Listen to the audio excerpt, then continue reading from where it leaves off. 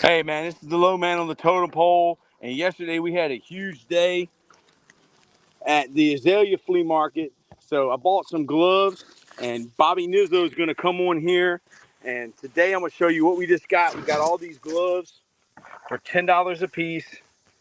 If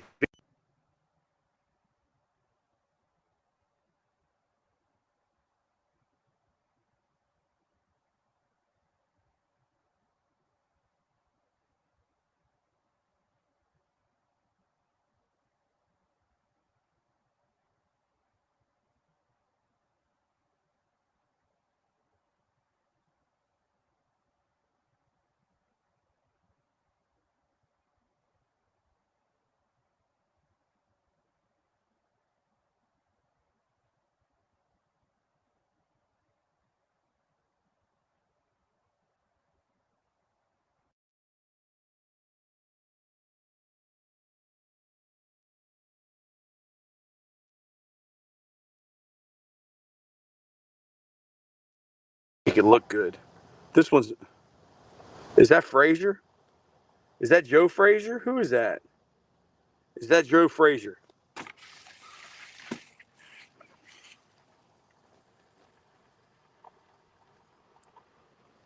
If you know anything about boxing gloves,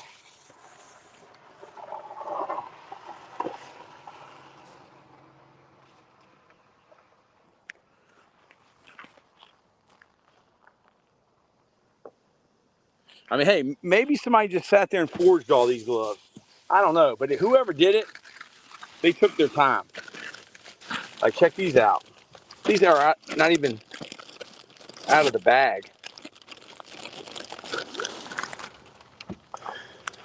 So let's go back into the flea market. Street Five's looking at some cards. Bobby Nizzo. Bobby Nizzo is coming on the show. Let me see. I'm going to share the stream with some of these guys.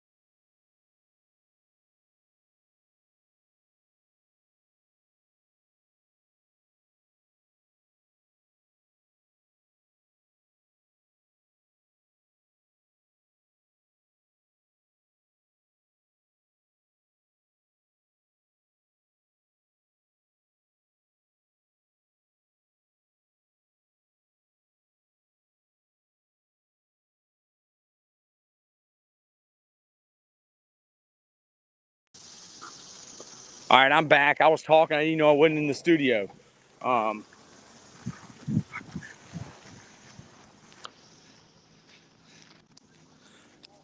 Yesterday we had a good day, man. We found some boxing gloves, $10 a piece, and bought some more gloves today. We sent them up to my homeboy in the Granite 617. We're back out here at the Bellwood Flea Market, the #1 flea market in America.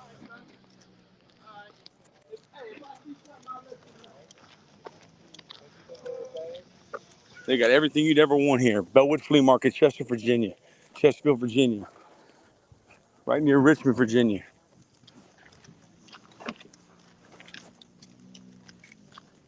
I'm going over here to where my son is. He's looking through some cards.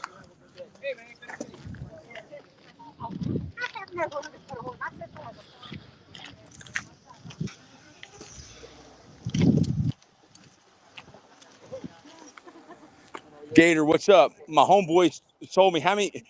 We got 8 more gloves. We got 8 more gloves that came out of Pittsburgh. And Streak's over here looking through some cards. What you got? Just want to go home. What you got there? Is there anything else you want to look at? These are 50 cents. These gonna be between $1 and $2, and maybe $5. Nothing over $5. And these are 10. And these gonna be $8. The graded ones. See, ain't that the graded ones? Those are the Tyler Heroes. Yeah, some of them, but I mean, some of them is different. You know, but they. Was that a Florida Gator there? Oh, I don't even know. I just picked it up. You still got your Detroit Tigers. Yeah, I'm actually 10 collection on those because I got my money back finally. So this will be fun. I finally got my money back. But like I say, any of these. Tell my buddy about where those gloves came from that you bought in that collection. That one's cool. This one. Uh-oh. The guy said that he bought a storage thing out of Pittsburgh and it hadn't been looked at in 5 years. Wow. So the guy bought everything the guy had. He paid like $10,000 for the stuff. Unbelievable. That's his rookie card. That's Tyler Hero. They're all rookies. They're all rookies? Yeah. I mean, is Tyler Hero worth getting? See, this is. He's from the. He never panned. I think that's a Miami Hurricane uniform. But it's all different. They're all Tyler Heroes. Are there any 10s in there? I think it's. Who is this? See, this is a 10 right here. Who is he? I don't know. Oh, set them up. Jerome Bettis. That's a 10. Yes. This is Kevin Ramos. Congrats, you received an authentic cut signature card. See, here's. Somebody look up who Kevin Ramos is. Who is Kevin Ramos? You got your phone? Yeah, this is a good card. I don't know look nothing up, so Nah, you gonna get your Bruce Matthews. Look at Bruce. We talked about Bruce Matthews a lot this week. He played for Buffalo, right? I think he played for the Oilers. 8, 9. Are there any 10s in here? Yes, sir. I know you did. The last 2 years, I don't know. I never collected cards, but I was. This gets people to come, don't it? Yeah. I don't know. Who is he? I don't know. That's what I'm asking. Just Google them. What sport? They ain't no sport. They're history people. What you want with that? $10. Hugh. Hi, it's Bentley. I got a phone. All right. Well, Bentley, this is for you, buddy. Bentley is in the house.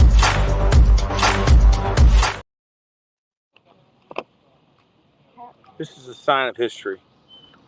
See, dude, I don't know if these are players that I think this company right here, they get signatures and then they grade them to make it look like it's graded. I don't know if it's legit. I think they're just players. Like that's a good card. The 9 of him.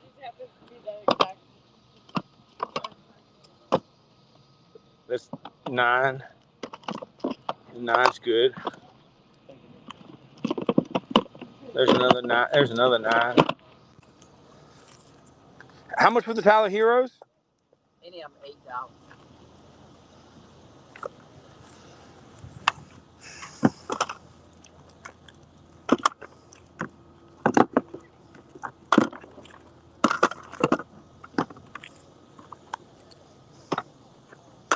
Morning, buddy.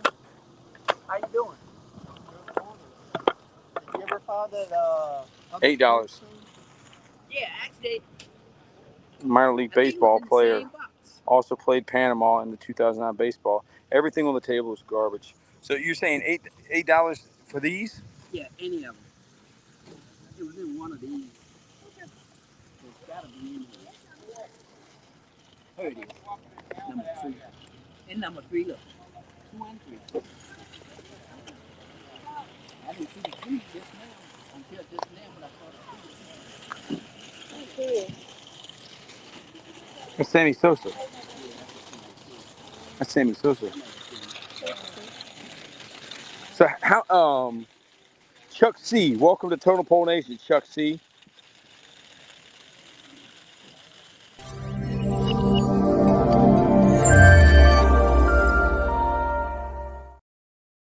So you're saying how much a piece for these? You're saying $8 each for those ain't good? I know this is a good card right here, man. I know this is a good card. It's a good card. Appreciate you. I tell people about you. You know, somebody told somebody about me, and they called me up. And I bought some records for him. I don't know who it was. Oh, here he is, Howard Shotsky.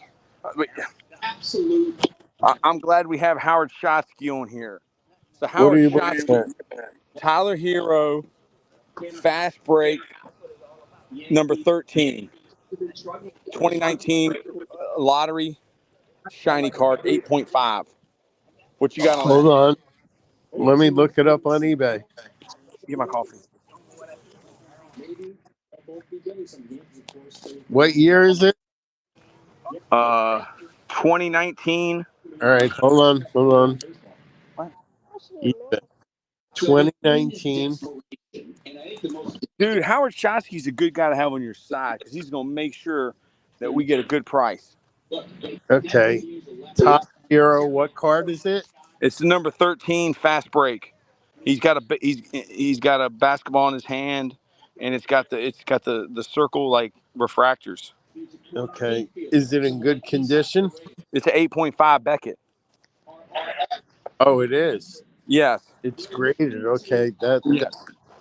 He's got a bunch of graded. Beckett 8.5. Can you add your camera? I like this one. Put it right there. Oh, I found it. What would you give for it? What number's the card? What number is the card? Number 13. Can you add your camera? Oh, see, this one says 259. I'm just getting the microphone. Okay, so we'll take one of these. Okay. Okay, you want me to keep looking at some other ones? Howard? I How was. about this Tyler Hero? And it's a pink prism. Oh, it's pink. Okay. What They're year? all basketball players. Yeah. Chris Webber. Hey Howard, can you add your camera? It's Chris Webber. What do you mean? Can you? I only see a black screen. Oh, it's because you're looking at your phone. Never mind. I'm looking at eBay. Yeah. That's fine. That's fine. So what Yeah, year? he's got a lot. Hero? Yeah, he's got a lot. Oh yeah, yeah. Where y'all from? Right here. Yeah. Where? Where in Richmond? Oh, we're actually in New Kent.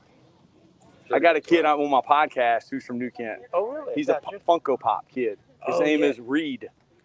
He's What's got his like first name? his first name's Reed, and his, Oh, okay, gotcha. I thought it was he's last got name. like autism, and he's got Tourette's. He goes, yes.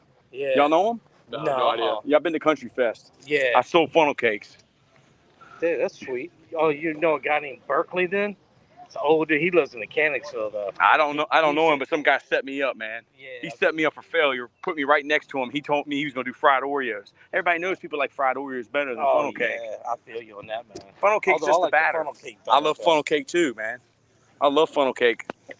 How? They don't allow that. Yeah, bro. We're Totem Pole Nation. They don't like you to cook nothing here because of regulations. I got you. Yeah. But this is our YouTube channel right here, Totem Pole Nation. We're streaming live right now. Oh, sweet. Yeah.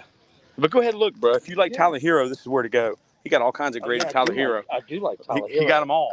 I like Miami Heat. Yeah, look at all those Tyler Heroes. Yes. 8 a piece. Yes. Yes. Yes.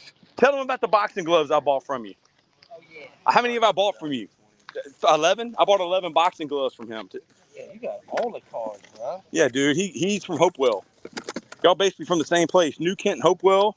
Yeah, I do a lot of It's pretty similar. You sound. for Hopewell. He talks like he's from Hopewell, don't he? Listen to his dialect. I don't know. I can't tell. Yeah, you Everybody sounds the same to me. like the Porosniks. I used to have all the I can tell the British. Oh, did you? You could tell what? I can tell the British.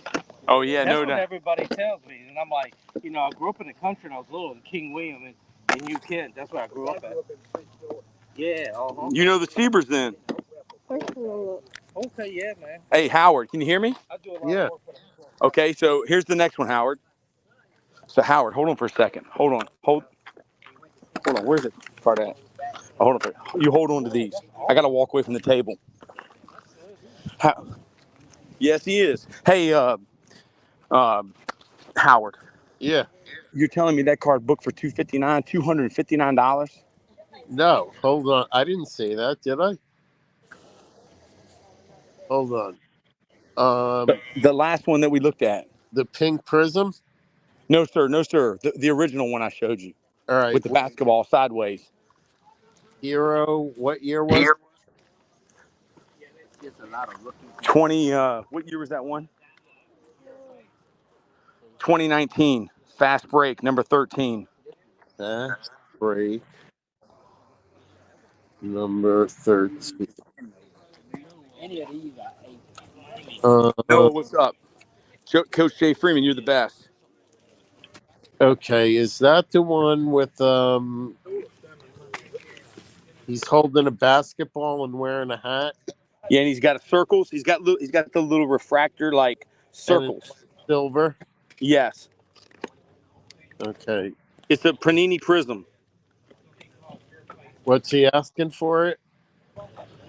$8.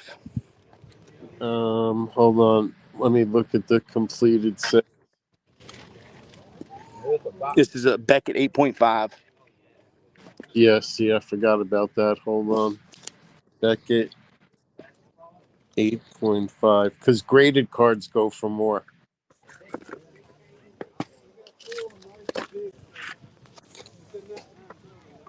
$8, y'all. What you think?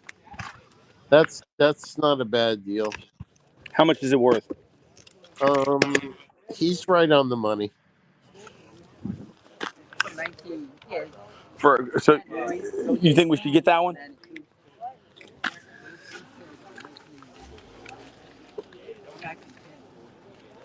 Hold on, let me look at completed items and sold items. Oh no, dude, you could get that card today for $3 or $4. In a Beckett 8.5? Oh wait, that's not a, those aren't graded. Hold on. Hold on, he got Ric Flair over here. He got Ric Flair. I'm a big Ric Flair fan. I'm a huge Ric Flair fan. I like Ric Flair too. How much for Rick? Dude, I bought the last one you had for $5 from you, brother. Yeah, I ain't got a whole lot of What? Tyler Hero Fast Break Prism Variation BGS 8.5 $4.50. $4.50 graded? Yes. That was on May 15th, What's the shipping? which is not that long ago. The shipping was What, you looking at ball cards? was Yeah. not Huh? it was $9.50 with shipping. What did I do? I didn't spill nothing. What'd you say? I'm gonna get this one. I know that. And These are 10. okay, the big ones are 10. Yeah, all the big ones. All right, I'll just get this one for now. The cheapest price on the Hero was $9.50. $9.50 graded. Yeah. Thank you, And brother. Yeah, the grade. Yeah. You get them for nothing. Okay, wow. What did I spill? How much money do I own? All right, hold on one second, Howard. I used to do this all the time for my boy when he was at card shows. Yeah, this is good. You're helping us. Buy something from him. Hey, Jay, how are you, buddy? I got money. What?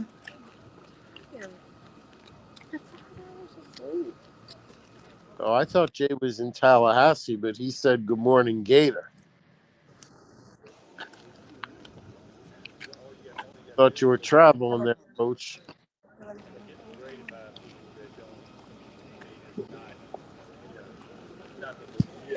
Here, I'm buying that one from you. Okay. Hey, Troy. Yes, Bobby Nizzo came through big, man. I know. He knows what he's talking about. He Thank you, he brother. he told me there is no way that These are bootleg. Troy, Yes. he said no chance Bilal Muhammad beats Leon Edwards. Bilal Muhammad was a plus 205 underdog. Even my boy who never bet put $100 Now on. I usually buy all the Michael Jordans from him. Yeah, sales telling. I'm gonna tell him that's. He got the magazines. Say it again, I said Howard. my boy put $100 on Bilal Muhammad. He was a plus 205 underdog. And what did you win for that? He bought 100 and he won. He got back 205. Here's some old school right here. So you double Here's some old school. your money on that bet. Yeah. So you had a good night. Yeah, I won. I used to do baseball back in the day with my cousin. I guess because he took my home set. So you say you get this Tyler Hero. Let's see what else. I got this for $5. I love Ric Flair. That is $20 at Walmart. Yeah, that's sweet. $5. Yeah, that's the Ric Flair, go. man, he's been I might get that Hulk Hogan off of him. Why can't I see you guys? It's because I tried to go to eBay. Now you can. I'm Oh, gonna get the Hulk Hogan. I can How look you up whatever doing? you want. Hey, Totem Pole Nation. How do you feel about Totem Pole? Good. This is my #1 student right here, Howard. She wrote that letter for me. Is that Rebecca? No. Tell them who you are and where you're from. Nicole from Richmond, Virginia. She's my student. She's a rising senior at LC Bird. This is my son, Okay. Jackson. Hi. Your mom's Okay, well, I'm gonna see your mom when we get over there. Okay? Do you want to hang out? What are you doing? We're just walking too. Yeah. So you're a senior now. Hey, ask him if we can get a bag for these. Where's the Tyler Hero? Yeah, ask him. Ask him for a bag. His bags are right there. His bags are right there. We're streaming right now. Did you hear about what happened to Kansas? He died. Yeah, it's terrible. It was terrible, Howard. Oh, I bet. He's got a bunch of comic books too back there, dude. But he acts like he don't know what's going on, but bro, he knows. That's his hustle, you know? Like he's like, I Dude, don't know. I of don't I course. don't I don't That's why he had the Tyler Hero card priced fairly. Yes. Yes. He, He acts like I don't ever look through them. I don't know what I got. Trying to act like you're trying to get over on him, but really he's getting over on you. We're streaming right now on Totem Pole. That's the hustle, ain't it, Howard? Anybody who sells cards knows what they're selling and knows where to look them up to price them. Yes. I don't look them up. I just bought a $10,000 collection. I'm just going to sell them for whatever. Or what Did if you there's a Michael Jordan rookie in there? did you really? Huh? Did you really? No, I didn't. I don't. That's what he told me about those boxing gloves that they came out of Philadelphia. Oh, And he bought a $10,000 collection. no, he didn't. Somebody else did. He bought it off of him. The And box the the huh? the Tyson auto. I wasn't sure if that one looked real. Hey, for $10, I gave it to my brother for his birthday, and my Right? brother don't care. He don't, So and he won't know. no, he won't know. He's Can not I even gonna get it checked. can I tell you Yeah. something funny? Yes. A cousin's friend of mine wanted a picture from Megat, Yes. and he wanted it signed to him. Well, Yes. I forgot. Megat just signed the picture. So at the top of the picture, I just wrote to Dave. Sure. Sure.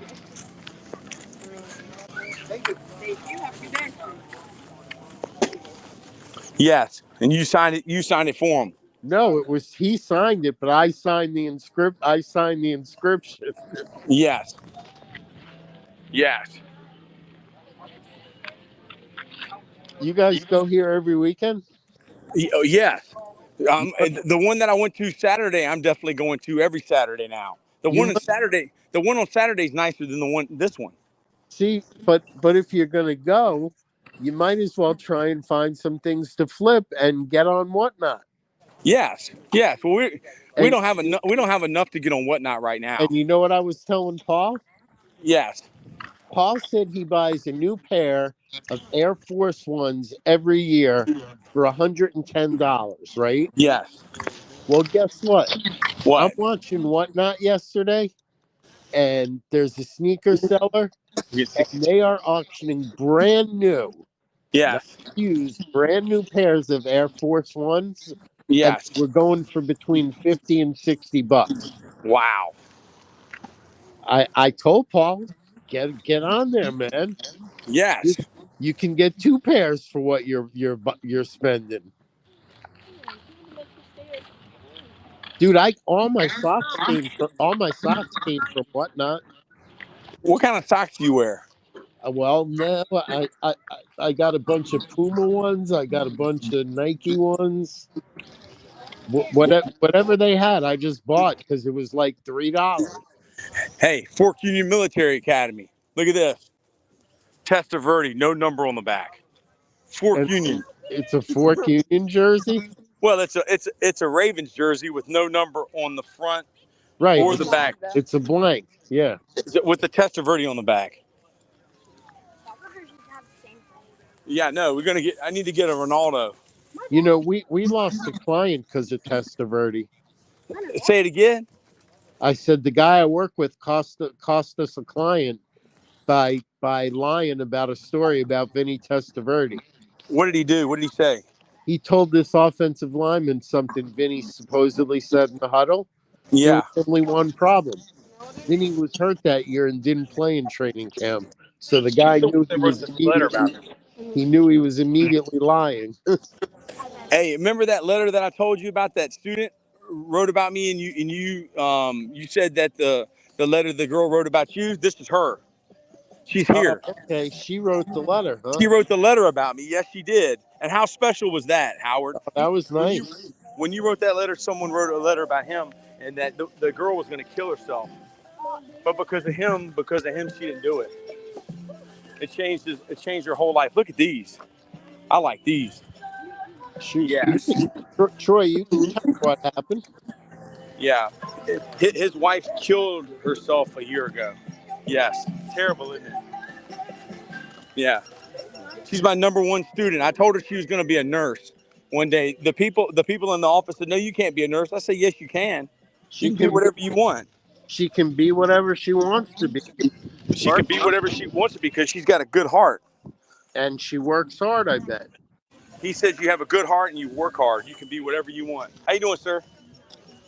Wolverine. Wolverine's hot right now, isn't he? Yeah, all the Marvel stuff is. Wolverine. Wolverine and Deadpool. The Totem Pole Reed was talking about how he has a Wolverine popcorn container. 70 people watching. That's amazing. What? What? My son wants to go home. You made me. I made him do what? You made me have to stay at Waffle House till 3 a.m. I made him say it. And she's smiling, and Howard's laughing, Man, and you're being a poopy the flea pants. market You know is who you're? fun. He's being like Lambo. Let, I'm let gonna me start calling him Lambo Junior. let me ask you a question. Hey, he's asking. Hold on, walk over here. Howard's got he wants to go home. I got Yeah, a wake question. him up, Howard. Don't they have all kinds of food there? No, this is like, I ain't broke. I ain't broke. This ain't broke. This ain't broke. What you want? He just wants to go home to his mommy, man. That's what he wants. So, Howard, what do you got to say to him? The flea market is fun, man. That's my favorite thing to do. Yeah, but everybody's fun ain't the same, man. Some people's fun is torture. That's true. Some people's torture is fun. Like in the Granite 617. How hot is it out? I mean, it's pretty hot. It's probably 90. Oh, It's pretty hot. that's why he wants to go home. Well, he wants to do what he wants to do, but he wants to be a content creator like Lambo. No, he doesn't. He doesn't want to be a content creator. The guy's a freaking genius. He's a mathematician. Look who it is. Who is it? Howard Shotsky. The one, the only, Coach Ball. Y'all are gonna have to handle the chat, man, because I can't see it. Hey, by the way, thank you in the Granite 617. I'm gonna take him home and then I'm coming back. Where are y'all? Leon Edwards Where at? Okay. plus 205 Bilal Muhammad cashes. We'll walk out that way. He didn't win. He took a L, right? A bad L. He got dominated. Yeah, I've got the He won one round. I've got Serbia. I got them covering the spread 13 and a half today against the United States basketball team. I got them covering. think it'll be closer game. I got 4 live soccer bets going right now. I couldn't even tell you where they are. Well, hey, Look at that bike. look, Look at that bike. Howard, I'm glad I got you Where's y'all's? on because I want to file a lawsuit. Okay, my people are being discriminated. All right, NCAA 25, EA Sports in the game.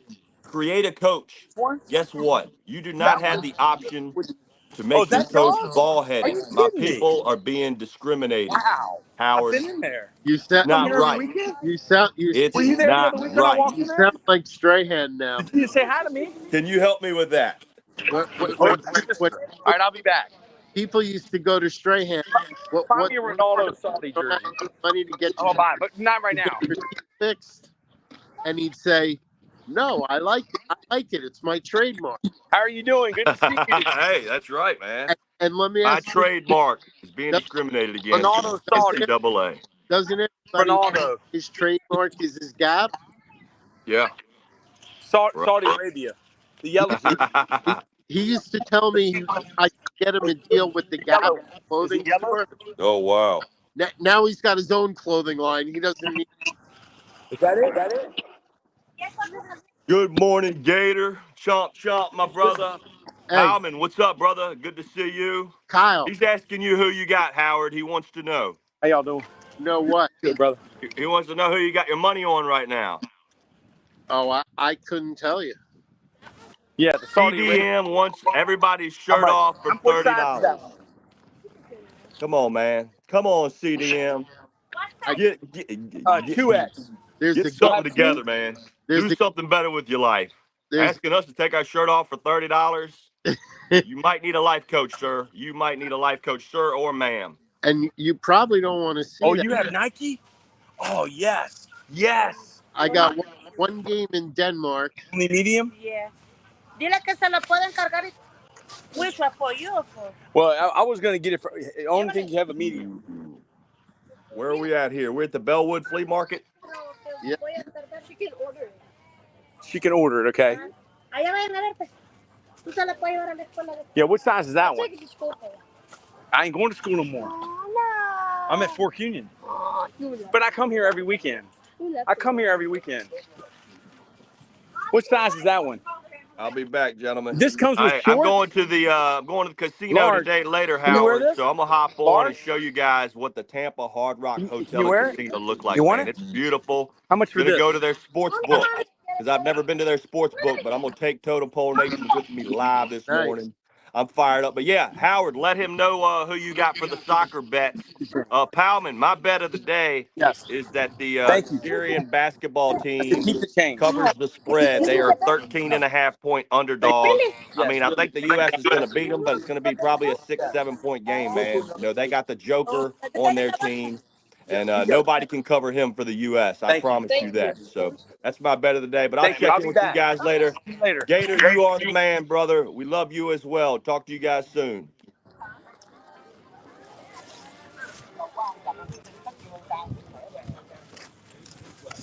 Yeah, we're at the Bellwood Flea Market. My son wants to go home, so I'm gonna take him home, drop him off to his mama, and I'm gonna come back because this is too much good content here, Howard, ain't it? I mean, we have 73 people watching, and it's only gonna be more because I mean, we're getting some great deals.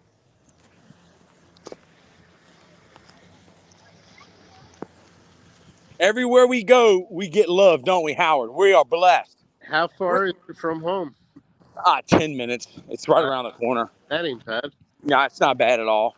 I'm getting pounded this morning, by the way. But how? How are you getting pounded? I just lost 3 games. Well, the house never loses. I'm gonna win the 4th one though. But now I got to make a comeback. I hate that. Where is In the Granite 617? Palman, money for nothing and chicks for free. Amen. Yeah. Money for nothing and chicks for free. We need to tell Lambo that when he's in the Waffle House at 2 a.m. and he's got Beyonce wanting to go out a date with him. He goes, He choked. yeah. Yes. Yes. He sent her a message after they left. He goes, I'll text you later. about the details about our date. No, not this. Nice to meet you. I hope your friend had a good birthday. Right, right, right. Yeah. Yeah. And then remember when in the message last night that woke you up, he goes, I'll take that into consideration. No, dude, you won't take that into consideration. You ain't smart. I'm telling you what to do. That basically that's the same SHIT. No, basically it ain't. That's why you're so smart. Stop being so smart when you got a dude that has been coached up by master manipulators or motivators, whatever you want to call them. I don't know the game. I just had the game revealed to me, and you learn from the inside out, Howard. But Lambo, where is he at? He's so smart. He's so,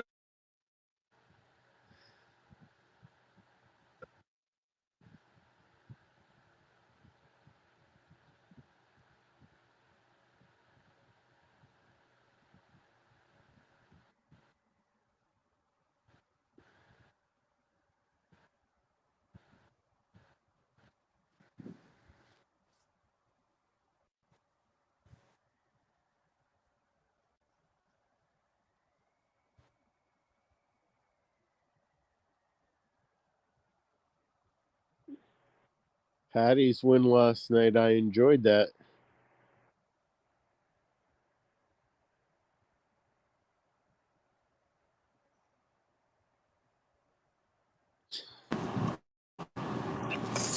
can he get this amount of love anywhere else?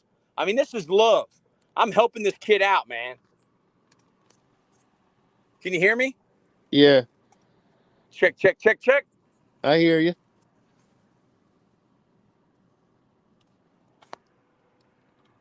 I hear you. You get the best of my love. Check, check, check, check, check. I got you. Yes, yes. So, Howard, I mean, you have some guys like yourself and In the Granite 617 and Oh, what a great, Paul. what a great pick that That's was on that one site last night.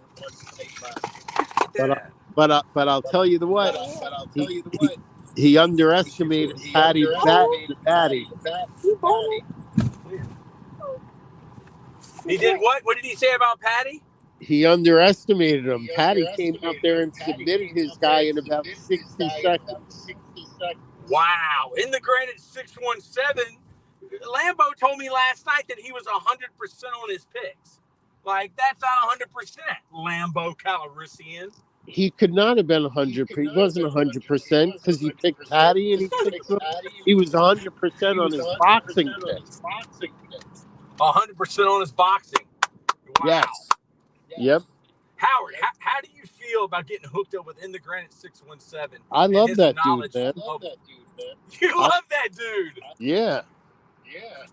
Coach Jay Freeman, Howard, I see a Carlton Bailey jersey hanging on the wall.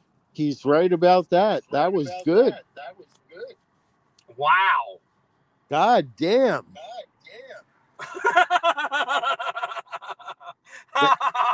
You know, You've impressed Howard Shotsky, dude. you know what that jersey is? That's a jersey from their first season. And then the other one's a Viking jersey. If he gets the other one, I'll be very impressed. I'm pretty sure he will, man. He's a football guy. He's a OOU, one of us. Let's Coach see. Jay Freeman. He needs to get on the podcast. Come Let's on the see stream, Jay. I want to see if he says where. Coach Freeman, do you know where Carlton Bailey went to college? Let's see if Coach Freeman can get this. So we were live streaming from the Waffle House last night, and out of nowhere, Lambo comes in the Waffle House. Dude, he Oh, really? stalked us. Oh, really? He stalked us. Like he was watching the stream and I go, dude, you're stalking us, dude. He goes, you don't read the chat. So it's my fault that he stalks me. Like, what?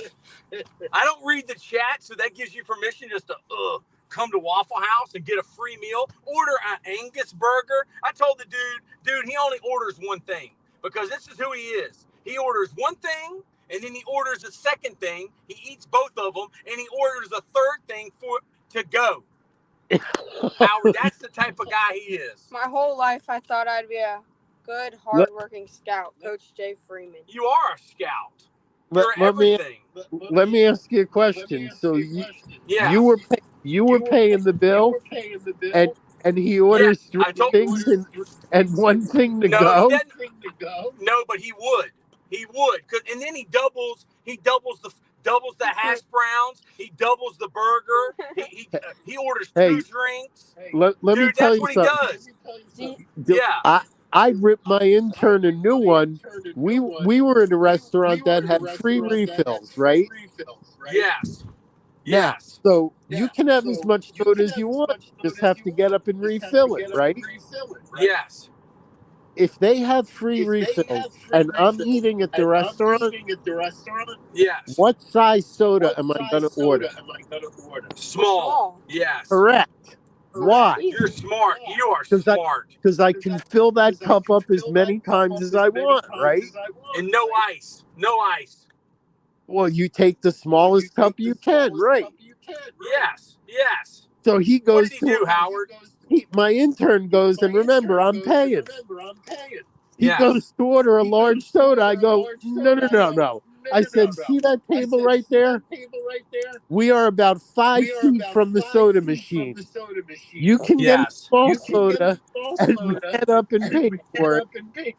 And 10 years from now, when you graduate and you're making more money than me, I'll order a large soda when you're paying. Yes. DCL says good morning. Yes, DCL, yes. Coach Jay Freeman, UNC Tar Heels. Woo! Got it. Coleman says Coach Jay. DCL says Lambo, bro. Why can't Coach I see Jay all Freeman, these comments? Why can't you see the comments? I only see some of them. Yeah, but the comments are on the side. The comments are on the side. You got to press on the comments and make it go. They're on the bottom for me. Oh, yeah. Well, your phone might be different or something. I don't know. Ours is on the bottom. Yeah, ours is on the bottom, he says. Yeah, Jackson said the ours on the bottom. My first 7 years in Kinston, North Carolina, I used to go down on a Saturday morning to the bakery to buy a foot. Who? A foot with chocolate on it. Who is that? Coach Jay Freeman. That's why you have diabetes now. Was a tar. Yeah, that's a lot of chocolate. Coach Jay Freeman says small equals free refills. Yes. Gator exactly. says in most places free also. refills. Gator, what do you think about the Adrian Dantley rookie card for $4? Adrian Dantley rookie card, I consider that to be at least an 8 ungraded for $4. Howard Shotsky said I got ripped off. I got ripped off. A little Waffle House. What? Oh, Poundman said, why was the UFC a disaster? The fans in England only had to stay up until 6 morning. Why was it a disaster? Because they wanted it to be a disaster because England don't make no money for them. They have this country for a reason, and it's to make money. They should have made it a morning fight. For America? Yeah, because then the people in England wouldn't have to stay up till 6 a.m. They don't care about the people in England. The people in England don't make a money. America is a cash cow. America is here for a reason. It's to make whoever they are money. In order to watch that last fight, I was still up till 1 a.m. That's fine. DCO says I saw Lambo in chat this morning, Coach. In California, what time is it? Lambo says there's only 3 time zones. in America. Or, so if it's 1, then that means what? 12, 11, 10. It's 10 o'clock on the West Coast. Perfect. All right, Coach J. Coach Freeman's like me. Tips Coach, for Lambo. you He can did always say get that. the waitress But to give you a drink to go.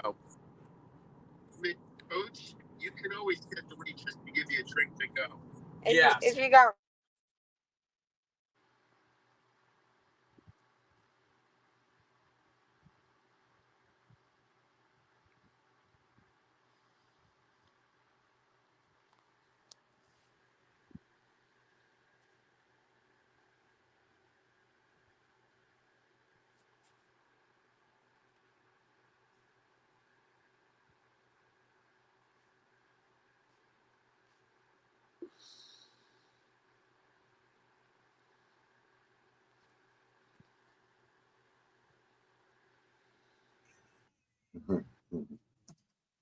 Crazy, not.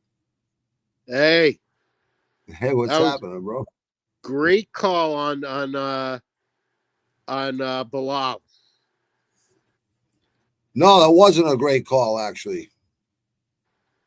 But I was 5-1 and out of 6 picks on boxing, though. You know what I mean? Like, But you told me there was no way Bilal was going to beat Leon Edwards.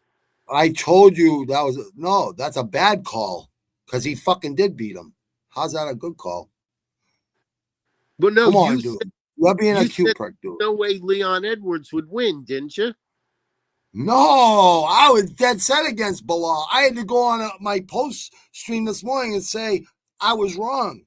Well, guess Bilal, what? you're better than you've got so much better, Bilal. I had to fucking sit there and be nice. My boy and I both won money because we thought you were on Bilal. Oh, ask Palman in there if I'm fucking Palman. Say Palman. Did Granite fucking like Bilal? I used to call him. Remember my shades Muhammad. I go, the only 2 Muhammads I'll ever remember is Muhammad Ali and the one in the Bible. And Patty came out and took care of King Green in about 60 seconds. I know, dude. Like, I didn't think Patty would win. I didn't think, but I was right about Molly Meatball, right? I told you she's average. Guess what? I got lucky. I fell asleep and missed that one, so I didn't bet on it. Well, here's the thing. I told you to take the other girl who was fighting her because she was an underdog. Yes, she was. That's what I'm looking for, underdogs. Or I just take every fucking favorite on the fucking screen. I don't my boy never bets, and he put $100 on Bilal last night. Smart man. And got back 205. Smart man. Hey, anytime double your money, that's a great bet. Oh yeah. Next week, like I told Coach Ball, I'm like, Coach Ball, next week I give you a guarantee pick right now, like Crawford within 10 rounds. Matter of fact, less than 10 rounds, but within 10. See, you know what the problem with Crawford is? I know he's a big favorite. I know that. But the rest of the card is really good too. See, last night's cut Matchroom. Last night's cut Queensberry. I hit all the I picked 6 fights out of the whole card, right? You got them all right? No, I got the first 5 right? Yeah. I was 6-1. It was 7 fights. There was 10 fights on there, but there was 3 I stayed away from. The 7 ones all hit. 3 perfect. And the only one I don't have all the boxing matches available. Yeah, but you don't listen to me. I tell you, come rank up. Or I can tell you a million other places to find. Ask Palman. He knows. Well, you can go on the Quran or the Bible, dude. He's in the Bible too, Palman. Muhammad's in the Bible too, dude. You got it. Will you tell Palman that Jesus is in the Bible, Coach Troy and Howard? So Coach Freeman. Terrence Crawford is minus. Are you listening? Will you tell Palman Muhammad is in the Bible? He is. Of course he is. And Jesus is in. All right, go ahead. I'm sorry. On the Crawford fight is 10.5 rounds. Yeah, he downloads data within 1 to 3 rounds, right? And he's a switch hitter. He can knock you out with either hand. He's like Muhammad Agler. But he never fought the same everyone ducks Crawford. Crawford's a pound for pound best, in my opinion. A lot of people's too. And then it's like Gervonta Davis, then Inoue. All the talents in the lightweight divisions, lighter-weight divisions. See, the heavyweight division, it's Usyk and Tyson Fury. I'd say they're the two best. The only fight they even have up right now is Crawford. Yeah, but there's other. Andy Ruiz is fighting someone. There's like fucking 5 really good fights. I'll show you. I'll tell you right now. You'll be like, no way. You know who's putting it together? Turkey from Saudi Arabia in LA or in Vegas. This one he ain't bringing in Riyadh. He's trying to, because he's a huge boxing fan. So now he's offering these guys money to fight that would never fight. Because, because of politics and boxing. So he gives all the promoters money to stay the fuck out of his way.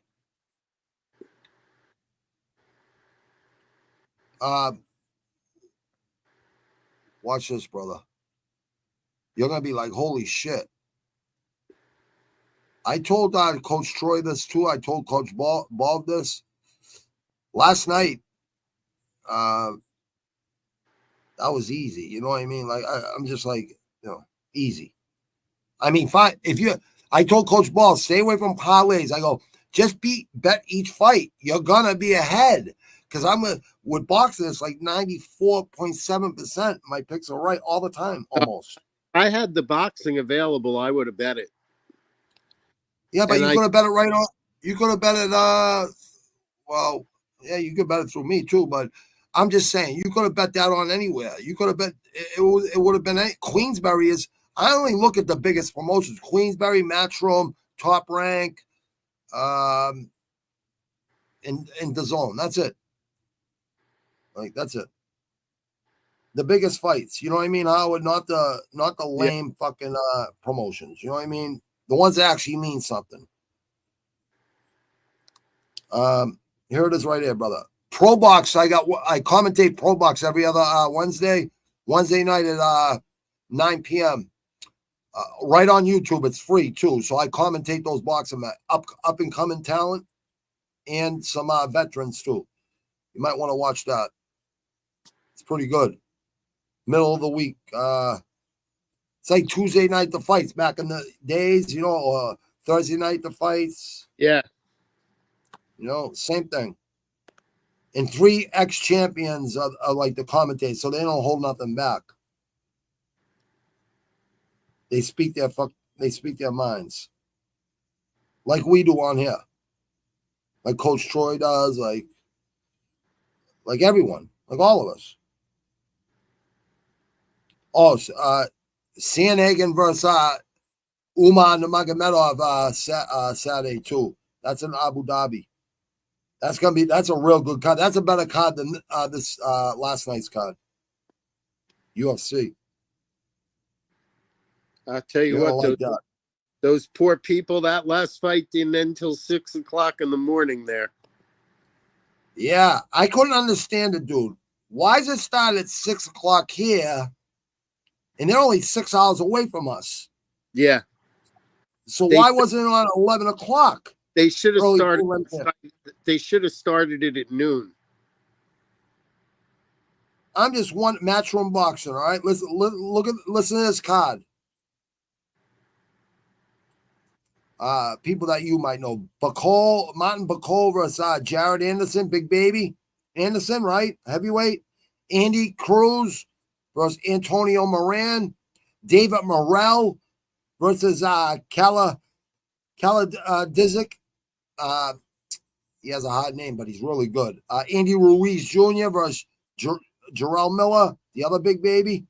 Isaac Cruz versus Jose Venezuela. And then Terrence Crawford, Bud Crawford versus Israel Madrimov. Like, that's a fucking elite card right there. Every fucking fight. I mean, Andrew, these are all ex-champions trying to get their belts back.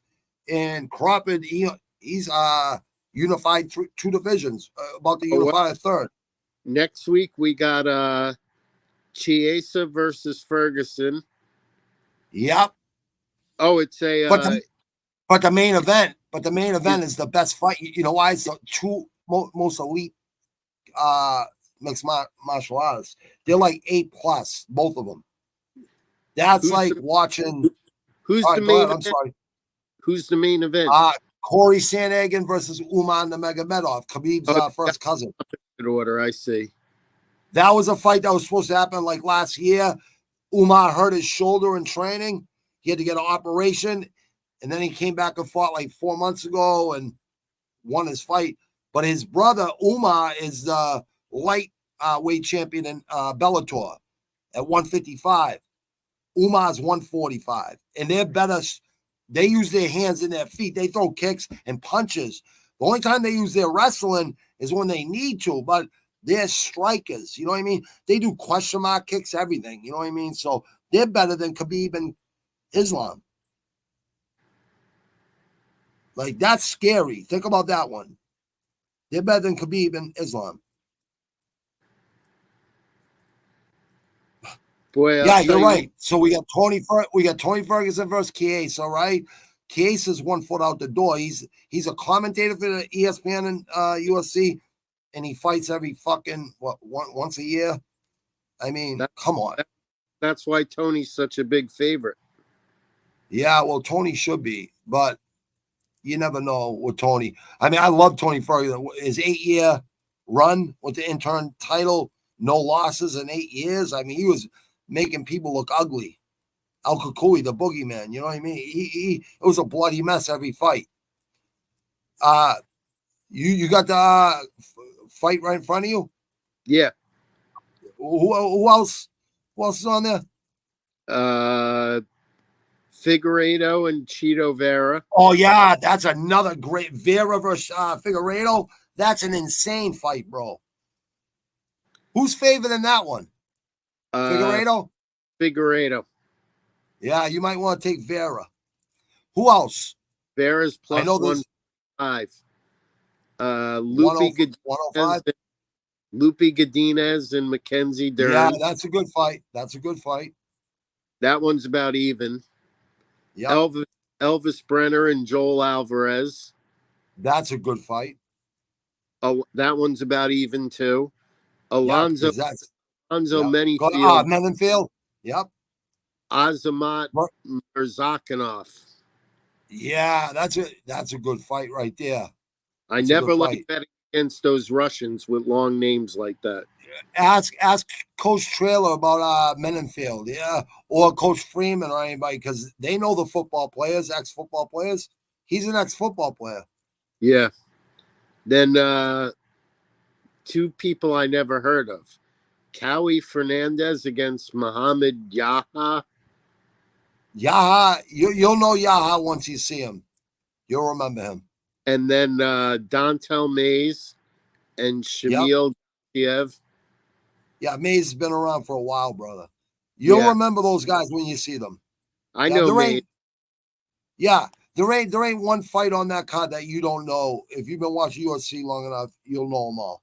Sam Hughes and Victoria Dudakova.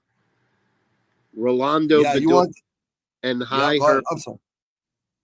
Herbert. And then Dennis Tululin versus Cedric Dumas. Yeah. And the fight prior to that is a good fight too. We gotta get Coach Trailer. I know Coach Ball likes it, but we gotta get Coach Trailer and Coach Taylor and Paul and Coach Freeman to watch these fights. Come over to Rush Hour and watch these fights with us. What's Coach Taylor doing? He was just listening to us. He was at the flea market. What do you mean? He's right there. Like, how come he ain't saying anything? Because the kid wanted to go home. Yeah, so what does that mean? He's still there, though. Yeah, I don't know why we don't hear him. Oh, he's probably got it on mute. All right. He's probably got it on mute. I like Loopy. Figgy got that. Probably right, Palman. Best view is on 88 Death Wish 92Q. What? Oh yeah, okay, Twitch. Best view was on regikey888.org. Do you know who these people are? I don't know them. Palman and Tullian always fumbles. Yep, you're right, Palman. He's driving his son home. Oh, okay. I just didn't know if he had it on mute or whatever. Coach Taylor, when I finally see my phone, because I shut it off at night and I forgot I had the ringer off, when I seen his text, he sent me a picture of signed Marvel. I know you said they were fake. They might probably fake or something, but just the thought itself, and a picture of DJ scoring on Jordan in the 80s and Kaya Strumsky cards. He sent them to me. He showed me the box. Sent me the box. Did you? Send me a picture of the box. Did you show Palman the new gloves I got today? The 8 pairs. No, I didn't show Palman. No, because we were all watching fights till I thought Palman would be sleeping. Palman, I'll show him. Sent him a picture of 8 new gloves. I just bought 8 more gloves from a guy. The collection came from Pittsburgh, Pennsylvania. Philly. And Philadelphia. Howard Shotsky now believes that the 3 for $40 of the Mike Tyson glove that I gave to my brother, who doesn't even care if it's real or fake, was actually a good investment. Howard, do you still feel that way? Yeah. Sure. Hey, do you know that guy? Coach Taylor, do you tell him how much he paid that guy at the flea market where you went? How much he paid for all those gloves? What did he pay? 10 grand? Well, he didn't pay 10 grand. He said the dude he bought them from paid 10 grand. All right, the guy. Yeah, all right, a guy that a guy knows that paid a guy 10, which I don't know if the guy just got a marker and started signing gloves. But dude, if he did that marvelous Marvin Hagler signature, that's impressive. The Hagler looked real. Yeah, but here's the thing. Real. Yeah, but me and Coach Troy were talking. I had E's and A's in penmanship. When you're signing gloves and you're signing them fast, usually there's a story behind it. If it's personal with just one brother, but when you're signing for a bunch of people, they're not only all going to be perfect. You know what I mean? So you're exactly right, because I seen Strahan's autograph on things he signed for other people, and then I see and it's different on other things, right? But me, he signs it nicer. Yeah, because he's taking his time. He's not being rushed. He's not being rushed. Tyson don't even put the Y no more. Tyson just puts like a T in a line. He don't even put the Y. Yeah. Well, what would you do if there was 5,000 pairs of boxing gloves in front of you to sign? I would do whatever Howard Shotsky told me to do. I would do whatever Howard Shotsky told me to do. A lot of these kids just put their initials now, which I think is bullshit. Ooh, they probably can't even sign their name. They probably don't even learn cursive in school. How do you feel about the In the Granite 617? They don't even learn how to sign their name. Yeah, that's kind of crazy to me. That once they took the Pledge of Allegiance out of schools and God out of schools, that's when it all went to shit. Well, I don't really know. True. Think about it. I pledge allegiance to the flag of the United States of America and to the republic for which it stands, one nation, under God, indivisible, liberty and justice for all. We used to have to say that every day before class. Us too. Yeah, I know. I'm just saying. You remember? They still say it in Virginia. They still say it in Virginia, but you don't have to stand up if you don't want. They don't do that in school? Huh? They don't do the Pledge of Allegiance anymore? They do, but kids don't stand up. Really? You can't make them stand up. Not here, I don't think they don't. They don't even say it anymore. If you don't stand up for the Pledge of Allegiance, it offends people, Howard. They're entitled. They're entitled. Everybody's offended now. Everybody's offended by everything. You know what? And growing up in our age, these people will be offended 1,000 times a day. And that's why I was bullying. Lambo, because he said, I'll take that into consideration. What? Is that what he said? I'll keep that in mind. What did he say in that text message? I'll keep that in mind. That I Something to told that him that he nature. needed to ask a girl about herself and to learn about her and take a genuine interest in her and to give her compliments. And he said, I'll He keep should that have in mind. He should have I'm listened to teaching him a you. secret to life. I'm teaching him a secret to life. And he tells me he'll keep that he'll take that into mind. I No was about to paperwork, jump through the Palman. phone, No man. paperwork with it. You don't I'm need telling you, paperwork with man. it. No, Coach Troy gave him perfect advice, and he didn't listen. Oh man, I'll tell you what. That last fight didn't end till like 1 o'clock in the morning, and then after watching, then we watched K1. Well, I did a live stream. Then I came in and watched Pacquiao and a couple of kickboxing matches. But K1, Risen 3. I was until 6:30, 7:30 this morning. oh Jesus. Coach Shay Freeman's kids stand up. That's because they respect you. That's because they respect you. And you said, look, man, this right here, if it's against your religion or something, let me talk to your How you parents. doing, But if DCL? How not, you you're doing, gonna Coach? stand up. You've Hey, set the Freeman. standard, man. You've set the standard. And your kids have had Yeah. special needs. Your kids with special needs appreciate what you do for them. Coach Jay Freeman's like, sing it loud and sing it proud. If I don't hear you singing it loud, well, I'm gonna get loud. Yes. Just Respect like I that got flag. loud on Lambo. Just like I went off on Lambo, I hooked him up with the most beautiful woman he'll ever meet. Hooked him up, man. Signed, sealed, and Land of the delivered. free, And I won her friend over. the land of the free, home of the brave. Didn't me and you talk about that, Troy? What's the most important what's the most important 4 words in Pledge Allegiance? The land of the free and the home of the brave. Yeah, in the national anthem. In national anthem. I'm Totally sorry, agree. national anthem. Yeah. I totally agree. All right, Yeah. I'm back at the flea market. That was all right. We got some live content footage here. Yes. I gotta go Coach grab. Troy will say, "How you doing, ma'am? How you doing, sir?" How you doing, sir? He's That's my he's pattern. very polite. That's my pattern. Yeah, he's very polite. Dude, I don't have to very think. polite. I don't have to think if I've already got my lines rehearsed. Hey, if you run into that guy that you ran into at the grocery store the other day, you're gonna say, if you're feeling froggy, leave. Oh man, he'll know me before I know him. He'll see me. Yeah. I'll be right back. Yeah, All right. I love it. I love it. I love it, dude. I love confrontation. I look forward to it. I embrace it. Yeah, but don't let someone get too close to you with animosity, unless you can slip and rip really quick. What you gotta do is, Hold on. give them the 2 foot rule.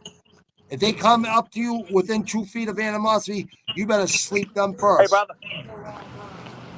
Thank you, brother. You're the best.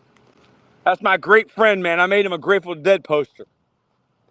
I got a book here for $4, and I cut all the pictures out and made him an awesome color poster. Oh, I remember that. I remember you bought the. That was the Pink Floyd one you bought. Yes, it's my great friend. Hey, who's this? Who's this, Coach Troy? I will get by. Yes, I will. I will get by, dude. Jerry Garf.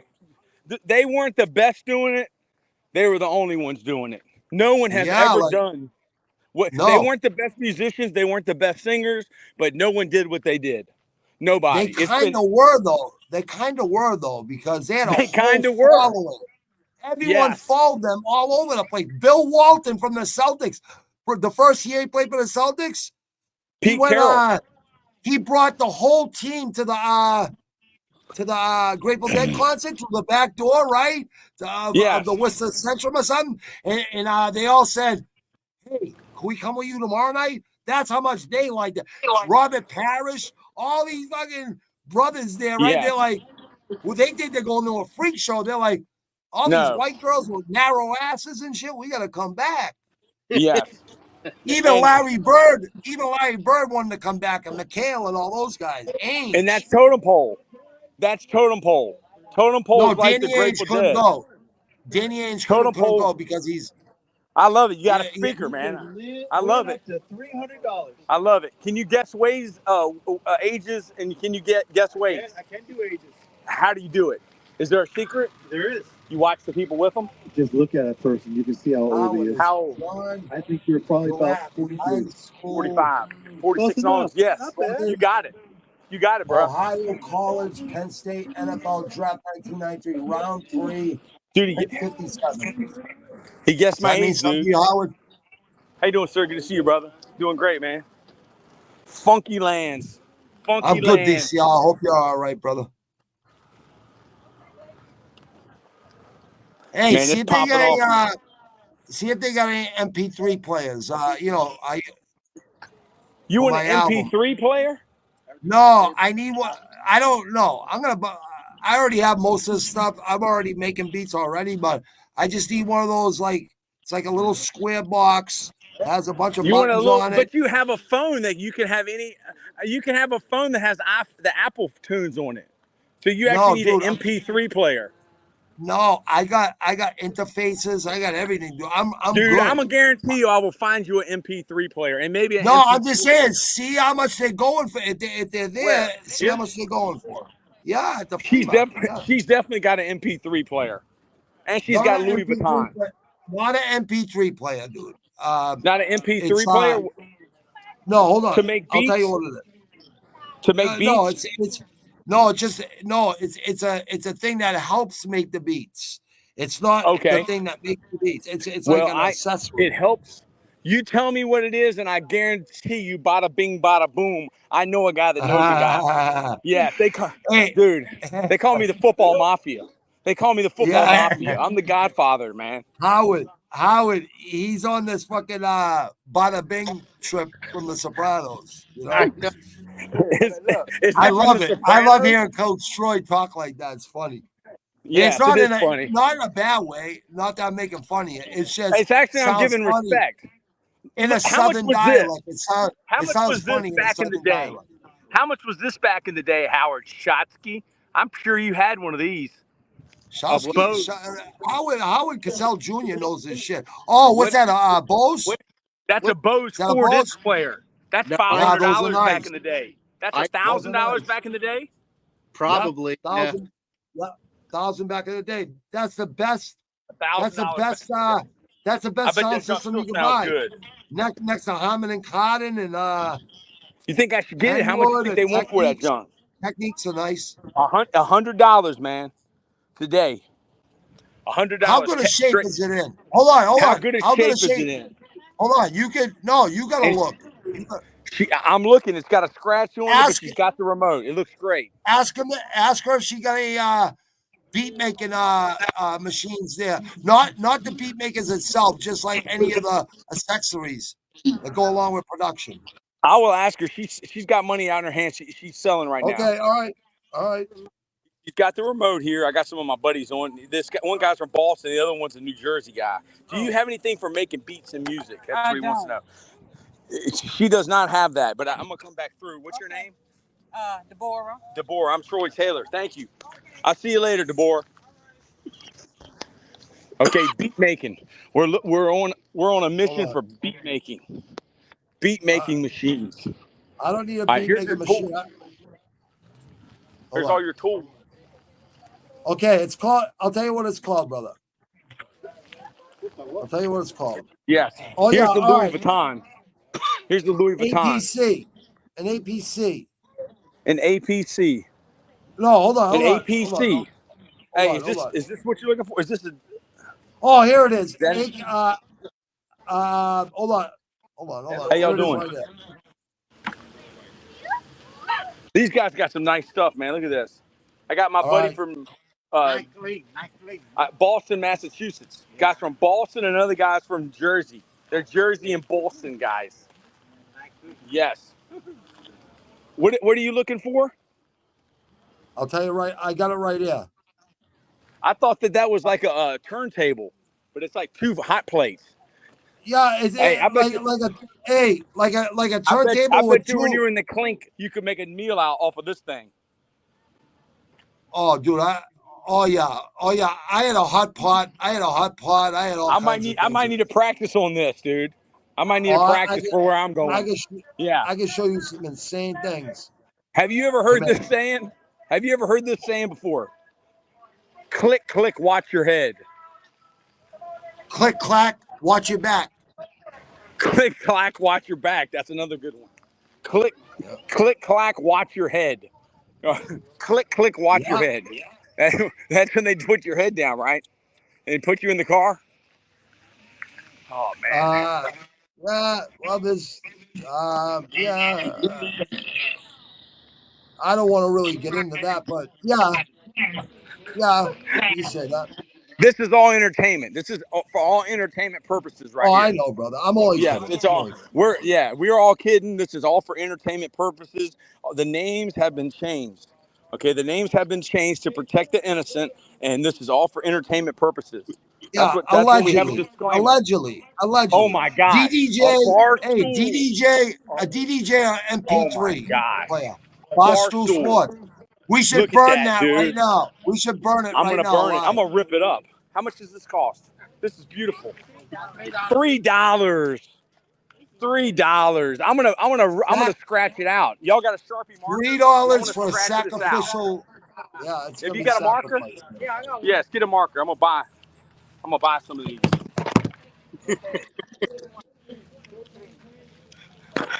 I'm gonna have to walk back to my car. I only got 2. Must have fell out of my pocket. Here, I gotta walk back to my car. He's a player. Got 2. He's a player. I only got 2.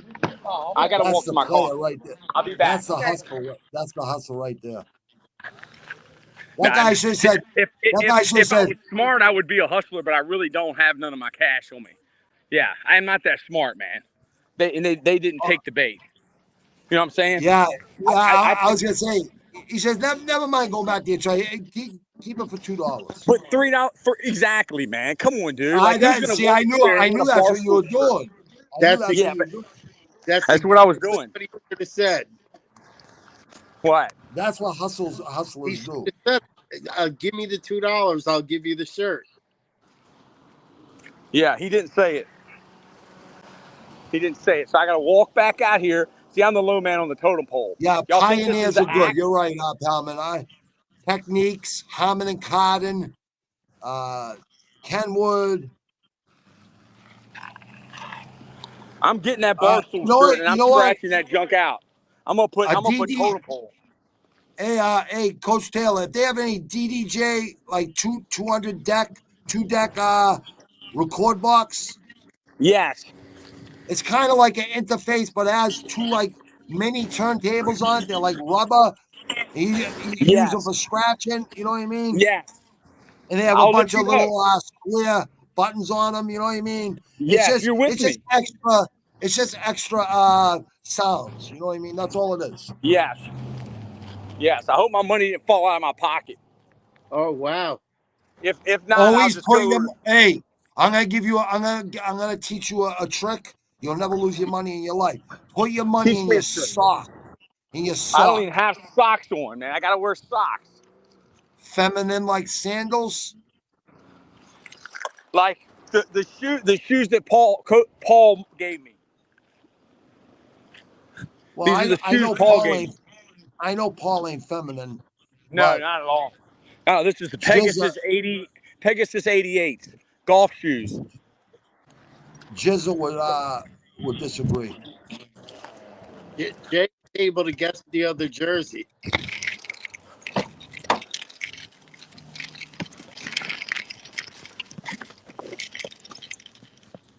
Yeah, beat maker, any type of beat maker, because there's so many type of beat. I already have a beat maker, but I'm just looking for like 1 or 2 more accessories because I know I can make these beats a lot better. It's all right. It doesn't. I'm gonna buy one this week or next week, anyways. It doesn't matter. But if I get one there cheaper and save you the money for it, I'd rather get it cheaper. Pull the old 30% Jewish in there. Hold your balls when you're dealing with these desert people. What I tell you. You know who said that, right? Howard Cosell Jr.? Who's that? Uncle Junior said that. Remember when they're all sitting down and Hesh is there, the Jewish guy? He goes, listen, I don't mind. He wanted 500,000, a half a rock. And Tony and Sacramone are like, come on. He's a friend of ours. He's a friend of ours. Can't we, negotiate here a little bit?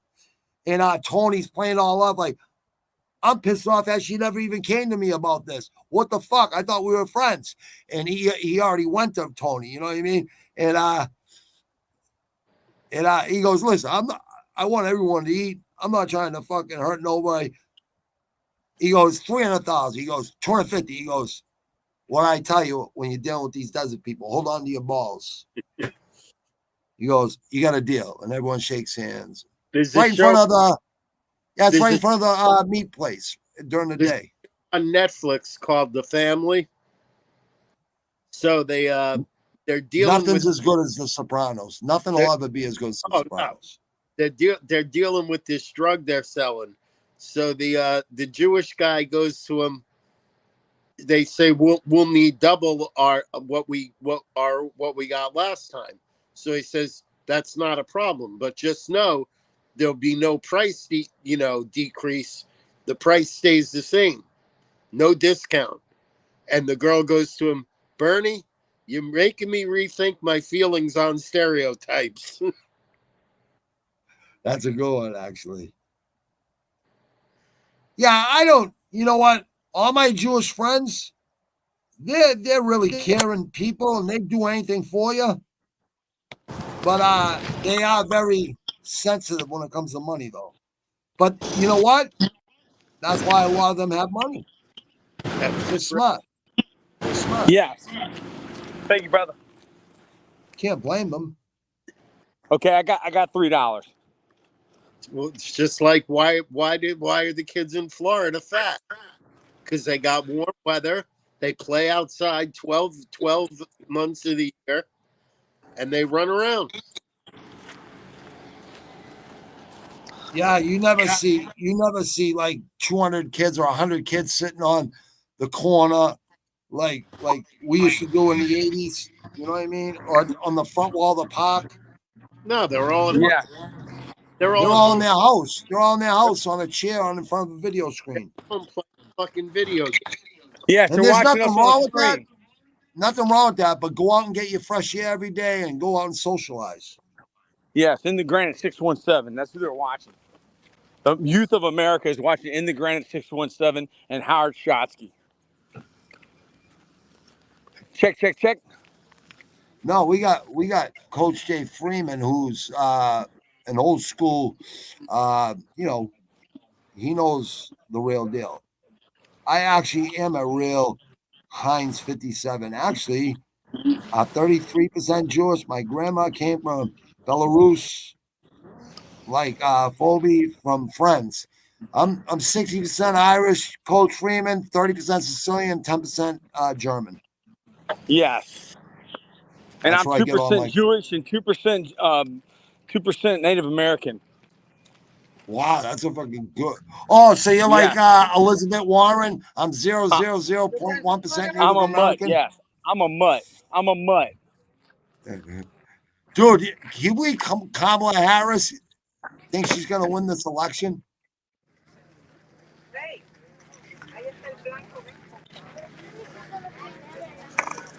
Oh, yeah, the only thing Tony's going to worry about is whether to eat that bird sandwich. One of the best lines ever from this.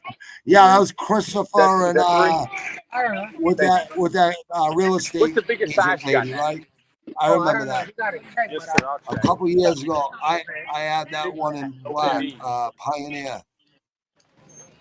Pioneer. Bose is very decent. Yeah, they're one of the best, Calvin. One of the best. Yeah, I bought it for over 400 euros. You know, I was going to tell him to buy that Bose system and sell for $300-400 on SP. Bobby knows got me laughing about white girls with skinny backs. Actually, I like my wife because she has a you know, she's thick, you know, around the, you know, around the backside, and you know, pretty without makeup. You know what I mean? Not a, I don't know. Hard to explain. I just, You just give me a few from 1943. Hey, it might me be and worth Coach $40. Taylor were talking about that earlier. You can have a Big woman that's cash. a 10 piece, but they're inside, they're rotten inside. They're gold diggers or Yeah. whatever. Yeah. Everyone I ever Louis Vuitton, I'll think about Jimmy Rogers. Yeah. Bose is very decent. You're right. Hey, Oh shit, we got Gator in there. Barstool, here we come. Gator says it. I found my 3 folders of collectible defensive players from 1986 to 1996. Oh shit.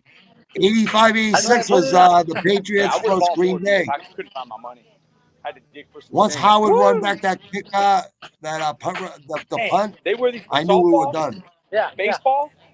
You made these for them? Everyone No, knows we the used rules. For Barstool? we are a Let's business. go. We're the Damn new straight. Barstool. I'm the Oh, new Dave Portnoy. oh, Dave no. Portnoy is not really. Listen to Troy. Dave Portnoy is really not from Boston. About the fight Here game. you go. Show Oh them the yeah, back. Pellman is a hardcore. There you go. That's You why I see used it? to put my last release. Oh yeah. Yeah, you got They Robert used to Parrish's make number, these hats. 00. They, Oh they yeah. used to make these They used to make these shirts for Dave Portnoy. My friend's Hey, from Boston. ask him where Portnoy's from in Massachusetts. Ask them. Where is Portnoy from in Massachusetts? The Barstool. If they say Boston, they don't know him. Because he's not Are from y'all from Boston. Massachusetts? No, we are from Norfolk. Norfolk. Yeah. 757. Yep. I'm from here. Thank you. So they got OMB, Barstool. Barstool. This has got Big Daddy 40. Dude, I got to get this one for Big Daddy Cool. Yeah, I got a friend named Big Daddy Cool. Yeah.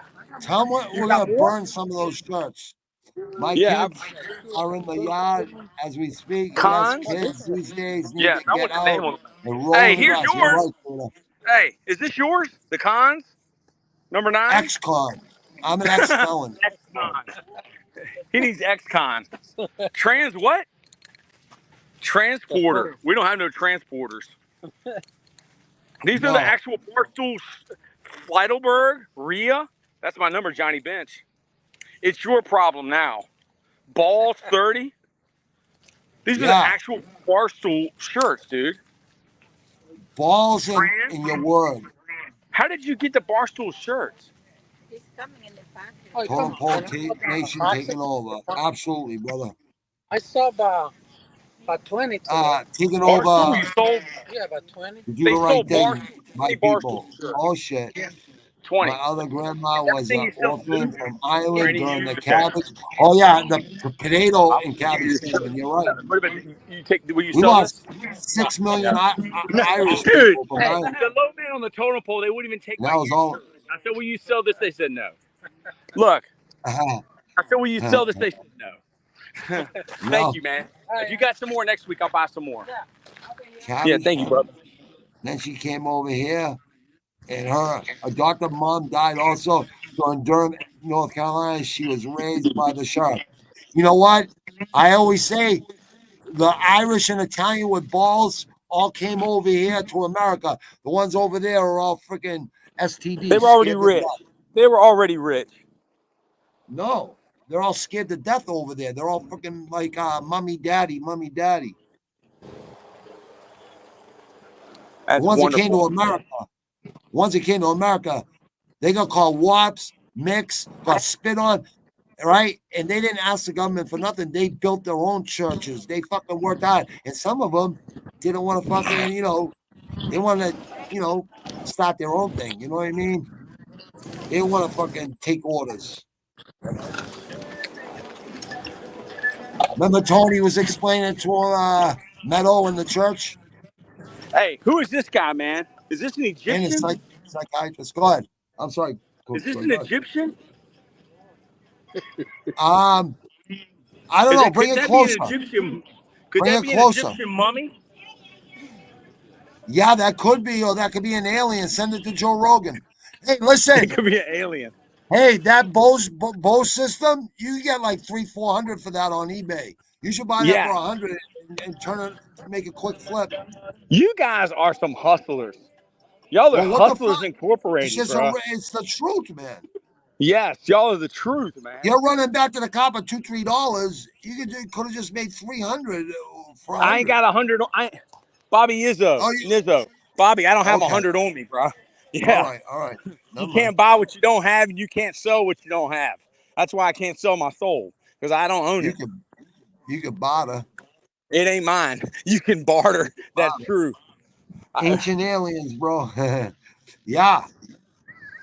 I'm a hustler, baby. This shirt is priceless. Priceless. Who would have thought that Barstool shirt I'd find? We're like the NWO to the Barstool. We are the NWO to the WCW, and Totem Pole is the NWO to the WCW. They are the and we don't got a kid with a silver spoon in his mouth, Portnoy with his hair tied to the side a little bit like GQ, Tommy, fucking, whatever, Calvin Klein, whatever, right? Yes. Like we got like savages, like. This guy right here, he might have what you want. Hold on, he's got everything. And we got Howard. Howard's the lawyer. He's like, Howard's take care of this legal stuff. I got my friend on here from Boston. He's looking for what are you looking for? I got my buddy here. What's your name, sir? I'm Eric. I got Eric on here, and my buddy from Boston, New Jersey. Tell him what you're looking for. Eric, what do you got? What do you got for beat making? Like, accessories for beat making? Because I already have a lot. Oh shit! Did we lose him? Yeah, we lost him. What do they actually do? I don't even know. MMA fans really don't like. Listen, I don't hate the guy. All I'm saying is he's not. He hustled to make that. He was like a degenerate gambler that kind of like hustled his way into casinos and had them sponsor his magazine or whatever, a little newspaper, and all started out like that. Who's then that? He started, I give the guy credit. You know what I mean? He kind of hustled for that, but he had some help from his parents and all that stuff. You know what I mean? So, but he did hustle though. He did hustle. So, yeah, he did hustle. He's giving out pamphlets at lights. He'd hand them out to cars. Okay, I'm back. He's got all the MacBook Pros, and he's got the desktop. Everything he sees right here has beat making capabilities. Got DJ. No, I already have laptops with beat making. I'm talking about MP3s, little square. With the square buttons and maybe like a small. I know what you're talking about. You talking about beat machines and stuff like that. Yeah, little accessories that go with because there's more than just one thing to make beats. Like I already have laptops and other things. I have interfaces and stuff. Kind of like an interface. No, not right here. No, not right here. See, everything I have, the beat makers is on the computer. It looks sweet. Yeah, you're right. No, I know what you mean. Whatever I know Pro Tools, GarageBand, all that stuff. I know what you mean. Yeah, these guys are YouTubers. Okay. Yeah, this is their stream. Okay. They're named Totem Pole Nation. They sent me out here with this shirt. Okay. They said Totem Pole Nation. Yeah, they basically scratched out Barstool. Okay. And gave this to me. And told me to wear it. And they're in New Jersey. It was either that or burn it on a live stream. He said it was either that or burn it. They don't like Barstool. Yeah. I love that jersey. Henry Aaron. Look at that Hank Aaron jersey. Look at that Hank Aaron jersey. I actually got some. That's beautiful. Thank you, brother. God bless. That one's pretty cool. Yeah, I like that one. Did you see that Hank Aaron jersey he had? Yeah, I liked it. I like that. The Milwaukee Braves, baby. Yep. Remember the Expos hats? I used to like the Montreal Expos hats. Yes. The Vladimir Guerrero. Red, white, and blue. Yes.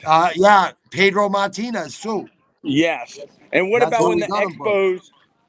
You know where Barstool makes a lot of money now? In the gambling space. And that's why we're coming out with that's what I totem pole said. That's what I gambling. said. Yeah. He has Totem all pole gambling. he has casinos like sponsoring them and shit. Totem pole gambling, Howard. Are you ready to get into the action? Our picks are better than theirs. I guarantee you that. Yes. Yeah, Yes. I take football picks. Pretty soon, I might just go full time like my mentor every day. Yes. Full time action like your on everything. mentor. Take action on everything. Take action.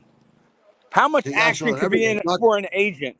How much money could be in for a lawyer / agent / manager for somebody that takes action and establishes totem pole gaming, totem pole sports betting?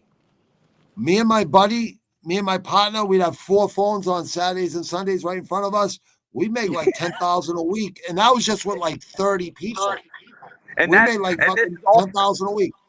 and everything we doing here is for entertainment purposes only. This is all entertainment purposes. Okay, all right, listen. Yeah, but the fifth thing is money. That's the fifth thing. That'll come as long as you just stay consistent and stuff. But eventually, if you want to, what's it called? Donate to the channel and help the channel, with technology and all that stuff, whatever. I'm just saying that people want a place to come every day or whatever. The way you guys got it is fine. I'm not saying nothing bad at all. I'm saying eventually you should say buy a monthly subscription to this channel, and then you get a thing next to your name, and you get you get to go in the Discord. You get to talk to. How many people do you have for subscriptions for In the Granite 617? I haven't started that yet, because I wasn't. Yeah, I wasn't even thinking about money It's yet. coming. It's coming. Yeah, I'm gonna start doing that. I'm gonna start doing that soon. Then that's how they can get your picks, man. Your picks. Yeah, I might go on the Patreon. I might go on the Patreon for my picks because I know people are making money. My boy, does his on Twitter. He's making 6 figures. Yeah. Howard was telling me he makes 6 figures. Is your boy better than In the Granite 617? No, dude, I get his picks for free and I don't bet them. Wow. That's why, yeah. But he's got people paying him a lot of money for those picks. So we got to steal his clients. You got to give the guy credit. Oh, it took him 3 years to get there. Yeah. Have a good day, y'all. I watched it slowly up, and now he does it. Now. That's all he does for a living. Yeah, but how do you do it? How do you do it on Twitter? What do you just go live every day and say, No, he's on Twitter, and then what you do is make a private page, and when people subscribe, then you give them access. You accept their friend request. Exactly. And he'll have a monthly pass or a monthly. Have a good day. Yes, ma'am. Yeah, kind of like a Patreon thing on Twitter. And then but Patreon you got to give money to. Yeah, they give you money too though. That Patreon takes a cut. Yeah, they take like 20% or 10% or something. Yeah, something like that. You're right. On Twitter and make your own page private. You don't have to give anybody. Yeah, I'm gonna verify myself on Twitter this week because I can't stream. I can send my streams there. I can't stream directly to there till I verify myself. Correct. Gotta get like $6 a month. They want your social security number. They want your social security number. Yeah, it's all so Elon Musk knows you're not a bot. You know what I mean? That's all it is. They want your capital. Okay, yeah, but $6 or $9, it's worth it. Where you have free speech. He paid $40 billion. He should make some of his money back. Is Elon Musk an American hero in the Granite? Yes, he is. Yes, he is. Yes, he is. Howard Shotsky, are you as passionate about Elon Musk as in the Granite 617? He invented the electric car, didn't he? He invented the electric car. Great. Yeah, point. not only that, he made a tunnel from LA to freaking Vegas. That gets you in there in less than an hour. And he flies reusable rockets into space. and they land back down and he reuses them. He went and bought them up. Putin said, "You want the nuclear warheads?" He goes, "No, I'm all set. I just want the rockets." Imagine Putin said, "You want the nuclear warheads too?" Yes. Yes. Where can we get some uranium at in the Granite 617? We get uranium right here, or you have to go into Siberia and some deep northern Russia. You get a lot of it, or China. Yes. Or Yes. or South Africa. How y'all doing? Good to see you. Oh yeah. Is uranium more valuable than gold? No, gold and silver. Yeah, well, it depends. No, gold and silver hold their weight in money all the time. How Like much does a pound that's of a gold go for, and how much does a pound of uranium go for? Well, if you're selling uranium, you're probably they're probably going to be questioning you. You know what I mean? You could buy bars of gold. That's like a key word. If you start saying uranium, like it sends it sends the people in, the alphabet people. The alphabet boys coming. Yes. Yes. Hey, I'm gonna tell y'all a story, man. I came to my house one day and it was a black 2024 expedition, all black everything. And it didn't even have plates. I had a 2001 all white expedition. Okay, so the mirror tint was so dark you couldn't even see in it, right? And dude, when the people come for you, that they're not even hiding no more, like they want you to know they're there, right? So they were there in front of my house. And my dad called me. My dad called me the next day and said, "Troy, I got to tell you something." I go, "Yeah." He goes, "The feds are here." And I said, "Who do they want, me or you?" And he said, "No." 369 Palman is what I need to get to 1,000. I got the hours. Go ahead. I'm sorry, Coach Troy. Yeah, I mean, he said the feds are here. And I said, "The Fibbies? Who do they want?" Yes. The all black expedition. I mean, once they when you know they're watching you, they want you to know. That means that you're already done, right? I mean, it's already too late when they're here and you know they're there. When they were watching my boss, I used to walk up to their car window, their tinted windows, and stick my middle finger right there when I go, "I know you're in there, assholes." You can't even see through that junk. But it's the car I don't care. that the guy. You guys won't The even guy get that's out. wearing jeans. It's the guy that's walking around here right now, who's one of them that ain't in the black expedition. You know what I'm saying? Like, oh yeah, they had they're already doing been watching for a stakeouts. long time. They already been watching them a long time. By the time they show up and you know that's them, like it's already too late. It's already too late, ain't it? Well, They already got enough information. Troy, I know they have a 98% conviction rate. I know that much. A 98% conviction rate. Yeah, it is. It is less. RAM is generally less expensive than gold. You're right. But when you put it together with something else, it's worth a lot more than gold and silver because of the fact you can take everyone's gold and silver if you make that weapon with it. You know what I mean? So it's Palman, if you have access, take Sweden, Malby, and Hammarby the rest of the first half to go under. Oh, I thought you were talking about us taking over Sweden. I thought you were talking about like a world war. Knows soccer better than anybody. I live bet soccer. That's what I do. What do you do? I live bet soccer on the phone. What does that mean, live bet? What does that mean, live bet soccer? Meaning the game's already in play when I'm placing my weight. And so, how do you feel about that? Is that better or worse? If you're smart, it's good. You want to know why?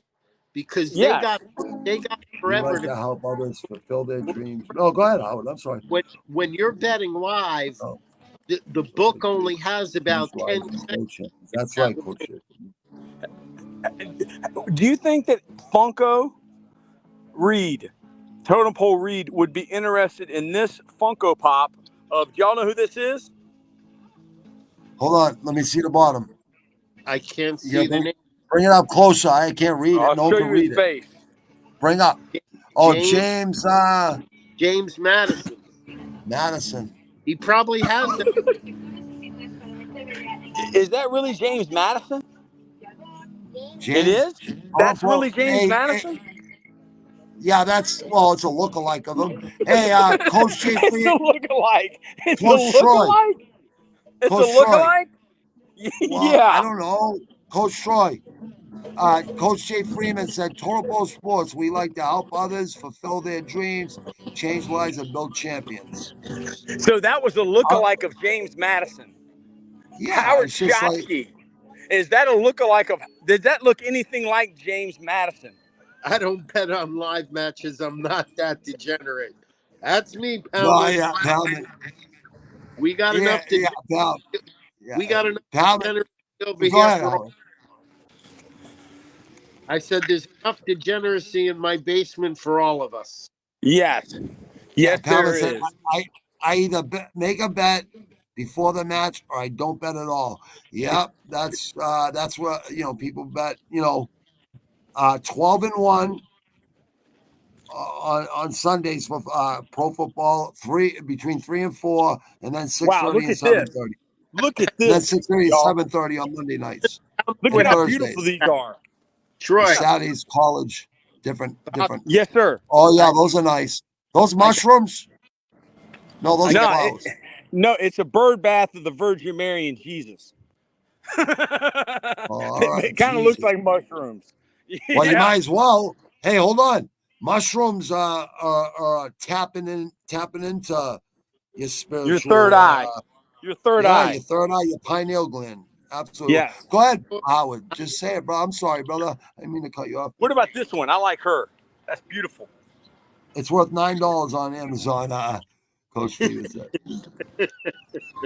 $9 on Amazon? No way, bruh.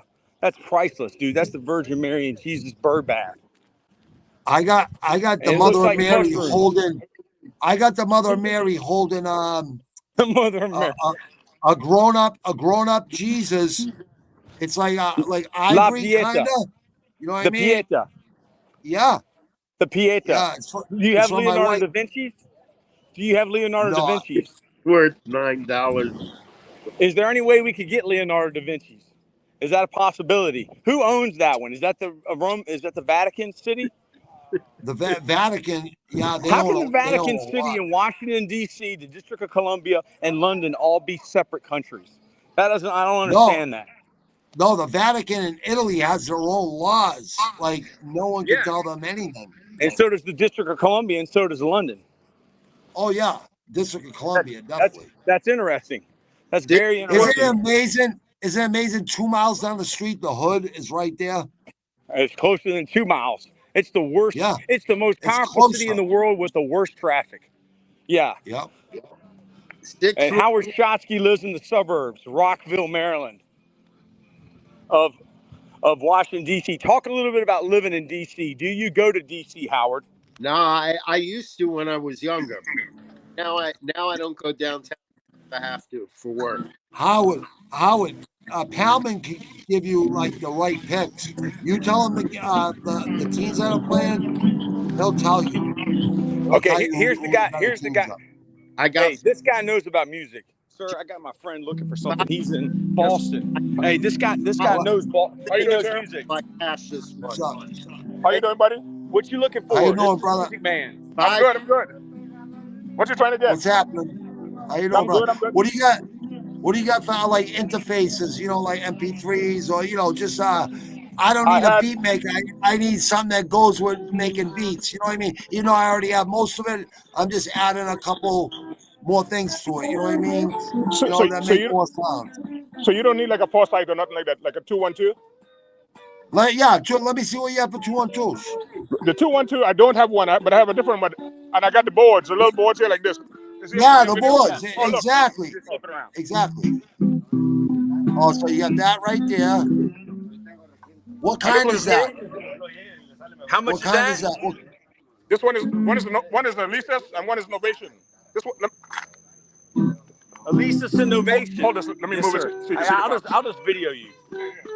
This one is one here? He's in Boston. This guy's in Boston, goes to New Jersey. Show him the box so you can see exactly what it is. This is a launch key 25 Yeah. Novation. Yeah, Brand that's new. exactly. Hey, Coach Taylor, you said you'd find something. That's almost exactly what I'm looking for right there. That's almost exactly what you're looking for. Okay, that's it. That's brand new. Okay. Box is there, and this one is Elisa's. Oh, this one here is Elisa's. This is Elisa's. Is that what you're talking about? Yeah. Does that have square buttons on it? Square. Does it have square buttons on top on of it? Yes. On top of the keyboard. Does that on top above the keyboard? Yeah. I got I'm talking about the big ones. Yeah, right there. The other, right there, exactly. Yeah, right there. So That's the used one. Is that the used one? Because this the one is used brand one's new. fine. This one's brand new. Yeah, the box here. Here's the box. Where's the used one? This one's still got the. Huh? Where's the used one? The guys are having a party over here. Hold on for a second. Yep. Yeah. They're having a party, man. It's a fiesta down here. Hold on 1 second. No rush. Yes, it's a fiesta, man. They used to call me Papi Chulo when I was younger. What does it mean? No, tell me. What does Papi Chulo mean? Yeah. They used to call me Papi Chulo. Tell him your name is Handsome boy? Manifesto. Oh, good. That's what they used to call me. Then you know what it is, then. That's why he's saying that. Papi, yeah. Hey, Papi. Yeah, well, how much? That? Yes. For like $200. I do $100 if you want it. He said $100. It's brand new. You paused for a long time there when I said $100, man. No, he didn't. No, I kind of like that, man. You kind of like that. Okay, let's go over here so you can see. I know you got to watch the table. No, I like it. Yeah, you're gonna watch. I like it. Right, step back. He's got to watch his table, bro. He just Talk to him. see what I didn't hear what you say. I've never heard you be this quiet before. You're from No, Boston. he's talking. I can't hear. No, I'm not talking. Check. He's not talking. Yeah, I'm right here. He's I'm right here. speechless. I'm right here. You know, his wheels are He turning. wants you to say yes. Yeah, I mean, No, but I do want- you take can he cash app you the money? he can. He said you can cash app him. And I'll give it to you. All right. He'll give it to but me. Do me a favor. Yeah? This guy's Hey, here every week, bro. He ain't going nowhere. Troy, listen. Yeah, I was going to say, Coach Troy, what are they there? Just when's the next time he's there? Next week? Yeah, Sunday? only And on Sundays. Saturday in Azalea? No Saturday. No, I don't come. No, Sunday he's here, bro. He's in Saturday in Baltimore. So Saturday's in Baltimore. Will you hold that for me? Hey, ask him if he'll hold that for me till Sunday, and I'll give him 125 for it. When what Sunday are you talking about? Next Sunday? This a week away. A week away? You hold that, I'll give him an extra 25. How about if you send him 25 to hold it, and then you give him 100. All right, let me see what I can do. Yeah, I can probably do that. I told him to send you 25 and you hold it for next Sunday for him. He'll pay you 100. Okay. He said okay. All right. Let me. Is that exactly what you're looking for? Dude, hold on for a second. You're telling me that I found Marvelous Haggler gloves, and then I found exactly what you're looking for. Are you kidding me?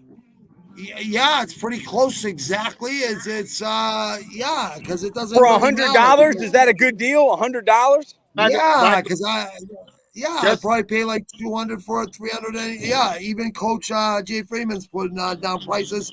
Yeah, that's a good price. This guy's here every Sunday, dude. He's here every Sunday. Just so you guys know, the guy didn't realize that Bobby would pay 125. So just keep that.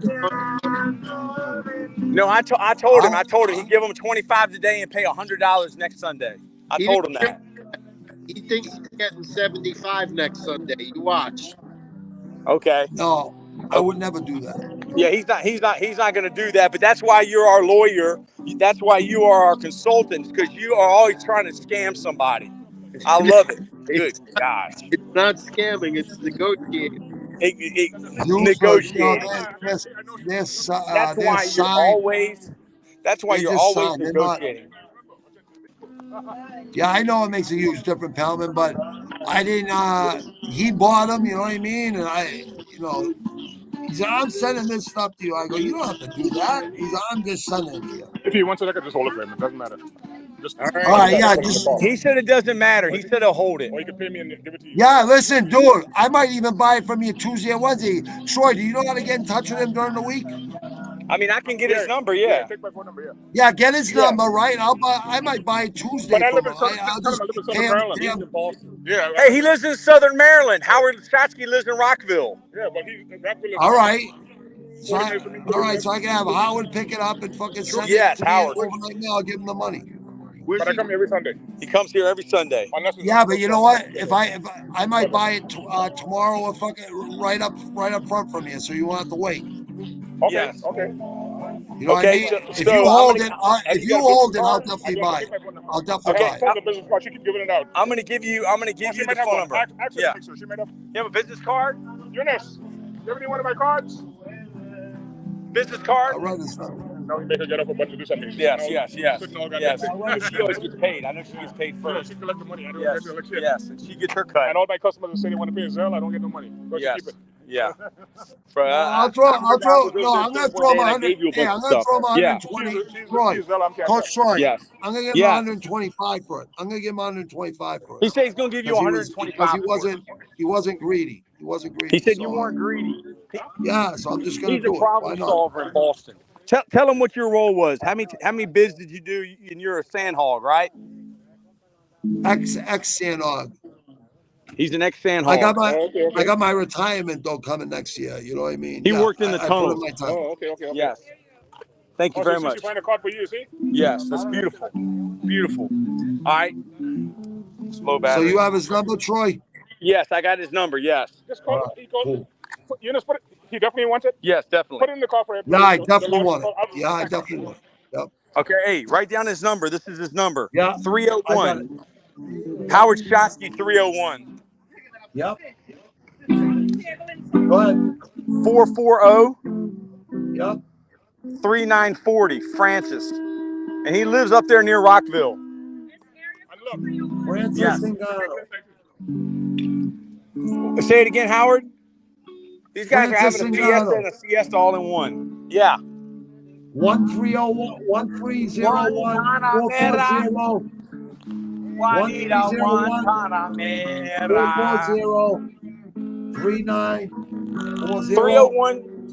301 440 3940 3940. Yeah. Yep. Okay. 301-440-3940. Yep. Francis. Yes, send him a text. Send him a text. Yep.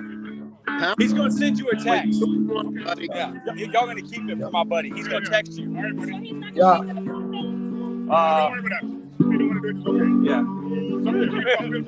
Thank you, brother. Hey, did you hear what his lady friend said? What's that? What? She said he's not going to leave a deposit, and the Jamaican dude said, "Don't worry about it."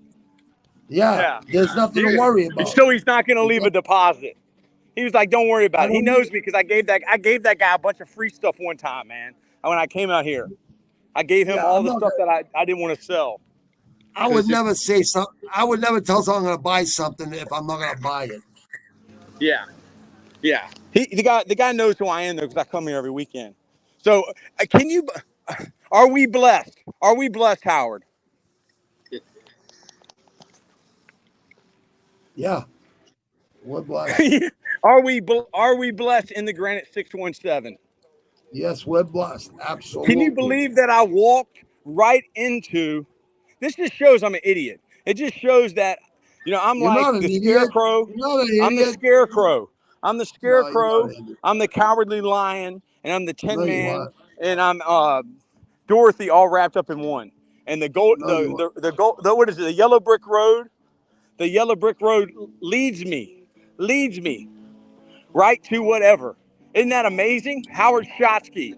Can you believe that he got the beat machine that he wanted? Yes, I do. He can believe it. That is amazing. I'm blown away. I'm blown away, man. You're going to be blown away when you hear the third album. You're going to be blown away when you hear the third album. Yes. Yes. Is Howard going to look over your contract for you? No, because I'm going. It's independent. I'm not. I'll just throw it on SoundCloud and fucking. I'm gonna make a couple videos. Howard, how do you feel Freeman, about that? Coach What would you Freeman's gonna recommend, be Howard? on. Coach Freeman's son's gonna be on a collab. His son's gonna collab on one of the tracks too. Howard, Because how that do you kid's got feel about skills. that strategy? Yeah, why not? Well, Why not? well, if a record company offers me a pretty good deal, I'll make sure Howard goes over the whole contract. Yes. Yes. So really, You know, I'll everybody's give him, winning. and I'll pay him to do it too. You know what I mean? I'll say, Yes. Howard, make sure I'm not their slave. They're my I told slaves. Howard that he needs to start representing content creators. That really there's a I lot more agree. content creators than there I are agree. football coaches. Yeah. Because everybody's a And you're not gonna content wait for a creator. draft every year either. Like How you doing, you brother? get them every day. Good to see you. You just got to see the talent inside of somebody that they Exactly. can make it happen. Exactly. I'm making it happen right now. You're making it Oh, happen. cool. I Coach J. love it. Freeman. I'm psyched. Coach You're gonna Jay be blown Freeman away too. when you Coach hear Jay the rush Freeman wants to hour. write movies. Oh yeah. I told Coach Jay Freeman Definitely. needs to write a book and write a screenplay about the guy who found Tom Brady. The coach, Dick Rabine. I know Dick. Yeah, like yeah, You know Dick I was gonna Rabine? say He's never had a book written about him. They need to make a movie about Dick Rabine. That guy was a genius, dude. He's the one that told Belichick D Life to says draft. Howard, get it together. Champ Celtics. Absolutely. Champ Celtics. Cities of champions. Yeah, y'all got to handle the chat because I can't really see it. It's real bright out here. I'm reading it. I'm reading it. It's And not a big I'm deal. wearing a 3/4 baseball jersey, a 3/4 cotton baseball jersey. Remember, why do they make 3/4 sleeves? You were a baseball star as a kid in the Granite 617. Why do they make 3/4 sleeves for baseball players? That's a Look at good this. freaking question, dude. For stealing Look, bases, 3/4 sleeve. 3/4 sleeves. Howard, why did they make 3/4 sleeves for baseball players back in the day? Did they not I want the don't know. long sleeves and they didn't want short sleeves to cover up their elbows? Well, I usually wear long sleeve shirts underneath the jersey because the jersey usually go up to here, halfway to your biceps and triceps. Right, Yeah. right. Belichick is banging some early 20-year-old. Yeah, he's in his 80s, right? Yeah, Right, yeah. right To now, show I Yeah. off heard their Popeye forearms. Yeah, so they Troy. can. Just so you know, I Go ahead. have a strong interest in the Sarpsborg versus Lillestrøm game over in Norway. Yeah. Oh shit, Calvin knows all about that. Uh-oh. Norway. We're getting on some action. Yeah, Helmet, he lives in. I got the first half under 2.5. What's the score? 1-0, 25 minutes, 20 minutes to go, and then extra time. Yeah, 45 minutes a half, right? 2 Yep. halves, 90 minutes altogether. What extra time? He's in Nantucket. Yeah, Belichick. I don't even think Belichick's going to coach anymore They don't because want they him to can break that show up. record. He'll, They don't want him to break that record, man. he's done, Coach. man. Yeah, he ain't got. He don't need to coach. No, he's been coaching his whole life with his He's got father, $1 Navy million. Academy, all the He's Coach Jay girl. Freeman, because they can show up their Popeye forearms, Coach Taylor. That's why they Yeah, make the him. Mark McGuire. Who had forms Yeah, before Mark McGuire and Sammy Sosa? Is it the Oakland A's with Jose Canseco and the Philadelphia and Mark Phillies with McGuire, Lenny Dykstra? They were Lenny all Dykstra, juicing. Phil They Schmidt. were all juicing. Man, this is some beautiful stuff. You know, who used to wear a Phillies hat? Chuck D. Chuck D did? Hey, I never knew Yeah, that. I never knew Chuck D wore a Phillies hat. Troy, Phillies in a Yes. Pittsburgh hat. since I started watching the stream when you had your kid with you, Yes. I'm up $400. Good for you, Wow. buddy. You should have bought my that thing right there from him for me. Nah, hey, That's the Jewish people bada for you. bing, The, bada boom. Told the you. Hold 400 on to your was balls when you're dealing with these the, Sam people. the 400 is already distributed on some other games. Yes, I'm only kidding, dude. I'm busting your balls, buddy. I yes, told you, Silksburg and Alborg, baby. yes, yes. Amen. Or no, Isn't this a beautiful thing? Isn't this a beautiful thing? I mean, Totem Pole Nation, how are you feeling in the Granite 617? What's that, brother? I didn't hear you. I'm sorry, bro. How are you feeling? Isn't this a beautiful thing? How are you feeling right now about Totem Pole Nation, about this stream, about what we're doing?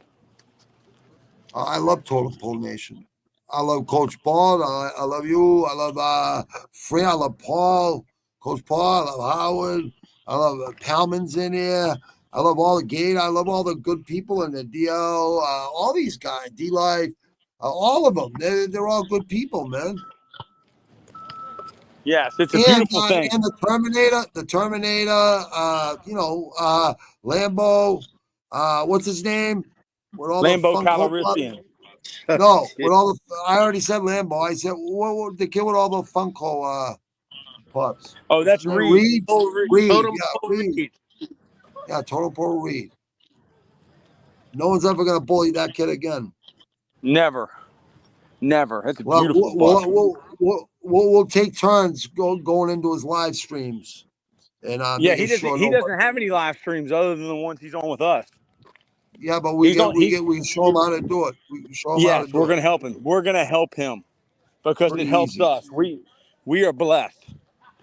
Yeah. I mean, all he has to do marvelous. is hashtag Totem Pole Nation on every one of his descriptions or the hashtags. That's it. I mean, if someone would have told you last week at this time that you would be getting Marvelous Marvin Hagler gloves and your beat machine, would you have believed him? Well, I was going to get my beat machine anyways, but the marvelous Marvin Hagler gloves. How you doing today? Good to see you.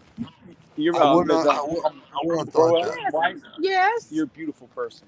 You are so sweet to say that. Yes. You one of my No, I was one of the coaches. Them down south people, they got that charm, huh? Ooh, you gave me chills because it's like has the rhythm, design, the bomb.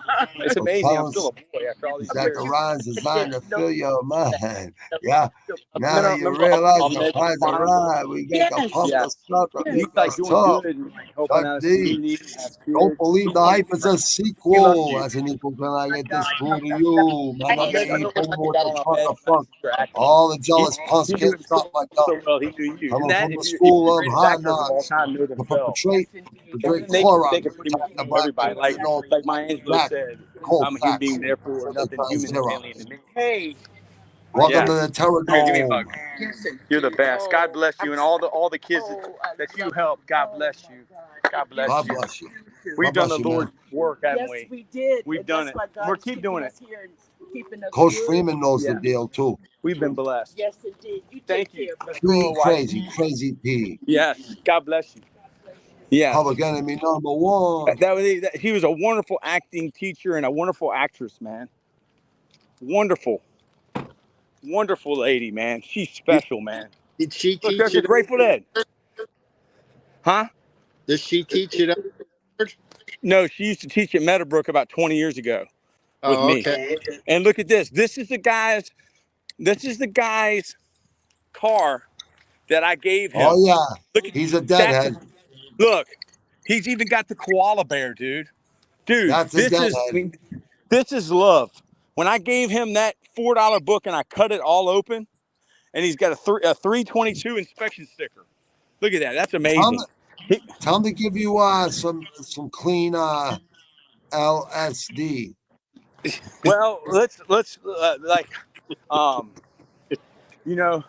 I love that album Lucy in the Sky with Diamonds by the Beatles. He probably does have a copy of that. Lucy in the Sky with Diamonds. Yes. Yeah, I know that song. I'm pretty sure there's some Lucy in the Sky with Diamonds paper vinyl around here. Yes. Yeah, we need to all take about 2 or 3, and all of us do a 24-hour stream and laugh and be humble and show people. Wait, you mean To Dimension you mean a 7. stream for eternity? You mean a stream for Yeah, eternity? like we Does time even we'll matter then? Does no, time we'll even call it matter then? No, it doesn't. We'll call it Dimension 7. Time is out the window.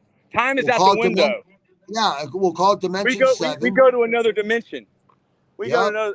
I know that the CIA is looking for some people that want to be on MK Ultra and mind control people. So maybe we're the new Jim Morrison. Maybe we're the No, new Jim Morrison. they can never mind control me ever. Well, they're the ones that invented it now. They're the ones that invented it. How come I was getting it in the 80s? How come I was getting Bibles of it? Bibles, 1,000, but the 10 Germans, sheets of 100. but the Germans and the CIA. You know what they were taking during World War II? Methamphetamine. Yes, it's a truth serum. It's a truth serum. So the USA, dude, you can't lie. So the USA troops were on methamphetamines too. World War II.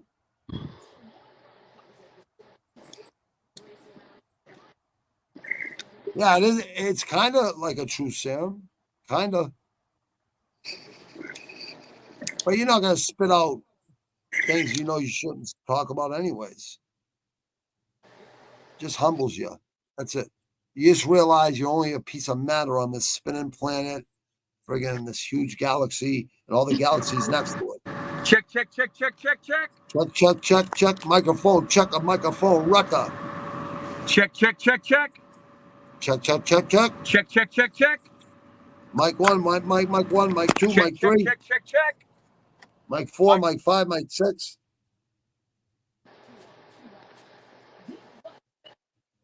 Give me the bass.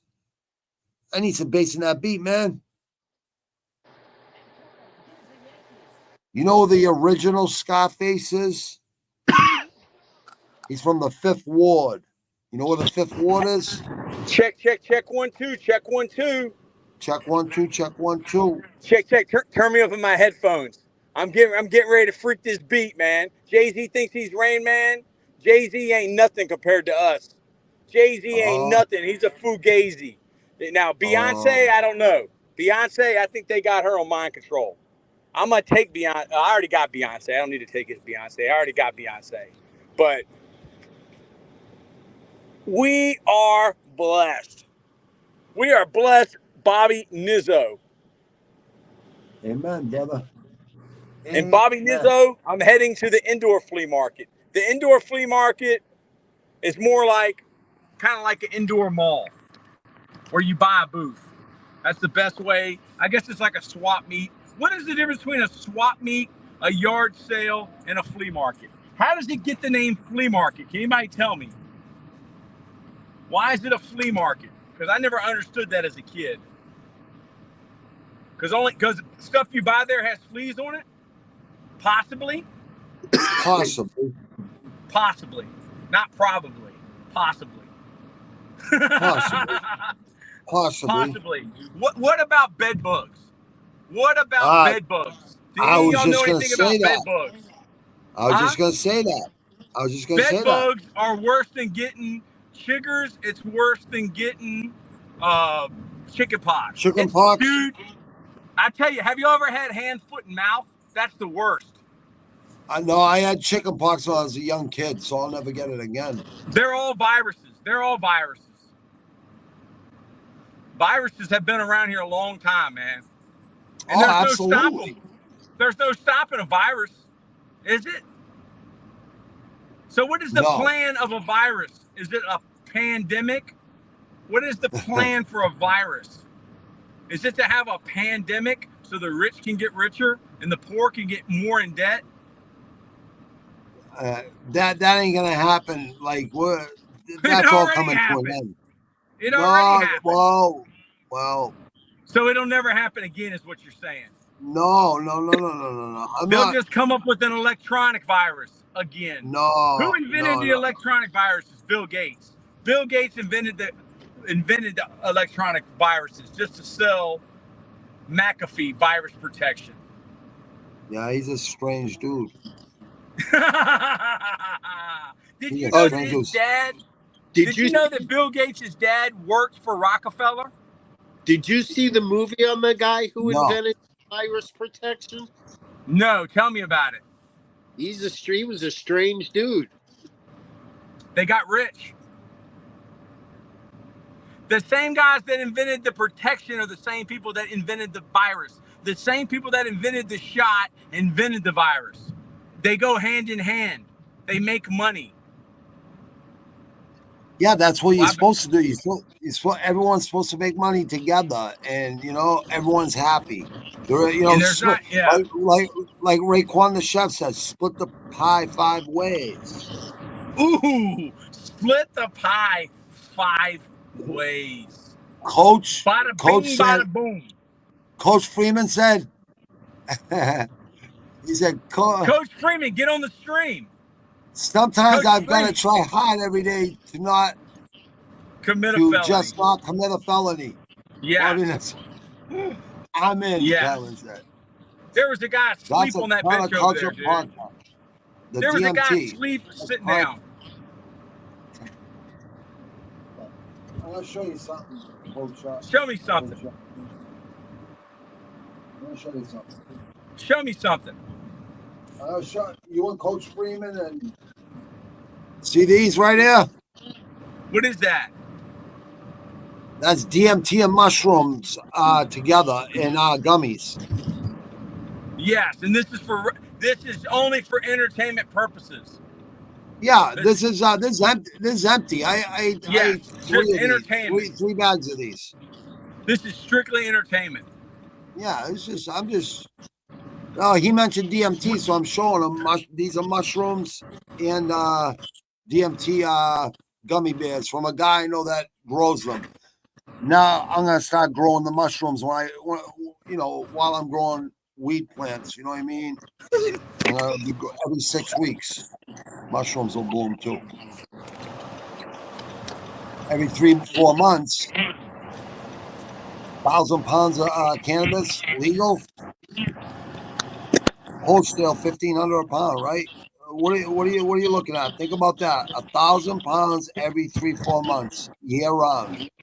1,500 wholesale a pound. 1,000 times 1,500 every 3-4 months. And that's not including the keef that all falls. That's not including the stems that you make hash and dabs and shatter out of. You sell all that separate. That's a counterculture podcast, the DMT. Let's climb through for the tide and moonlight drive. Coach, you're talking. The state you're in is completely illegal. Yeah, Coach, you're talking about ecstasy now. It was invented as an adult stimulant for older people in Germany. You remember lemon ludes in the late 80s or mid 80s? You lose track of days on those things. Palman said Jay-Z. Yeah, I don't even like Jay-Z. Ecstasy is developed, Palman said, by Fat Billy P. from Schevenveld in Limburg. In the 70s, he brought it to the people. Wrong time zone, brainwaves. Dude, the crazy. Germans invented everything, man. Yeah, well, we have them in NASA. We brought them over here, and they helped us with NASA. Yeah, Rockefeller and them. What wrong time zone? Brainwaves go crazy. Everything a mind. Misdemeanor say Fugazi. Don't tell me shit, bitch. You wait, crazy. I don't. Said my That's a lyric from his son. That's a lyric from his son's song. And frame, yeah. No, his kid got wordplay. And his beats are original, different like no other. And his flow is different than no other. It's like it reminds me of like Tribe Called Quest mixed in with like MF Doom type, like in the middle of that, kind of thing. Rap. Or like conscious rap. Yeah, conscious rap. Yeah, progressive rap, kinda. Like it's like different than anything I've ever heard, which that's what I like. Original. Frosty 5213. I wanted to say hi, but I have church day. Hey, God bless you, Frosty 5213. Amen, brother. All right, Amen. this is getting Oh, a go ahead, little Howard. How now, you doing today? Good to see you. Yes, ma'am. Getting a little what? getting a little sweaty over here. You're getting sweaty? Yep. Oh, why? Is there 2 goals scored now? Yeah. Oh, yeah. How much time's left in that half? Not much.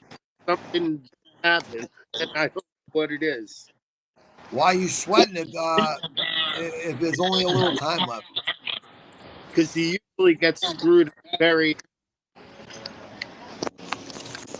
You got to talk to Palman before you make those half 45-minute bets.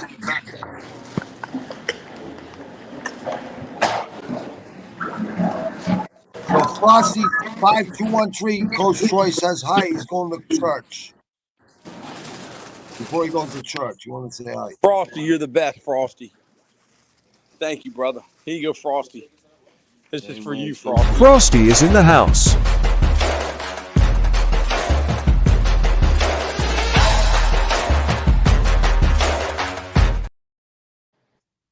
I done said my piece. That's all. This all gravy. Absolutely. Oh shit! He had number 42 up there from Tampa Bizet. Holy shiznat, biznatch. He's a sniznatch.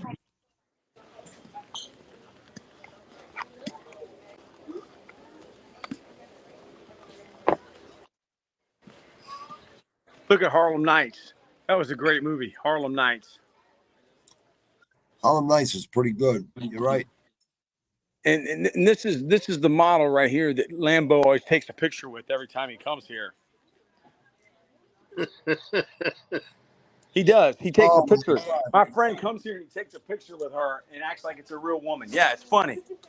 Lambo's gonna buy gonna buy an AI robot that looks like a woman. Yes, he's gonna have to. Yeah. He needs to do what my dad told me to do. He ain't no player from the Himalayas. Yes.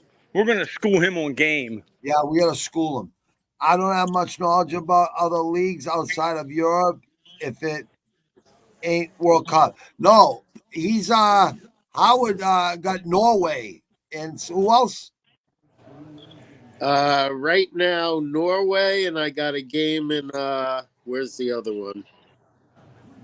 Bobby Nizzo, did you ever get a phone call from this guy? No. But I definitely You knew a guy that knew a guy. No, yeah, Escobar. I definitely had his product though. Yes. Yes. I know that's exactly where it came from because usually it's stomped on 10, 20 times by the time it gets up here. It wasn't touched once. Ever. Ooh. Yeah, ever. Never. Buy a real dog. You just throw her. Yes, sir. Best decision of my life to buy a real dog.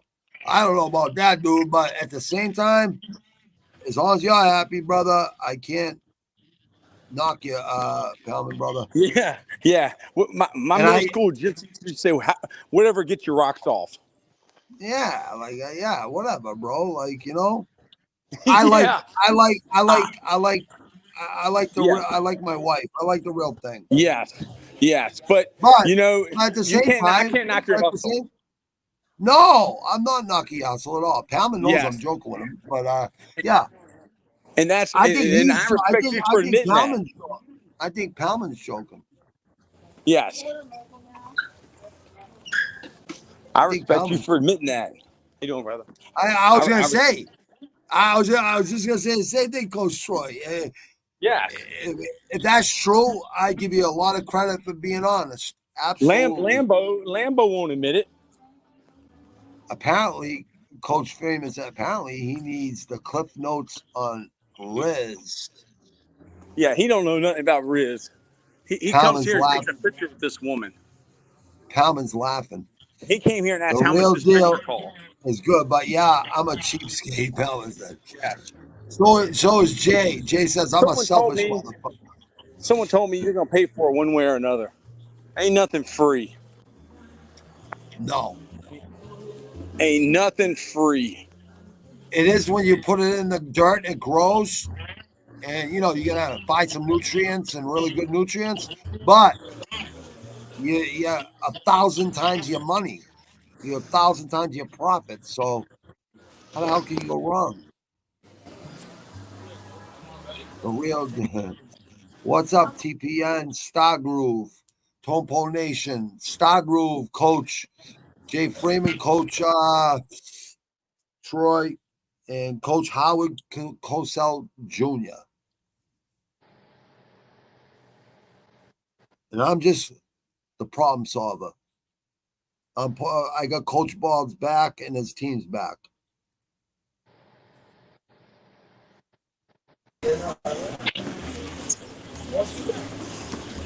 Coach Troy. Yes. Mic check, mic check, mic check. Mic check. You got it, mic check. You got Star Groove says, what's up, TPN? Star Groove, this is for you.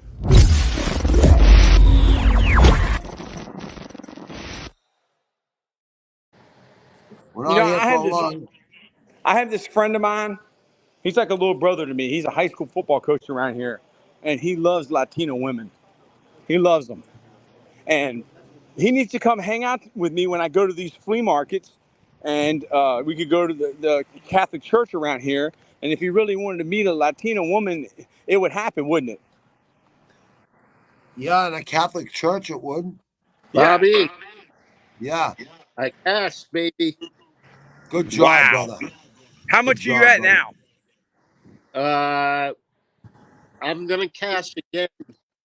I don't want to jinx anything, but okay, well, you don't even say it. You did well today.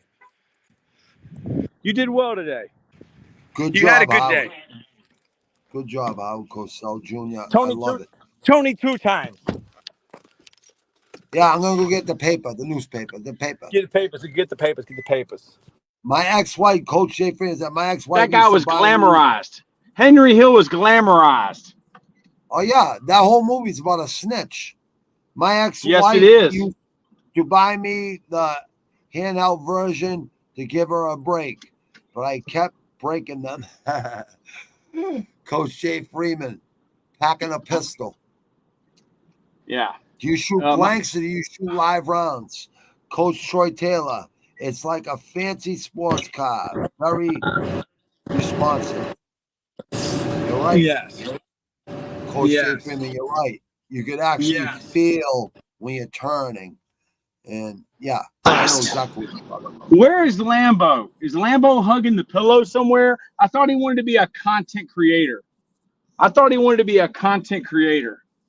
I think Lambo thinks we're all stepping on his toes or something. I don't know. Why you jump in, Coach Jay Freeman? Yes, jump one in, dude. Yeah, it's step up to get beat down. This is step up or get punked out. So be a punk, and you're gonna back down, and you don't want to compete because we're really just competing against ourselves. How good can we make the? We can make it as good. Maybe we can make it as great as we want. Sky's the limit. And constant positive energy activates constant elevation.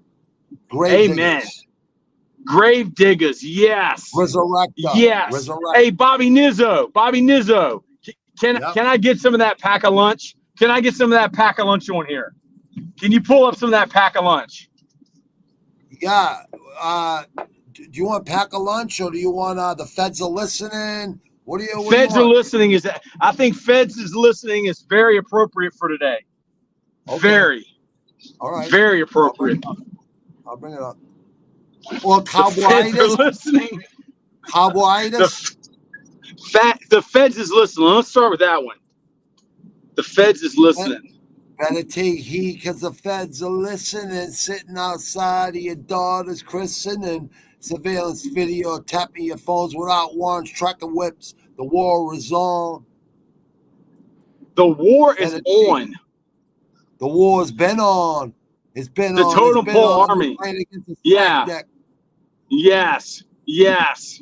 Yes, the quiet storm. The quiet storm. Coach Jay Freeman.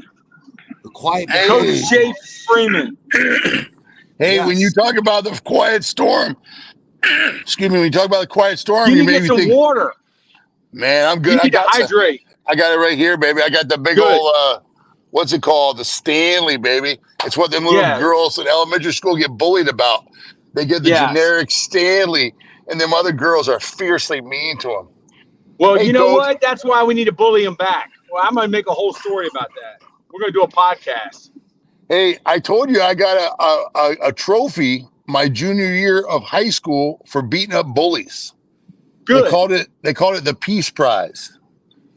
And I think In the Granite 617 would have gotten that because many of a bully would headbutt his fist. And he was actually being assaulted while those bullies were headbutting his fist. And the bottom of his Timberlands. And the bottom of his Timberlands. I got it. Did you ever have anybody? I'm going to go grab some food. I'll be back in a bit. Okay, right, Howard. Love you, man. I'm happy for you, man. I'm happy. I'm happy for Howard Shotsky. Howard Shotsky is having a great day. And Bobby Nizzo got his beat maker. And I got 8 more gloves? A set of the Rocky Balboa American gloves. And Lord knows what other boxers. Who was one of the boxers you said was on there, Bobby Nizzo? It might have been Gotti. Not Gotti. Oh, not Gotti. Mickey Rourke. Hey, Mickey Rourke, I know is one of them. Hey, that's Mickey awesome. Ward. Is it Mickey Ward? Is it Mickey Ward or Mickey Rourke? Mickey Rourke. The actor? I don't know. Mickey Ward's from Mickey Ward's in the movie The Fighter. That's Mickey Ward. His brother is Dickie Eklund, the only one that ever knocked down Sugar Ray Leonard. Okay, well, I think he's on one of these. I'll do it when I get home. Go. But I think, play it. No, you hear it? No, you got to put it on the screen. You got to put it on the screen. I think it is. Screen this to your audience. Hey, how about that mixing board? That mixing board thing was awesome today. Right? Yeah, that mixing board. What a great find, man. What a great find at the flea market, man. That is amazing. He's going to wait a couple days. He'll get paid. He knows it. He knows it. His lady friend wanted that down payment. She wanted that deposit, man. He said he's good for it. The Jamaican dude said he's good for it. Hey, when Papa Chuli is walking through the flea market, man, it's like people they know. They're like, here he comes. Yes, they know. I heard somebody say that's that guy. That's the totem pole. That's that guy. We know that guy. Yeah, that's him. That's him. That's him. They love me. I love them. Hey, Coach, I dug out some of my cards. Yeah, show them to me. All right, hold on just a second here. Let me turn my phone around or whatever. You know, you can just flip your phone. All right, I got you, boss. You can just flip the screen. Whatever here you we go. Yep. Hi, babies. My dogs all came running out here. Let's see. All right, here it is, Coach. Can you hear me? Yeah. Okay, here we go. So I told you guys before, I've been, I love football. I've been studying football my whole life, like an obsession. And when most kids were collecting cards when I was a young teenager, it was Dan Marino and Joe Montana and Barry Sanders and Emmitt Smith and Steve Young and Jerry Rice. Yes. Well, those guys to me were secondary. I took those guys and threw them in a box. The guys I love was the defensive players. And so I have one album that's about inside linebackers. One of them is about defensive linemen, and one's about outside linebackers. You categorize them, and now that's your Bible. That is your Bible for that position. That is the pattern. The people that are in that book is what we're looking for. So, Coach, let's see what I got into the first one here. Let's see. Oh, it looks like the great Mike Singletary. Yes. That's a whole chip big on his shoulder guy. Chip on his shoulder guy. Chip on his shoulder guy out of Baylor. Now, Mike Singletary broke 17 helmets in his career of Amazing. college football. An Amazing. average team would broke 3 to 4 a year. Okay. He left Baylor as the all-time leading tackler in the history of school with over 600. Wow. Okay. Mike's not very tall. Mike might be 6'1.5", maybe. Yes. Maybe. But see, so I got about 3 pages of Singletary. You see what I used to like, right? Yes. And there's more Everybody Singletary loved right him. here. Okay, now Everybody these loved are him. now look who this is, right? Junior Seau. Oh, beast. Junior Seau. 6'5", 6'5", 250. 165, coach. Legit. More, he's legit 6'3". Legit 6'3". But a lot of 6'3". people, yes, sir. A lot of people don't realize this. When he came out of when he went into USC, when he came out of high school, he was rated as an athlete. He could have been a great tight end. He could have been a great linebacker. He could have been a great at a lot of positions. But I mean, he came out of high school as a pure athlete. And one thing I used to love about Yes. Junior Seau, you know what he used to say, Coach? He'd say, all I need, he was a humble man, you know, Samoan lineage. And he would say, all I need to be happy is a couple tuna fish sandwiches and a shack on the beach. Okay. Coach, I don't know if this is this okay? Can I keep flipping through? Is that all right? Yes. Yeah. We right. We can do whatever we want, man. We can do whatever we want. Now, brother, this is Ken Norton Jr. Okay. Yeah, now, animal. I got his. Yes, sir. I got his dad's autograph on that glove I sent Bobby Nizzo. Ken Norton Jr. was a great player coming out of UCLA. And it was funny. He was way ahead of his time. Because of his dad's experiences in the boxing game, it made Ken be extra different how he tackled. So I remember back in 1987, Ken Norton giving an interview to Sports Illustrated, and he said, I don't tackle with my head. I tackle with my chest and my shoulders, and when it's perfect, it makes no pain at all. It's like riding a compression of air to the ground. And he said he did that because his dad had been ruined with the boxing, with the, the head injuries and stuff. So Ken was really ahead of his time, and did a pretty good job at Seattle. Did a pretty good job at Seattle as a. Oh, he's a great coach. He's a great coach everywhere he was. One of my greatest memories of him, though, was probably like when he was with the 49ers, because see, I think that was a mistake. I think that was a mistake by Dallas. Dallas was like, wait a minute, this is my leader. I can send him to 49ers, and maybe we kind of get Haley and something like that. I think that bit him in the butt a little bit. Coach, we can keep going. This is one of my all-time favorites. Dude, I'm going to keep going all day if we have to. It doesn't matter to me. Coach, this is Sam Mills. Yes, otherwise known as the Field Mouse. Yes, sir. 5'9". And a great player for the Saints. Is he from? I think it's Montclair State, Coach. Wow. I didn't have to look, but he's one of my favorites. He's an animal. Yes, he's sir. an animal. And I don't know if you ever, how Lambo really likes to watch those mic'd up things in the old film. I used to find field level stuff of him was just incredible. I mean, because he's 5'9", and he had to, his nickname was Field Mouse because he kind of scurried around all the big guys. Anyway, here's Sam Mills. A lot of people don't realize this, guys. The greatest linebacker combination in history, apologies to the Giants, of Carson's, Reasons, Pepper Johnson, Carl Banks, Lawrence Taylor fame, was these old New Orleans Saints, the Dome Patrol. The rest of the team was garbage, but the linebacker core was the best in the NFL by far, right? Pat Swilling out of Georgia Tech, Vaughn Johnson, the big old plugger, Sam Mills, and then Ricky Jackson from Pahokee, Florida. Pretty great group. Okay. What do we got here now? If you're from the Midwest, you know who this guy is, right? Chris Spielman. First player to ever be on a Wheaties, first high school player to ever be honored on a Wheaties box. Okay. A lot of people don't realize this guy was a special cat. And you're talking about, what is Chris?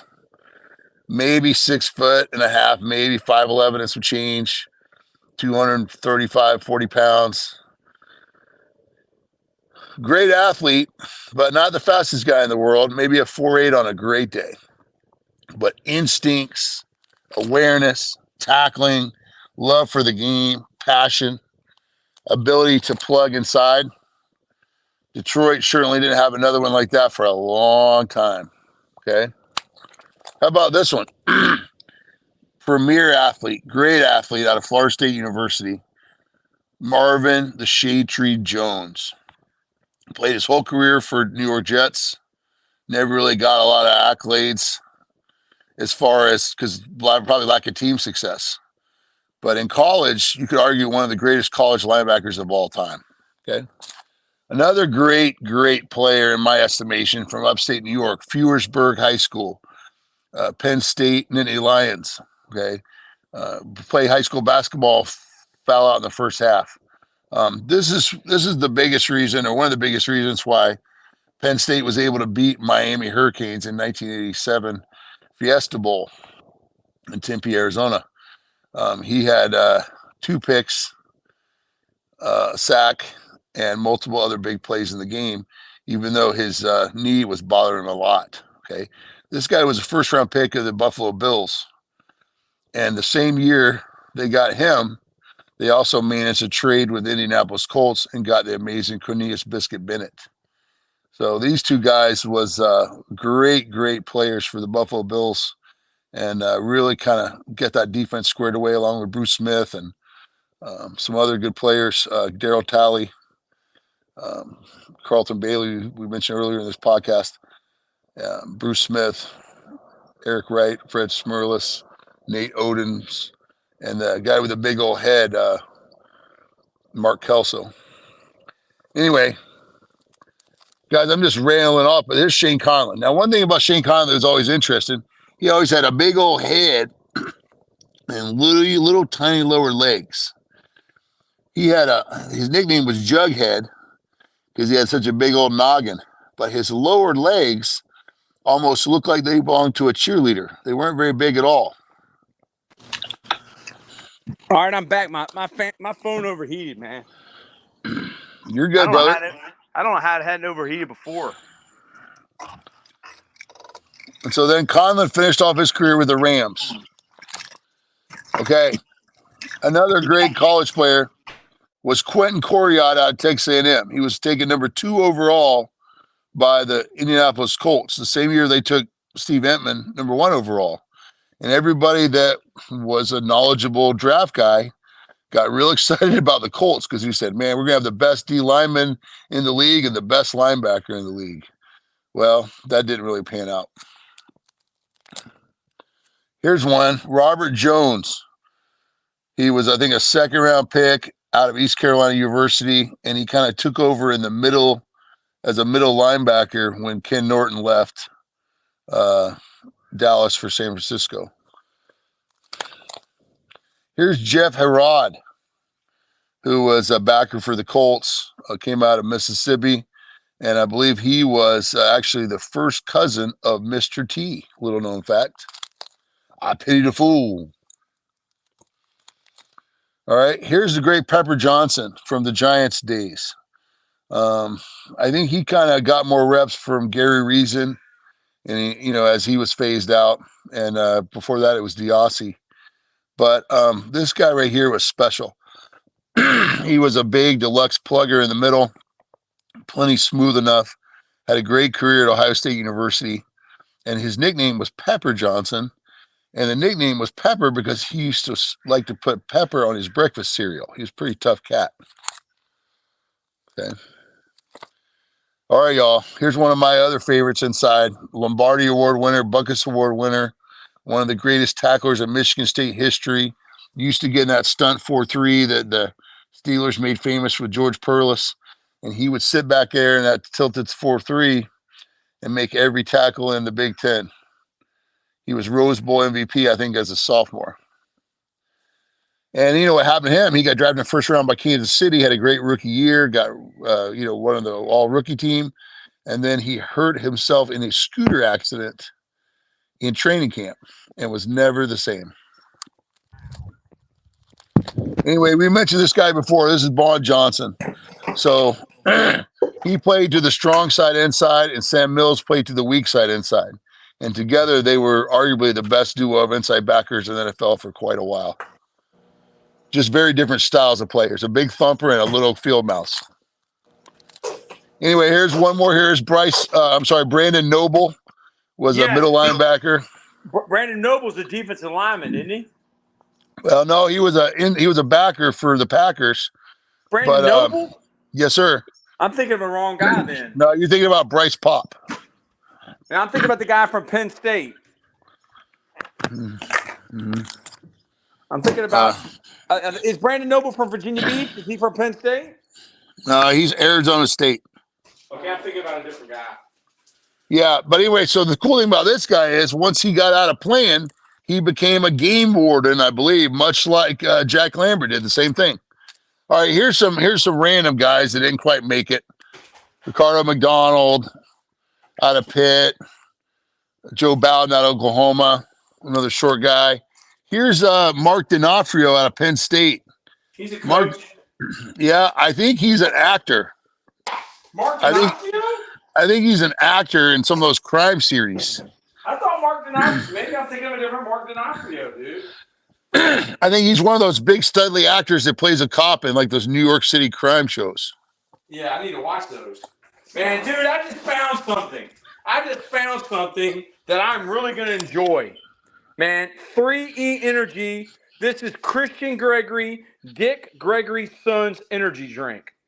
And this is the pomegranate and blueberry. I'm going to have to text him today, man. I'm going to have to give him a shout out. Hey, you got to let me know how that tastes. It's wonderful. It's wonderful. Do you like spicy? They got like a spicy lime or something? Energy drink? My friend told me it's the best. Hey, you know what's my favorite? And it's weird because it grows on you, is the lime cucumber. Yes. And it's funny. Gatorade? Yeah, first time I had it, I was like, this is the nastiest thing I ever tried. It's refreshing. Yeah. Hey, it's refreshing. Hey, college football history. You remember this cat? He played for Nebraska. He got drafted by the Cowboys. He's a nose guard. His name was Danny Noonan. No. And he was like a 500-pound bench press guy. It was back when the noses almost played a frog stance. Yeah, I know Boyd Epley. Epley. Yeah, he was a great, and I love Charlie McBride as well. Hey, look at this cat. You recognize this cat? It's Daniel Stubbs. Daniel Stubbs was drafted by the 49ers. Hey, I'm going to still be on here. I just got to use the restroom, all right? Go for it, brother.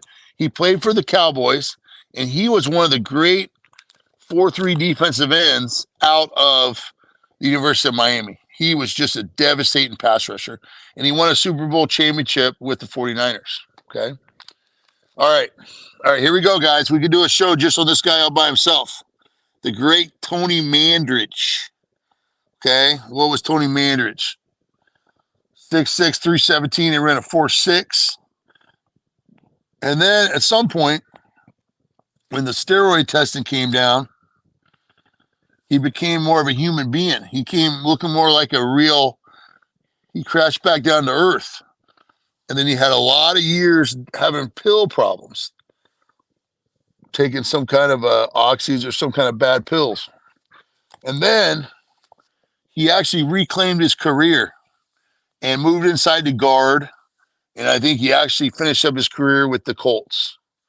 But one of the greatest guys in history as far as physical ability. Tony Mandrich. All right, guys, that was my first book there. This book was Inside Backers, okay, stuff like that. I'm pretty sure you guys... Hey, Bobby Nizzo. Bobby. Yo. Hey, man, I didn't know you were in the green room. How long were you in the green room? I don't know, about 20 minutes now. Coach Justin Medley said, hey, Coach Troy, where's the basketball guy? USA versus Serbia is playing right now. Didn't Coach Bald said he had some action on USA versus Serbia? I think so. And I think he picked them not to cover, right? I forget.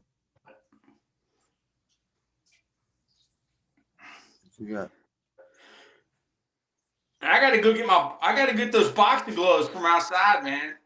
After I eat, so I can show you all the signatures. What are you going to eat, Coach Troy Taylor?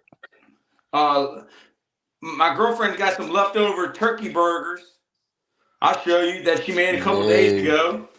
And turkey burgers, and she got some tomatoes and some lettuce. So I don't believe in Heinz 57.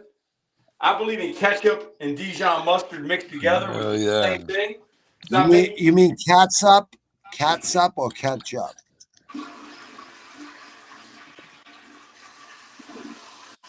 Oh man. Catsup? Yes. Hey, do you guys know why the bottle says real tomato ketchup? You guys know why that is? Because it's not real. No. Because listen, I got a bunch of useless trivia from history, and it's why I do good at Jeopardy. It's like random knowledge, right? The reason it says real tomato ketchup is because in the old days, they used to make ketchup out of all kinds of crap. They'd throw a bunch of spice in there with a little bit of onion or whatever, and you put it on your burger. You're like, hey, this is pretty good. You know what I mean? But now you gotta have real tomato ketchup. You know what I'm saying? Like they used to make it from all kinds of random stuff. Yeah. Real tomato ketchup. Whenever they tell me something's real, I always think that it's not real. Hey, what's your favorite sauce? If you had to live the rest of your life and only have one sauce to put on everything, what would it be? What's your favorite sauce there, amazing Bobby Nizzo? What condiments to put on what? Put on whatever. Like let's say you said you had one sauce. Ketchup. Not for me, brother. No. Sriracha. Yeah, I've never eaten sriracha like that. I'm not bougie. Bougie? We use Texas Pete. Man, sriracha ain't bougie, dog. You guys are the best. Hey, you know what? When you used to get the MREs in the military, there's a little tiny Tabasco bottle in each one. A little tiny Tabasco bottle, because you got to get a little spice on that ham slice with the crackers and the cheese, and you're trying to, right? Yeah, but you know, hooked on Tabasco. Those guys had a contract. A1 sauce. Maybe A1 sauce. If I was eating all meat, you know what I mean? You know what I think A1 sauce comes from? Have you ever had Indian food, like from India? Oh yeah. I think, yeah. They have two sauces. They have a green sauce and like a brown or black sauce. I think some British colonist guy went over to India and was like, damn, that's good sauce. And he took it back to England, and that's where they got that A1. Because one of the main ingredients in A1 sauce is raisins. What? It's pureed raisins. Wow. I never knew that either. Hey, unbelievable, man. That is unbelievable. Hey, as Coach Troy Taylor said today, the reason why Freeman has got diabetes is because he eats everything like a vacuum cleaner. That's what he said today. Who does? You said the reason Freeman's got the diabetes is because he eats everything. No, I said because you eat that foot-long chocolate bar, man. No, dog. That was a donut with a heel on the. That was a big foot like a donut. Troy. Add that, Coach Troy. Add that. Add it. Add it. Oh man, I love it. The feds are watching. Tracking whips, the war was on. Better take heed, cause the feds are listening. Sitting outside and your goal is christening. Surveillance video to tap in your phones without warrants. Tracking whips, the war's been on. It's been on, it's dead wrong. You playing against a stack deck. Street life to life is walking on the third deck. Used to push a sick whip, used to have an ill grip. Now they got an ill bit. Single mother chasing bad kids on their own. Cause Papa ain't home, a vicious cycle for the paper, like a high chaser, bags of dough, that's gone a week later, back chasing blazing trails, using up favors, jeopardizing everybody that you know, taking down empires when the whistles blow, snitches a habit, know the rules, motherfucker, everyone loses, cause there's prisons full of these suckers, there's a new world order, you think you free, try crossing the border, motherfucker, you'll get slaughtered, decreasing populations, they stopping whole nations, These plans, they in motion, you cattle just waiting. Better take heed, cause the feds are listening. Sitting outside of your door just christening. Surveillance video that's having your phones without warrants, tracking whips. The war is Press on. pause. Press Better pause. take heed, cause the feds are listening. Sitting outside of your door just christening. Surveillance video that's tapping your phones without warrants, tracking whips. The war's been on. Is that your first album or second album there? I got it. It's gone. Is that your first or second album? Second. Is the song "Pack a Lunch" off your first album? That's off the second album. That song right there, I like your flow in that song. You remind me of Zach De La Rocha. I like your flow in that one right there. You are very, very smooth. I played you for my brother, and my brother said he sounds good. I like it. Oh, I appreciate it. That's what he said. And that's when his 5-year-old daughter and my 13-year-old son were watching Pack a Lunch. And what's the chorus for Pack a Lunch? You want to play around, you better pack a lunch, because we're going to lay them down in the back of trunks. I seen real men cry right before they die and get buried in a place where the sun don't shine. His 5-year-old daughter knew all the words. It was amazing. Yes. Wow. And we explained to her that you are an actual superhero and that you are taking on the bad guys and that we have permission from a priest/preacher that you are doing the Lord's work. Don't we, Bobby? Yeah, kinda. And is that a real body bag? Is that a real body bag? That was a real body. Actually, took 20 minutes. We waited 20 minutes extra till we got it. Before we started doing the video. But y'all, that's actually acting. Y'all actually are not beating him up and torturing him. No, that's a kid I know. That's a kid I know. Yeah. He goes, can I actually did not want to kill him. Can I be the guy that gets beat up and tortured? Yeah. I go, yeah. If you want to, sure. Anything to get in a video. You know what I mean? I guess. I don't know. Hey, he's a great actor, man. He was very convincing in his role in the body bag. I mean, dude, yeah, he was convincing. Was it actually him that was zipped up in the bag? He was in the bag. He was in the bag. I swear to God, he was in the bag. He was in the bag. You can see the bag moving when we walk away. You can see it moving. And then my friend Wise has a golf club right near. You can see the golf club moving near it because the bag's moving right to smash his head a couple more times. Yes. Come here, Tubby. Come here.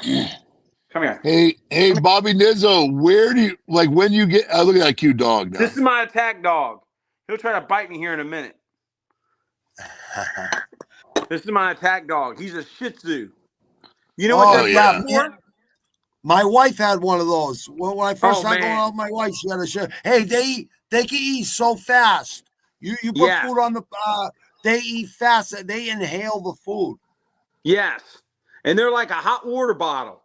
They've been bred to be what is it, a blanket, a hot blanket, like a warm blanket. They're trained to keep you warm. Yeah. They are warm. He's Chinese. He's Chinese, and he was bred by the Chinese emperors. And the art of war. The art of war. This guy would have kept. What was the guy's name that wrote the Art of War? Sun Tzu. Sun Tzu. He would have kept Sun Tzu's feet and lap warm. He was a general from thousands of years ago, and everything in that book, all his strategies still apply to today. They look like little lions. They look like little lions. Hey, I have a dog looks like that, Coach. Really? Yeah, it's named Lulu, and Lulu is white, and Lulu is Maltese. Yeah, a tiny bit of poodle with some Chihuahua. Oh, so it man. looks like a white sweet teddy bear, but acts like an a-hole. Right now, he is shaking. He is very, very scared when he hears Lambo's voice. He sees Lambo's face and he hears his voice and he starts to shake. Hi, I think puppy. he can sense Lambo's energy through the phone. Dogs and Oh, kids know. yep, Dogs and kids know whether a person is a good person or not. And yep. If you're not, and special needs but kids too. Yes. yeah, Just like if you're not Lambo. scared, if you're not scared of a dog, they know you're cool. Yes. Not That's scared, why they know the you're reason fucking they guilty. bite you is because they're scared. If you're scared of them, they'll bite you. That'll You know, make it's them scared. But you know if it's you're scared, that makes them scared. you know what's funny Exactly. is I always talk to homeless people all the time and give them food and money and stuff. I just walk right up to them, and I Yeah. always think it's funny. I'm like, if I was a different person or if I was somebody else, I wouldn't do that. But I don't fear them. And, I tell people, no, this isn't meant to be cocky sounding, but I don't. Ain't a lot of No, men I fear. I don't fear a lot of men. You know what I I mean? agree, Like, dude. I right? agree. I agree with you, And so Coach Freeman. some of it is like, You hey, I ain't shouldn't fear scared of you. nobody. And that's why one of my favorite things, Coach Bobby Nizzo says, better pack a lunch. For me, I said, I hope you ate your breakfast this morning. I hope you ate your dumb breakfast because you're going to need it. You know what I'm saying? And I'm not trying Or to say I'm just no, talking about his I know what you confidence. mean. Well, what do you His mean? What the confidence. hey? Every man, yeah, exactly. You should be confident. If you don't have no confidence, you might as well just hang it up. People call I, that cringe. No, that confidence is a thing you build. Like when you're a young kid, you start building confidence really quick. You know what I mean? Or you don't. You know what I mean? That's a problem with today. Like most people don't have confidence, and they hate on people that have confidence. They call them cringe, this and that. But they're STD. They're scared to death. hey, I got a word that the young kids use sometimes. And the first time I ever saw it was from video games and Fortnite. And they would call it, hey, when some kid works really hard, you know how they put them down now? They call them a try hard. And you're like, what? A try hard? If you ain't trying hard, if you ain't giving everything you got, you're never going to be successful. You're never going to Amen. make it. Another thing about Amen. a You lot of can't. these, Yeah, yes, sir. you're right. You're right, Coach Freeman. You know what? That's like you're gonna half fast everything. Like, you know what I mean? Yeah, Trying hard, that's how you're gonna succeed. You yeah. might fail a couple of times, but you'll eventually like get past that. You'll always win. Well, Bobby Nizzo, Try that's hard. another thing I see from these kids today sometimes is sometimes they won't even try. You know what I mean? Like rather than putting themselves out there and failing and being like, yeah, okay, I messed up, they won't even try because they don't want somebody to see them fail in a public way. That's how fragile that self-esteem is. That's how fragile that self-concept Oh, is. You know what I mean? I mean, oh, like, hey, oh. who's the one that said it? Who's the one that said it? Is Michael Jordan, man. He said, yeah, I made the most game-winning shots in history, but I also missed like the most shots in history. I missed the most shots. If you're not taking the shot, you're never going to hit nothing. You're never going to hit nothing. How many He's times did Reggie Jackson strike out before he hit the home run record or whatever, right? yeah, he's missed October. He hit the home runs when it counted in October in the playoffs. But He was some of it is missing about clutch. swinging. You got to swing. You got to swing, swing, swing. You ain't never going to make a home run. You know You're what I mean? absolutely correct. You're absolutely correct. You're Again, absolutely correct. I love that quote from your part of the country there, Bobby Nizzo, and it says, faint heart never won fair maiden, right? You got to compete with other people. The one thing about Boston, Mass, and that part of the country is there's a limited, finite set of resources. That's what people think. There's a limited, finite amount of area there. Population density is very high. And what that brings is you got to compete, baby. You got to compete in Competition. Yeah. everything you do. Yeah, right. Yeah, absolutely correct, brother. And you know what? Pressure creates diamonds and iron sharpens iron. That's right. Every damn time. Every Every time. damn And that, time. hey, so let me ask you a question. When you go to a gym, you go to a boxing gym, a MMA gym, and then you go to a different one. Yep. how long does it take you as a guy experienced in life and the fight game? How long does it take you when you walk into one of those places where you can tell right away what kind of place is this?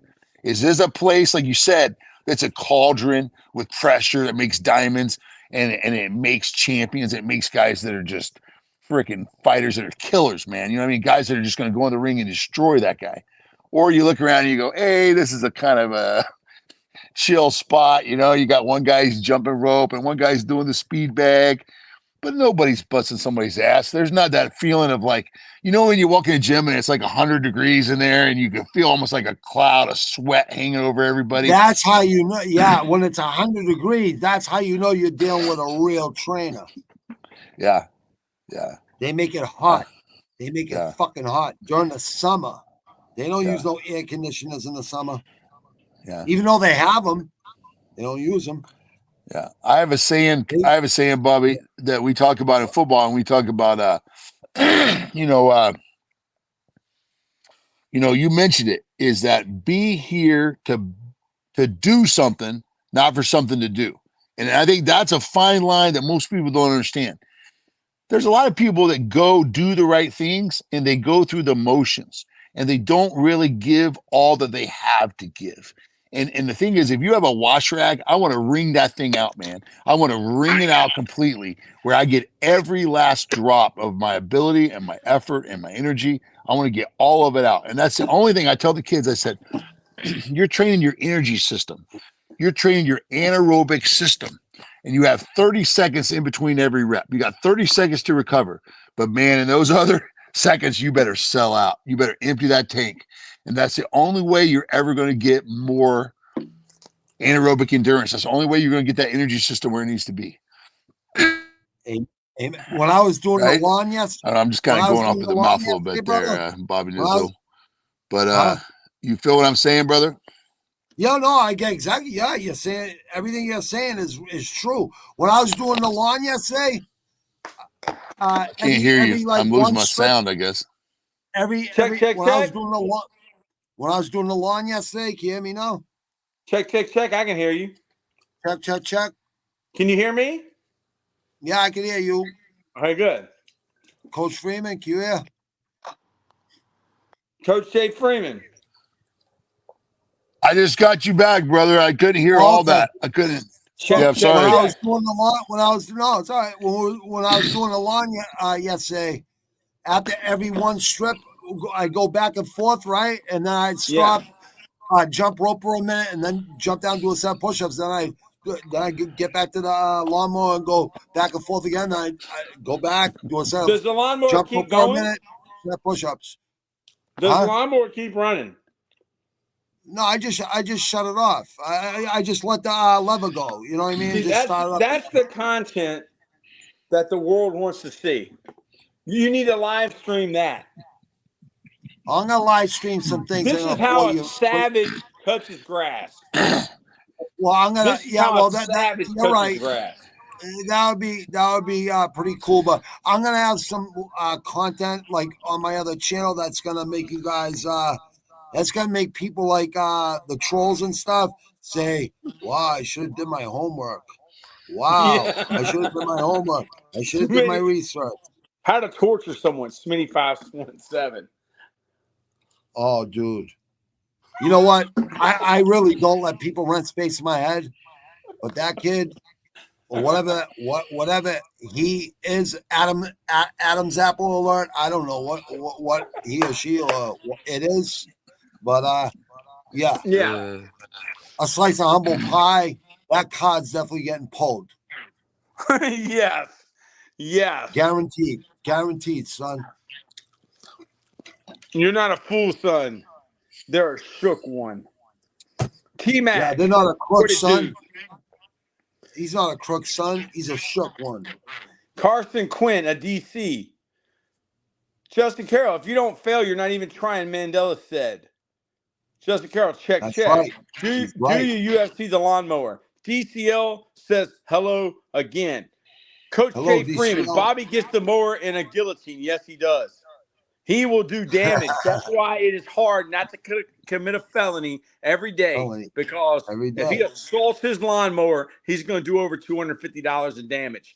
Now, Coach Jay Freeman, how do you feel about a collab between DCL, your son, and Bobby Nizzo? It sounds great. And I think I can't speak for DCL, but I know that Ben Freeman, aka In Frame, is already excited about it. I say, hey man, wow. You know what I mean? This guy's awesome. So he's psychedelic. Your son's good. Your son's good too, though.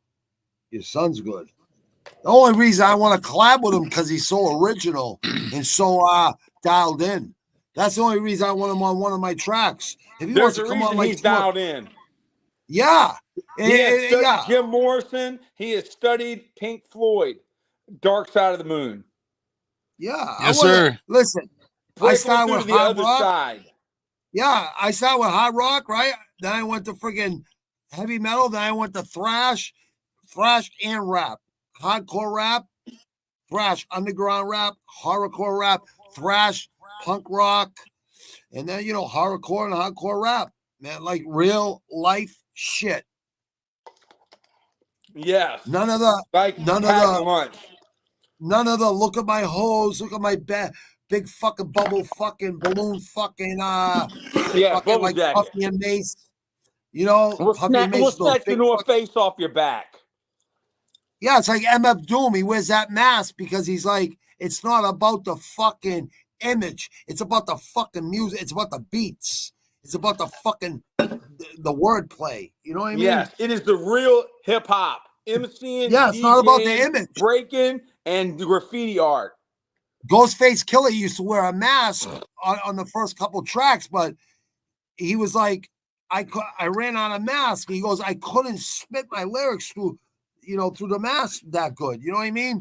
What do you think about what do you think about Fab Five Freddy and Basquiat being in the first rap video ever played on MTV, Blondie's Rapture?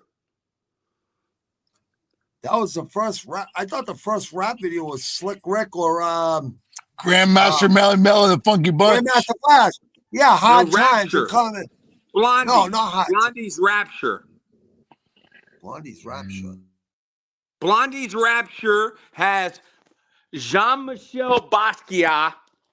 Jean-Michel Basquiat is at the DJ booth, and Fab Five Freddy is doing the graffiti. Jean-Michel Basquiat. All right. Do you know this one? MF Doom, right? Was KMD. Yes. He was on the third base song Gas Face on MTV, right? In the 80s. Who was that about, Gas Face? Who was he dissing? Gas Face is like all the phony people. Vanilla Ice? Vanilla Ice gets a gas face. Right? And then like all these idiots out there. They would just name off all these idiots that everyone knew about back then. Then he was with Black Bastards, him and his brother. Then his brother died in a real bad act. Not like he didn't get shot or nothing. He died, I think, playing chicken or something with cars, right? Then he got into depression, right? MF Doom, his last name was Doombay, right? And then he became these 5 personas. And he started doing independent labels. Just independent things with other people. You know what I mean? Did you say he's a 5? Did you say he's a 5%er? He has 5 personas. Oh, 5 personas like me. Yeah, like me. he just he instead of bipolar, he's tripolar. But listen, he was in almost 5 decades of fucking of rap, and he became the villain. Good. Bad villainy. Do you like to play the villain? Do you like to play the villain? Only an art form, because I already played the villain in real life, so I don't want to hurt nobody. What does that mean? An art form. An art form, like as entertainment. No, not entertainment. Spitting facts and fucking like very aggressive and coming from the left side of the chest. Like, you can't spit it unless you lived it. You know what I mean? So yes. you kind of had to been through the fucking, kind of had to go through the shit, you know, to fucking to spit. You had to actually Don't talk really about be it if about you their ain't live life. it. Well, you can relate to rap. A lot of kids, they want to be those rappers, but they never lived that life. It's like, I like the rappers because I can relate to their life. 9 out of 10 rappers in the 80s and 90s actually lived that life. Drake didn't live that life. Drake didn't grow up with that. Drake was a Disney kid. Rick Ross was a fucking sheriff CO. How the fuck are they gangster rappers? They're not. Yeah. It's like They're the fucking news. not. The news, why? They smile at you through the TV and lie to your face, and you sit there and like it. Not saying you guys, I'm talking about quote unquote. People sit there, watch the news, and they don't even realize they're lying right to their face, and they're smiling right at them, but they're lying right to their face. What channel is the basketball game on? Hey, they can't even get the weather right. No. You don't ever have to be right to be a weatherman. What channel is the game on? The USA basketball game? Yeah. I've only got the regular channels here. Is it on NBC? It would be on ESPN or hold on, I'll look. Let's see if it's on ESPN. I have Jerry Steinfeld and the Soup Nazi are the only two Funko Pops that I have that I've given my girlfriend. The Beat Nuts? The Beat Nuts. Oh, he's a clown. He's a clown. That's Smitty 517. The Beat Nuts. That's a real group, dude. Yes, I know it is. He's a clown. Yeah, I love that. I love the Beat Nuts. I was gonna say, play some Beat Nuts. Play some Beat Nuts. Play your favorite Beat Nuts song. I don't care if we get a copyright for music. You're not gonna get it because I never get it. Because you know why? Because the musicians know I know my fucking music, and they're not promoted that much. Actually, if you really think about it, they're not being promoted. Yes, we should get the Beat Nuts to come on here. And most Def, Yasin Bey said that Drake was Target music. He said it was music that he listens to when he shops at Target. And he was right. Dude, I'm going to blow your mind right now. Blow my mind. I'm going to blow your mind. I think Freeman, I think I'm going to blow Freeman's mind too. All he is. I never heard of the Beat Nuts. Oh, man, he's the clown. You know what I'm gonna do? I'm gonna do some. These guys, right? A local from here, Dorchester, right up the street from here, a couple miles away from Dorchester. 2020, they all got, I don't know, like 43 of them all got raided early in the morning one morning in 2020, and all of them took 5 to 9 years. None of them told on each other. Wow, respect. Am I right? Respect, yes. Men's basketball. USA 73, Serbia 61 in the third quarter. You want to see? Hey, I put up one of these. I put up a short of these guys. Let me see your dog. There he is. Here's your girlfriend, Toby. You think you could handle her? Have you got more game than Lambo, Toby? I think you do. I think you do, Lambo. Toby, I think you would know what to do. I think you would know what to do. Lambo actually sat there and just looked the same way you're looking, straight ahead at the Waffle House. And didn't even look at the girl, didn't even talk to her. Here's another dog, Coach. You guys are gonna. There's 2 other dogs. Wow, you got all kinds of dogs. How about you, Bobby Nizzo? How many animals do you have? I had two pure breed German Shepherds. Oh man, I love German Shepherds. I had them. They are loyal. They are loyal. Very, very loyal. Shout out to Christian Gregory. Shout out to Dick Gregory. Kendrick Lamar. Kendrick Lamar just got Dick Gregory on his tooth. 3E Energy. Dick Gregory, Christian Gregory's son. The official energy drink of the Houston Rockets. Coach, put this on. You gotta add that. Add that real quick. Yes. Right here. Add that. Let these people, these guys are all, they'll be out in like 3 years, but they're already. They'll be out in 3 years. Can we get them via satellite? Do you know anybody that knows somebody that can get them via satellite, that can get them a cell phone so we can get them on the podcast? I talked to the kid G Fredo on DMs. Hey, see the name? Can he make a phone call to you? See the name of the song? No, I can't read it. All right, just say you gotta. Hey, hold on. Did you press play? You got to press play. Oh, hold on. No, I gotta go back now. Oh, okay, yep. All right, I got you. Watch this, guy. This is right. This is what my neighborhood looks like too. Basically, same thing. Yes. Watch. Listen. A lot of fucking gang shit, man. One of the most dangerous kids in Boston. That little guy right there. Back at it again, man. Free Cody, man. Oh, geez, run away from that kid. Fucking gang. Look at that guy with the black shirt on. I don't care about an op. Catch y'all pop up like a pipe. Catch y'all put up in the shot. Catch y'all make his mom put up in the dirt. I don't care about a cop. I be riding around with a Smitty. 15 in a clip, yeah, nigga try to spin, bro. Pop with the cut with the glizzy. Pull up tryna fight me. Bitch, I don't fight. But I shoot my left and the right. But the left and the right, you get left with the light. I'm spinning, try to chase some down. Full nickel, a big trade pound. Either way, you get hit, niggas' faces get flipped. Niggas know I'ma lay some down.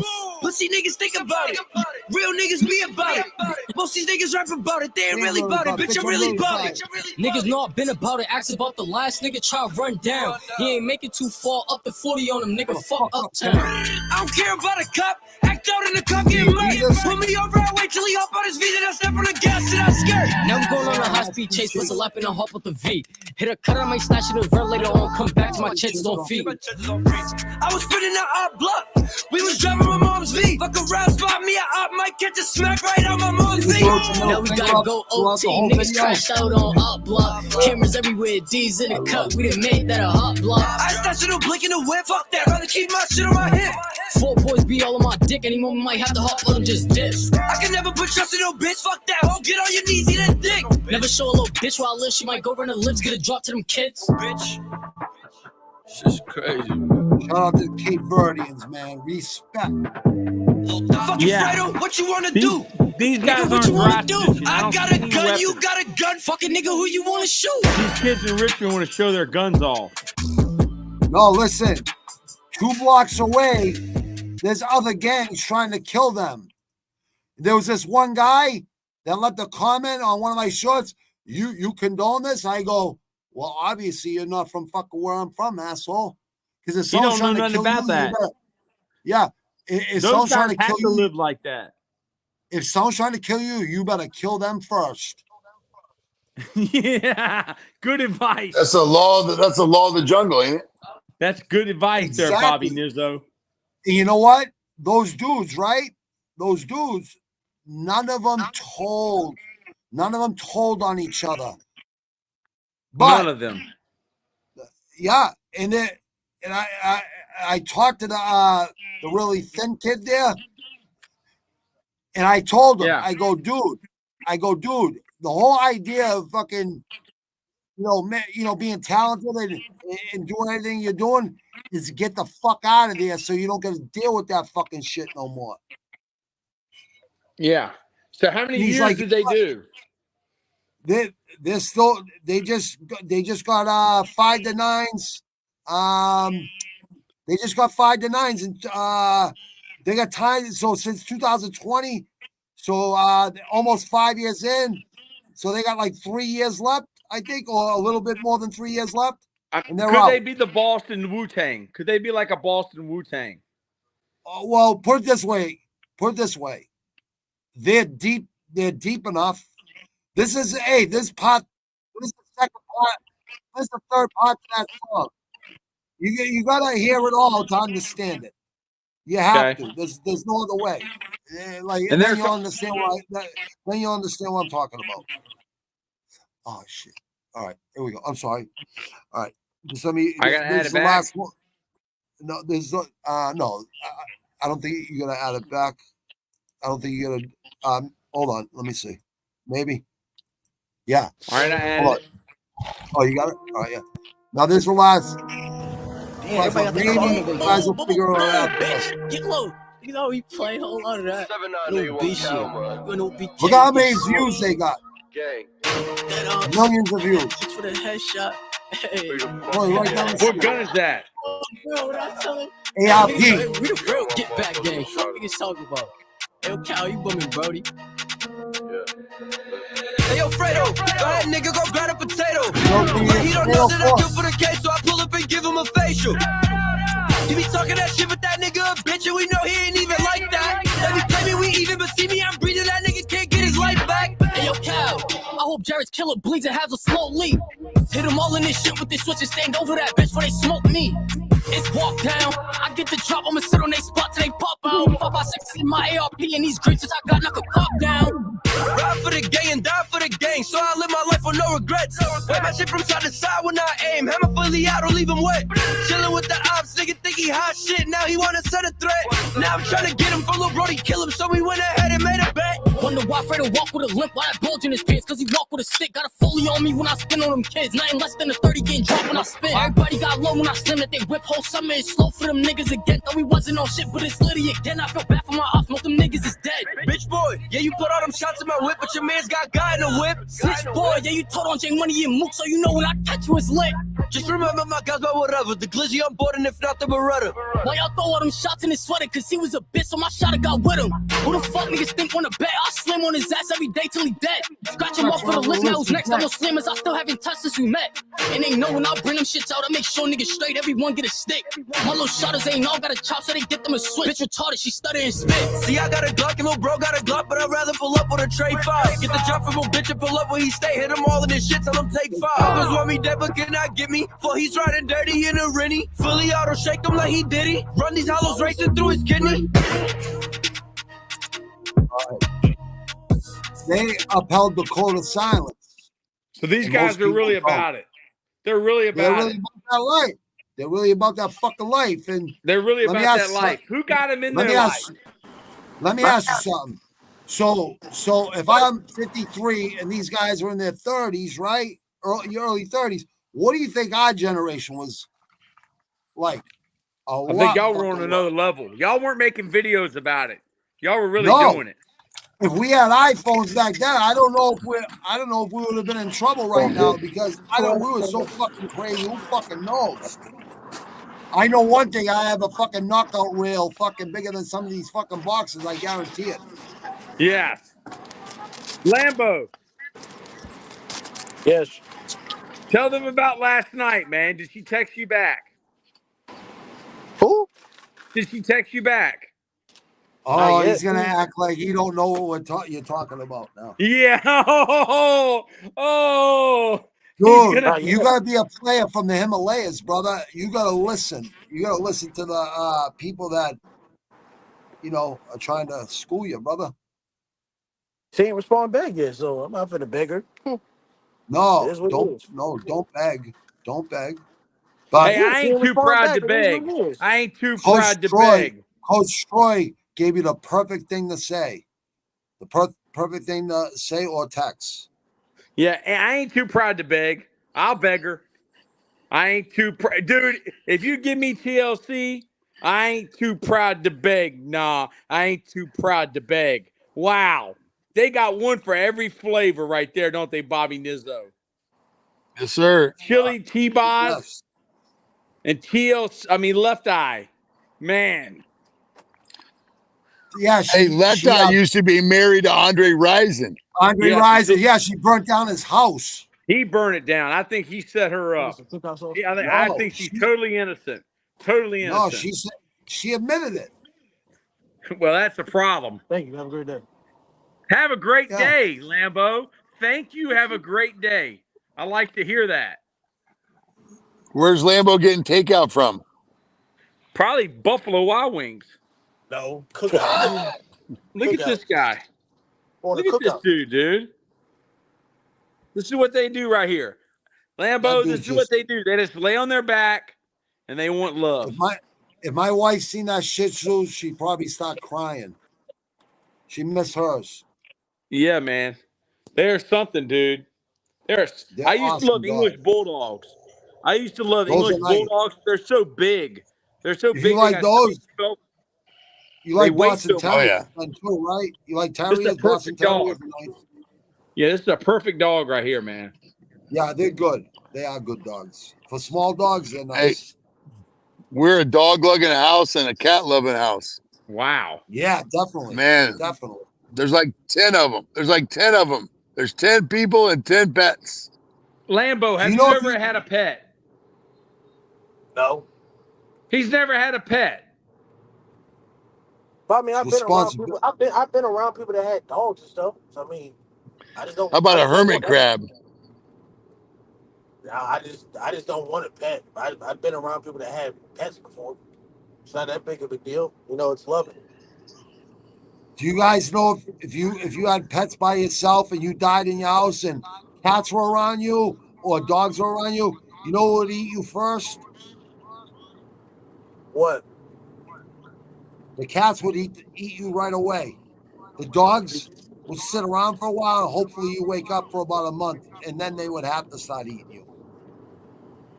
So they're more loyal. Cats have that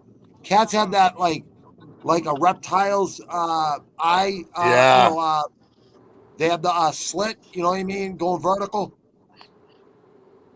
That's how you know. I heard about that vertical split before. Yeah, it's you know, you can call someone a snake. A snake's got respect. I can't even call you that, son.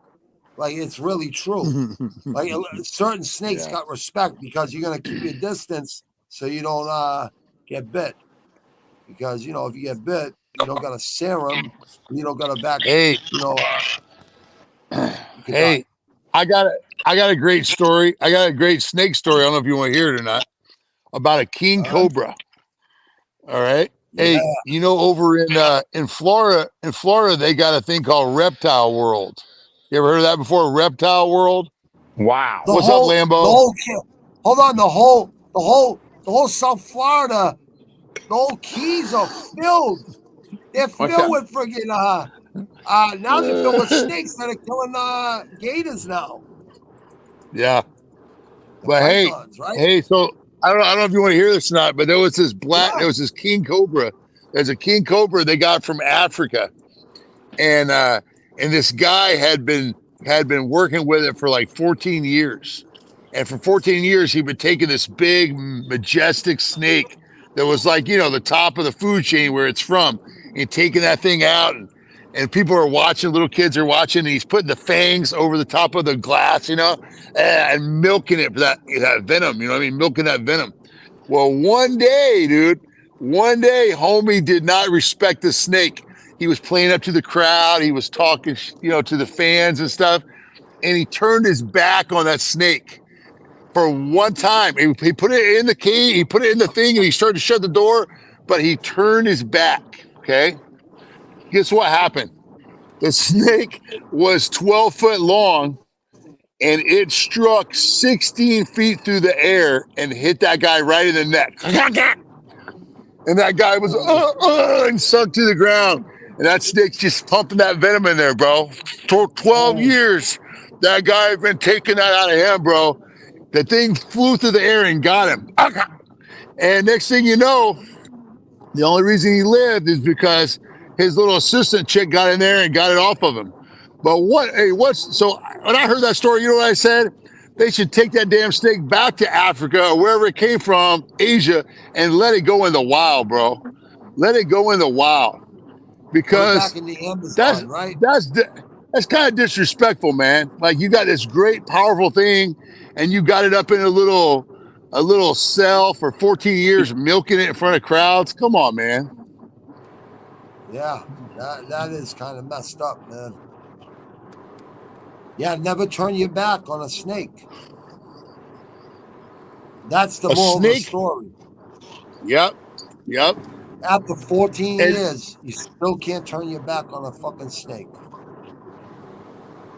because they were just waiting for the opportunity. You know what I mean? He's just waiting for the opportunity. Just like Total Pole Nation been waiting for the opportunity to come up and smack these people like Barstool Sports. Because we got people like Lambo that don't need a pedigree or some sports education major from Connecticut. He's just ready to roll right now. Lambo don't care. Lambo don't care, bro. He is. He's got knowledge. And when Troy Taylor goes into the flea market that's 100 miles long, they say, "Truly Poppy, truly Poppy." That was pretty funny, man. Troy Taylor ain't scared. Coach Troy Taylor ain't scared to mingle and talk to people. He'll take no risk, no reward. It's the hustle. Hey, I think the people in Virginia are nicer than the people in Washington, dog. I'm being real. Oh, you're right. You're right. Northeast of the West Coast is kind of like the northeast of the East Coast. It's kind of like the same. Yeah, they're not as tough, bro. Yeah, but they're not as tough as your people, man. Yeah, but they're definitely capable if they need to be. Isn't it rain a lot in Seattle, or is that just one side of the state? That's mainly like just the west side. That's the west side of the state where Seattle is. Olympia and all those places, right? And then when you go to the east side of Seattle, it's all nice. It's nicer, right? It's more like a desert on the east side of the mountains. More like a desert. Hey, Lambo. Okay. Yes. I got something for you and Paul. Paul said that he's going to put these on, and you're going to be headbutting his fist. Paul's going to put these on, and it's going to be like Apollo Creed, and you're Rocky Balboa, and you are going to be headbutting his fist. I remember boxing gloves was a big thing when I was a kid, and my cousins used to make me and my brother put on the boxing gloves and fight each other. Did y'all have cousins that made y'all put on the boxing gloves and fight each other? Yeah. Oh, man. yeah. They used to take my hand and punch my brother in the face with it. You remember that one, Bobby Nizzo? You take the guy's hand? Wow. Hey, Let's go. Bobby, hey, we got in trouble. Bobby. Yeah, brother. $20? Are they worth $20? Apollo Creed. Yeah. They're worth $20. Who do you have in a match master of disaster? Lambo the king of and Paul Medley. Lambo versus the man from Seoul. Oh, Should they wear headgear? You better start training, bro.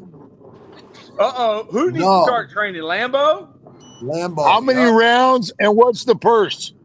How many rounds and what's the purse? Should they wear headgear? Should they wear headgear, Bob? No headgear. No headgear? It just gets in the way. Paul versus Lambo.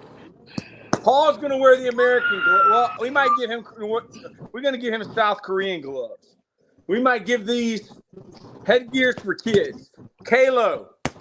So you've never heard of this brand of glove? Paulman, have you ever heard of this brand of glove? Sharper 16 ounce. Man, I feel like a real American right now, man. 16-ounce gloves are the best. Hey, we should play that old Hulk Hogan song. Huh? Yeah. I'll show you some. 16-ounce gloves are the best. Why is that? Bobby Nizzo, a.k.a. In the Granite 617. Protection, right? Wow. Protection. So what's the other ounce gloves? Bigger or smaller? Smaller. Man. Look at these ones. Talk about Did gloves. Lambo tap out? Hey, Look at these. 16 ounces right here. 16-ounce gloves right here. Gel. Like Those new look version. new. How old are Yeah, these? Like 2000? Those are probably I don't know. Yeah, I'd say somewhere in the 2000s maybe. But 16 ounces is what you want. How much do yours Because cost? you got 1 pound in each hand. You know what I mean? Then when you fight. How much does yours cost? These are like $100 gloves right here. I got them for like 40 or something. Paulman, I think. I need your help. I like Rarest gloves. Rarest. Paulman, I need your help. Hold on, let me make this big. Make it big, yeah. Hold on. Paulman, I need your help. Paulman, are you able to identify this signature? Is that Tommy Frazier? What Frazier is that? Is that Frazier? Smoking Joe Frazier, the Hellraiser. Bobby Nizzo. If someone is gonna take time to, forge someone's signature, are they gonna actually mess it up like that? Or are they gonna make it look perfect? Coach, you're so funny. You said Tommy Frazier. Well, you got Tommy Frazier. Which Joe Frazier is this? Joe Frazier. He had a son that Mike Tyson kicked the shit out of too. Is this Joe Frazier's signature? Can anybody validate that? Well, here's the thing. Remember we talked about it? Like when you're writing handwriting on a glove, I mean, you're not trying to do it perfect. You're just trying to do it quick. Would you have bought this? No, go ahead. Would you have bought this for $10, Jay Freeman, if you saw it? Of course. And I would have sent it to Bobby Nizzo. Is there anybody that can eBay Joe Frazier's autograph? And can we validate this? Joe Frazier's the real deal. If this is a Joe Frazier signed glove, is it worth more than $200? Joe Frazier, I would have. Yeah, it should be. Anyways, Joe Frazier is one of the best ever. One of the best ever. Tobin. Well, you know, Mike Tyson did the. He's taught the fight. You know what? Do you know what style he used? What he was taught? The peekaboo. Mike Tyson. That's peekaboo. All right. The peekaboo. Yeah, but Joe Frazier was doing the peekaboo before all of those guys. Okay. Who was around? Is that Mike? Mike something and wrote One Love 2003. Show the gloves again, Coach. Okay. This is one of the gloves.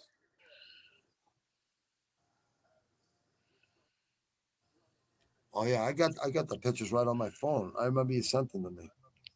Ask the coach because I want to know what they think. If they see something I don't. Tell Palman what the guy told us, that he bought this collection, that bought it from another guy in Philadelphia for $10,000. $10,000, yeah, $10,000 out of Philly, which Philly's known for. Philly's where Joe Frazier's from.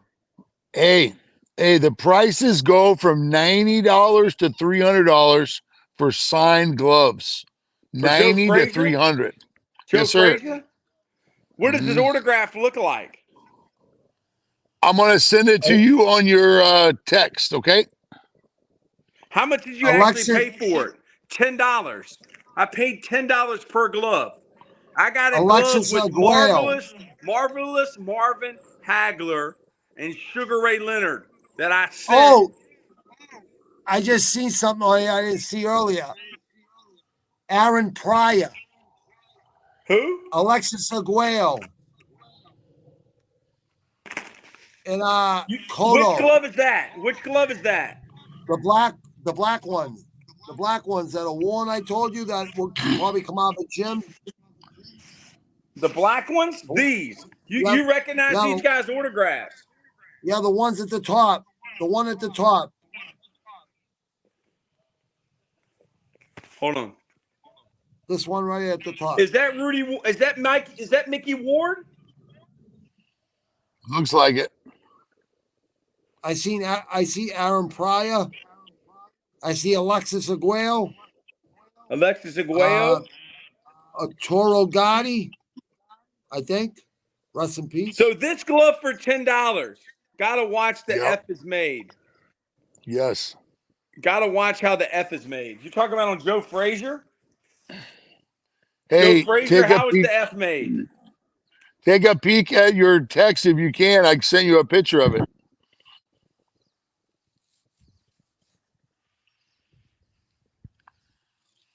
Yeah, I don't know, man. Certain ones I don't know. That's pretty close. Dude, I think this autograph looks smoother than that one. I think this autograph looks smoother. Like this one looks more legit to me. Yeah. Yeah. They all look like they use it. They all look like they use the same Sharpie. Are you telling me that today and yesterday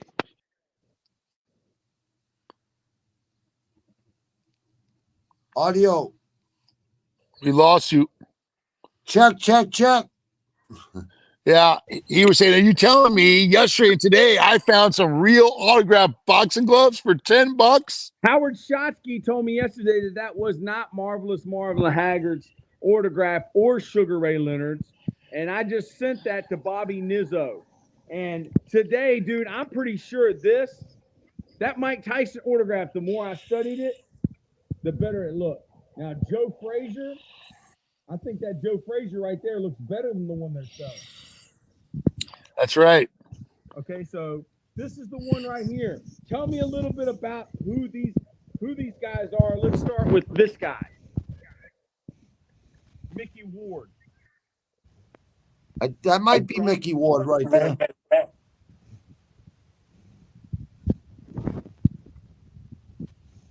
Yeah, maybe. Who is Mickey Ward? Mickey Ward, right from Lowell. He fought Gotti 3 times in 1 year. Toro Gotti. He's from Lowell, Mass, right beside Lynn, Mass. Lynn City of Sin never come out the way you went in. Is Mickey Ward the guy that fought? He's on the movie The Fighter. Mark Wahlberg played him in the movie The Fighter. Oh wow, man! So what is Mickey Ward? Is from basically where you're from. He's from the North Shore, north of Boston. He's like an hour away from Boston, hour and a half away from Boston. Can anybody look up Mickey? Palman said yes. Yes, what? Do you think this is Mickey Ward's signature?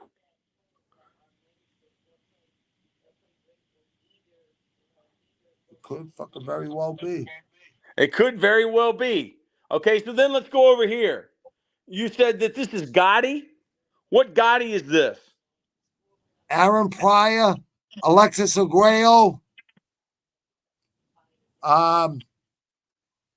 Arturo Gotti? Arturo Gotti, Alexis Aguayo, and Aaron Pryor. Nikki?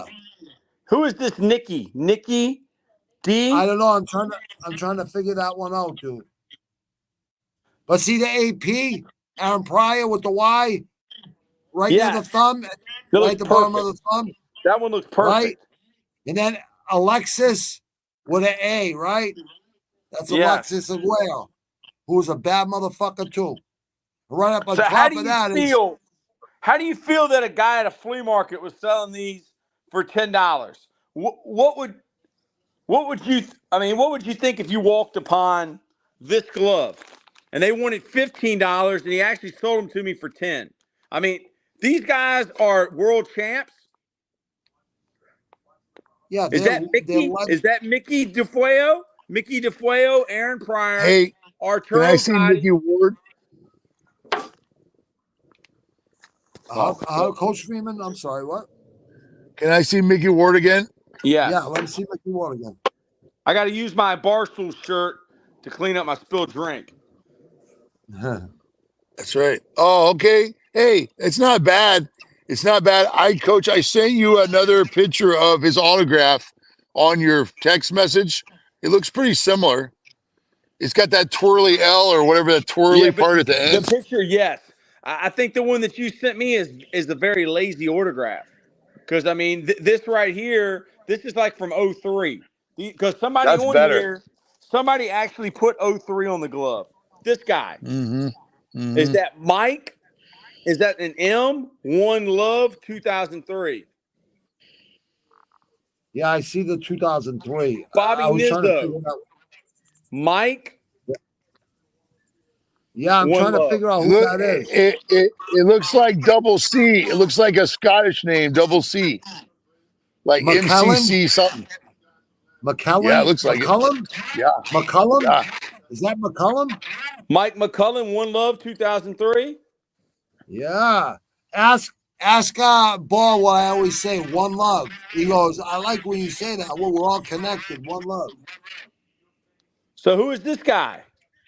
I think it's McClellan. I like Coach Freeman said, it does look like an MCC and two Coach, L's.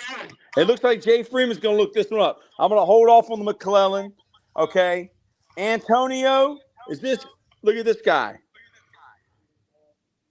Is that a Tessup?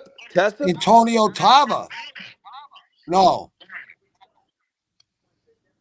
Well, Antonio Tarver, Coach Ball knows him. Tessup? Jay is hiking. This guy's autograph looks like a boxing glove. It's a boxing glove. See it? The glove? Yeah. Oh, yeah. No, I could tell he drew a glove around it. Huh. Coach Jay is hiking. So this one right here, we don't know yet. I'm gonna hold off on that one. So Mickey Ward, Antonio Gotti, Alexis Agreo, Arturo Gotti, Aaron Pryor. And I don't know who that is. Nikki. I don't know. Nicky I don't know. Nikki Diff. That looks like a D too. I'm trying to think. So for $80 for these 8 pairs of gloves, do you think I did pretty good? Well, no risk, no reward. We're not sure. I mean, yeah. Okay, now this one right here, this is old school right here. Look at this one. Joe, that's a junior. Is that Joe something junior? Huh. Is that an M? I don't. Joe M. Jr.? This is like old school here. This thing is looks old like a school. Looks like a Q at the end. Oh, inside when you open that up, you open up the Velcro. There's a signature in there. Where? When you opened up the Velcro around the wrist, there's a signature inside there. There was a signature inside? When you opened up the Velcro around the the other glove, the black glove. The black glove with the Velcro? None of the black gloves have Velcro. All right, never mind. So this guy right here, we don't know. Yeah, I don't. Yeah, I'm trying to think who that could be. Maggio? Oh, that'd be Roberto Baggio. Wouldn't be signing a boxing glove. That's a soccer player from the Italian World Cup team. That's definitely an M. I think that's a J and an M. Joey? Hey, Wayne. Hey, the one is Wayne McCullough. Wayne McCullough. Yeah, Wayne McCullough. I sent you a picture. Bud. It looks like Wayne. Wayne McCullough. He's right. They call him the Pocket Rocket. Yep. There's a rocket in your pocket. I don't know if the first is that Wayne or Mike? Well, I was looking for Mike, but the thing I kept finding was Wayne. One Love Wayne. 2003. Yeah, I looked that up too. All right, so this one we don't know. This one right here we do not know. The boxing glove. This guy's signature looks like a boxing glove. He's got to be famous, dude. Famito. Is that Chocolito? Famito. Is that Chocolito from fucking Cuba? Famito. It's Chocolito. You're going to crap a brick because you just talked about Chocolito yesterday. That's one of my favorite boxes from Cuba. It's Look up Chocolito's autograph, dude.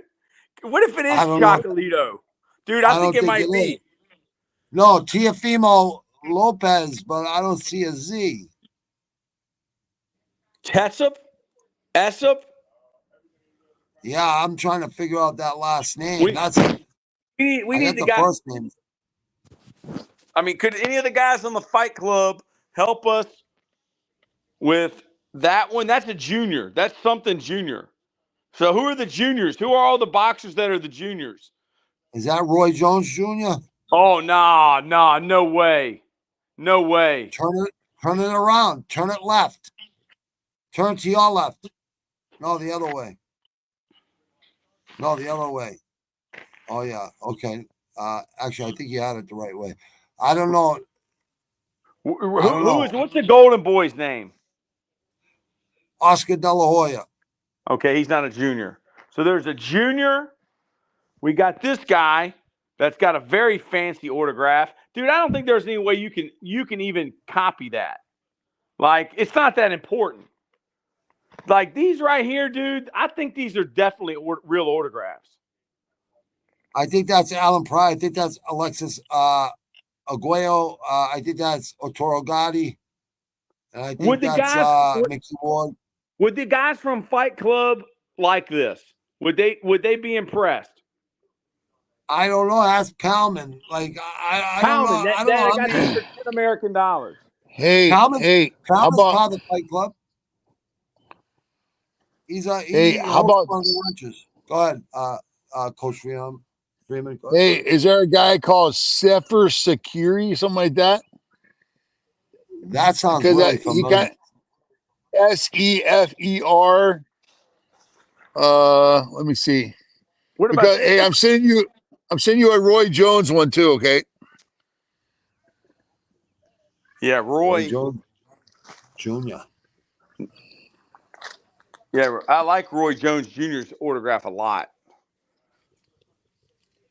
He was nasty. And that one that you got, man, that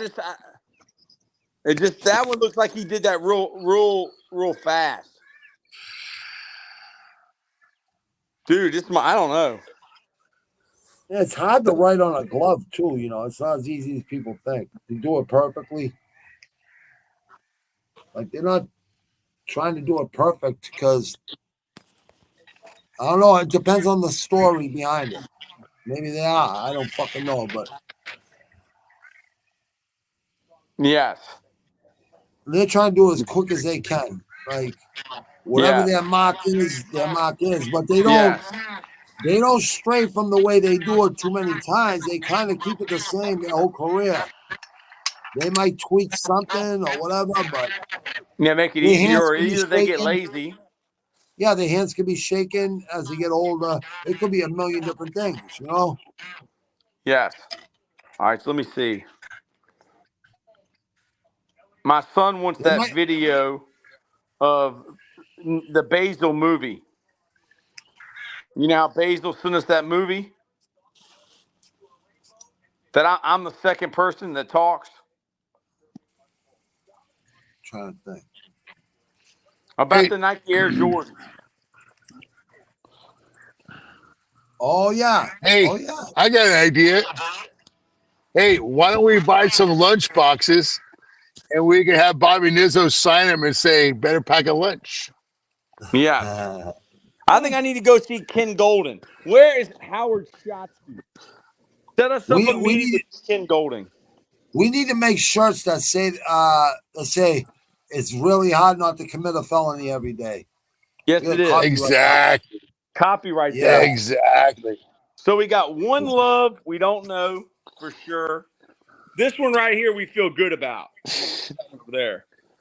All right. So there's an American one here, not the ones that Paul Medley is going to use to destroy Lambo. Right here. You see, Lambo's face is going to be headbutting Where'd this Lambo boxing go? glove. He tapped Where'd out, Lambo dude. He go? got scared. He got Did he scared. go start training? No, he didn't go start training. He's probably going in Joe Frazier. Oh, I don't know. the Tommy chicken wing Frazier? place. What about Tommy? What about Tommy? No, that's a Nebraska quarterback from Florida with a blood clot in his knee. Yeah, it's true. It's definitely not him. Okay, this one. How about this one? American glove. What is that little thing underneath there? I think that's two guys' autographs. Triple G. Golovkin? No, that ain't Golovkin. I don't know. De La Hoya. Is that De La Hoya? It's an A. Yeah, at the end. This De La right. Hoya. De La Hoya. Yeah. De La Hoya. That looks like Aguilera or something.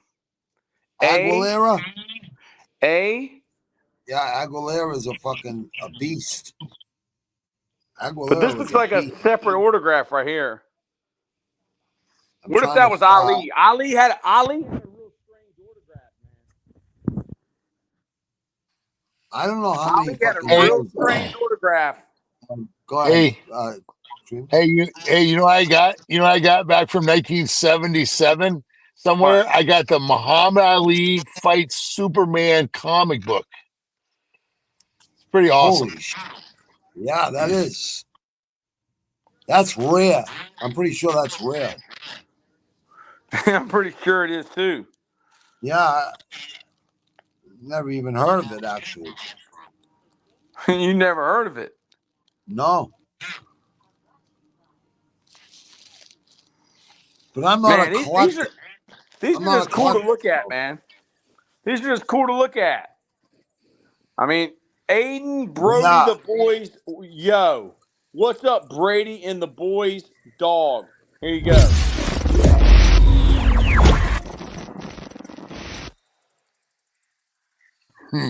Take a look at this one. Finito.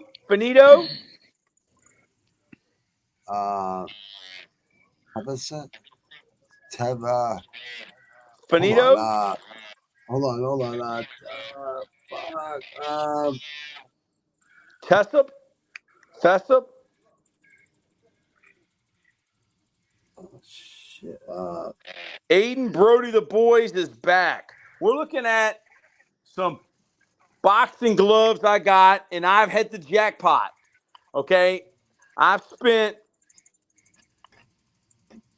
haven't seen y'all in a while. $10 for this glove. Mickey Ward, Arturo Gotti, Alexis, Aguayo, Pryor. Aguayo. Who is this? Is the Aaron question Pryor. right here? Aaron Pryor. Amito, Finito, I'm trying Burrito. to think. Is that definitely an F, right? Trying to think if that's who I think it is. And we got this one. Is that Jarrell? So sub so I don't miss you videos. Amen. Aiden and the boys, this is for you.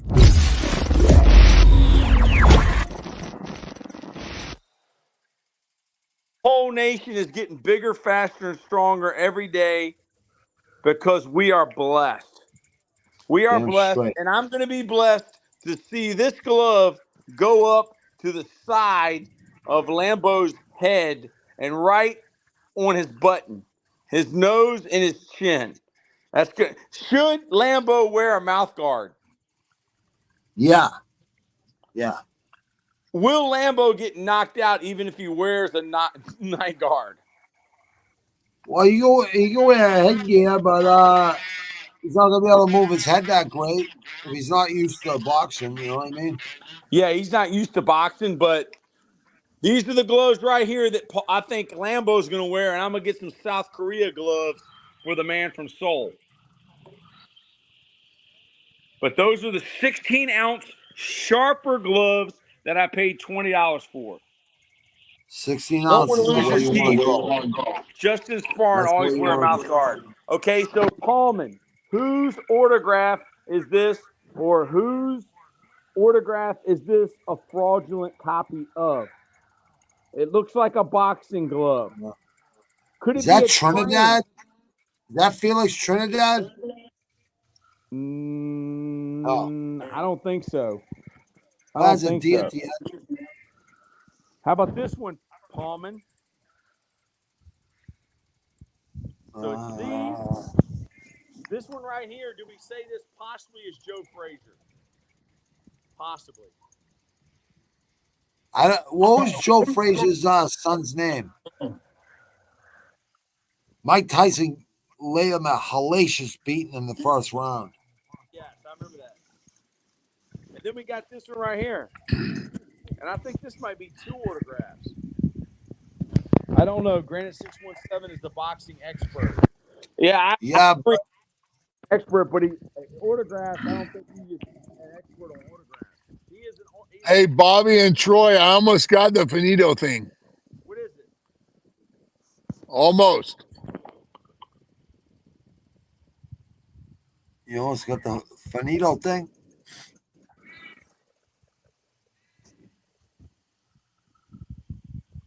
Hey, can you hear me? Yeah, we can hear you, brother. Yeah. Hey, try this name. Hector Tanahara Jr. Finito. That's it. Hector Tanahara Jr. Paulman said, Granite 617, do you know these autographs? He knew all of these. Mickey Ward. Know a few of them. You knew all of these on this glove. Yeah, Mickey on Ward, that glove, I know. Gotti, Alexis. Agrail, yeah. And Aaron Pryor. And that's Did you know this one? No. Mickey Diff? Oh, Mickey Duffy. Is that Mickey Duffy? Is Mickey Duffy as a boxer? Old school, old school, like early 1900s or late 1800s. Yeah, probably not. Probably not that old. I would say this was around, all these were done around the same year, because this guy, 2003, One Love.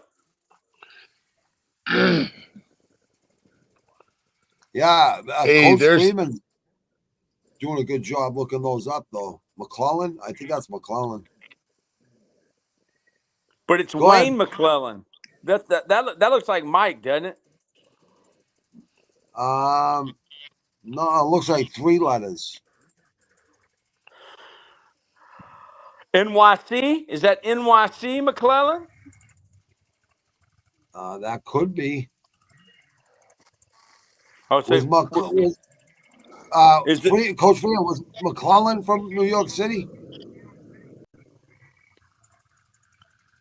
The guy I saw, I thought was Wayne McCullough. Yeah, Wayne McCullough.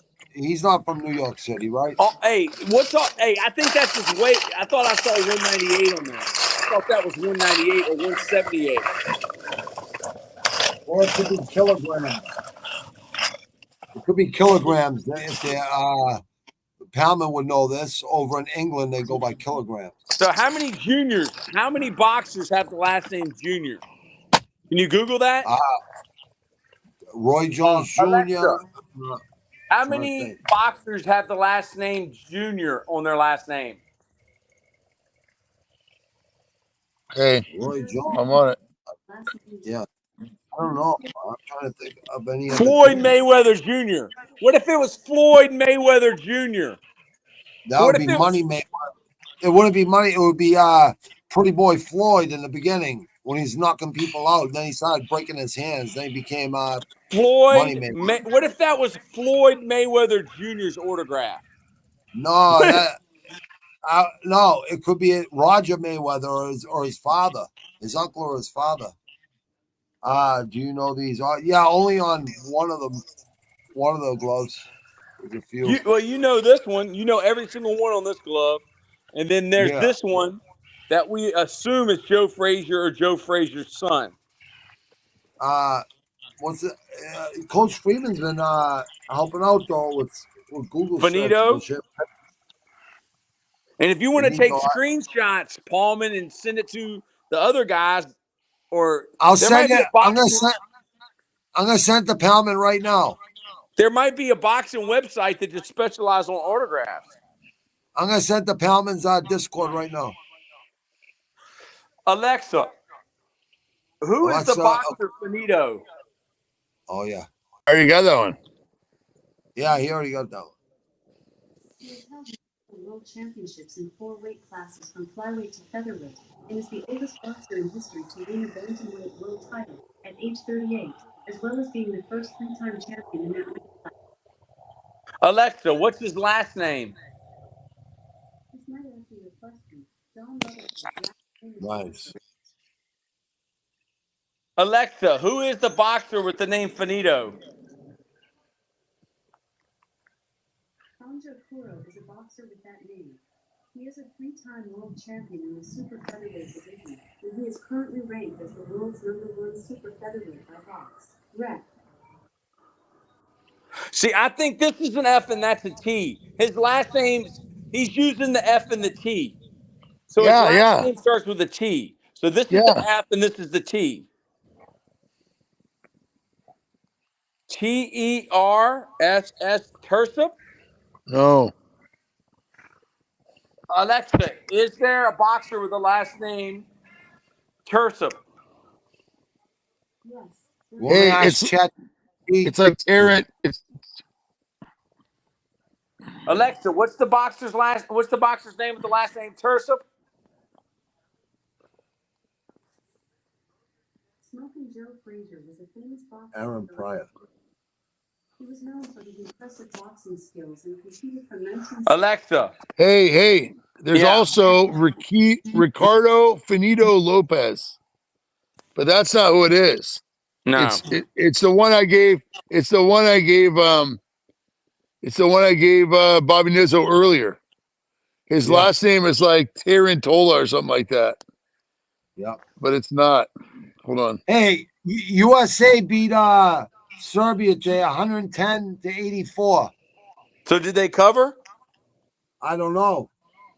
I think they did. I don't know what the spread was.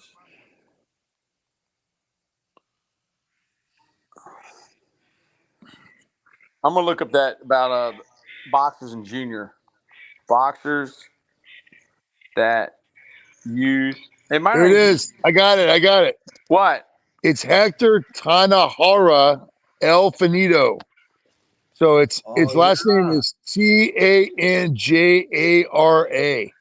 He's from San Antonio, Texas. Okay. Hey, does he do it like a boxing glove? Yeah, hold on. Hey, so there's also a website, you guys, called Tapology. Yeah, that's what I'm part of Tapology. Yeah. Yep. You're right. Yep. So what are you looking up on Tapology? I got my black belt on there. 1st degree black belt. Okay, here it is. Hey, Hector Tanjara.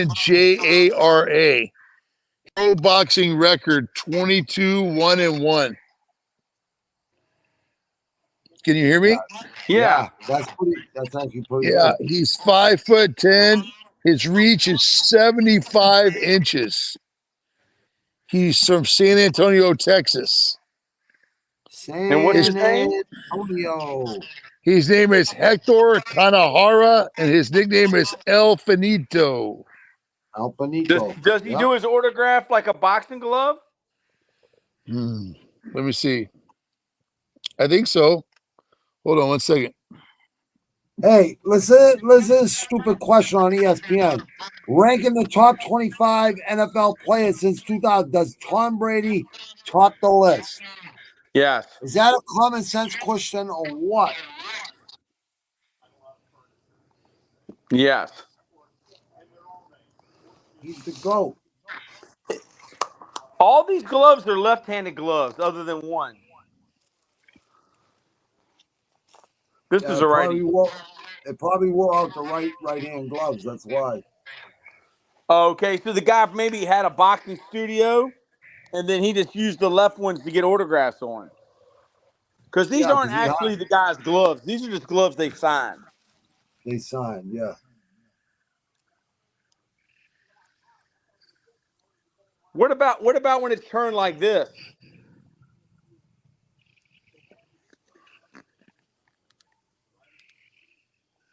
Huh.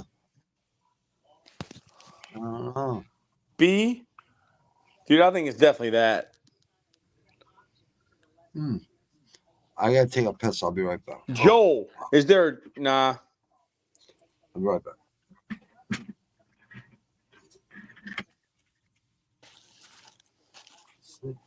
Hey, Troy Taylor. Yeah. I'm going to try to send you a copy of his autograph. All right.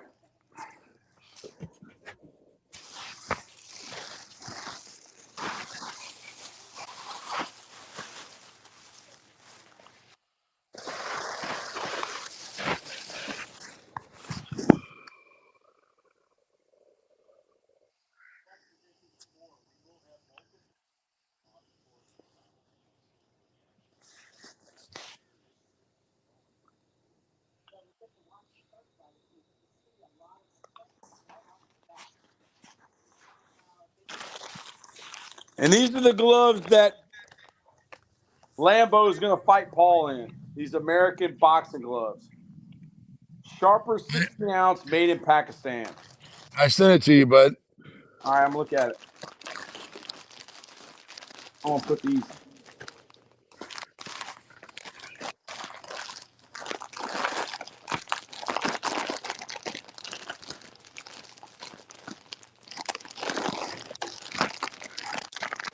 I'm going to put these American gloves back in this plastic bag.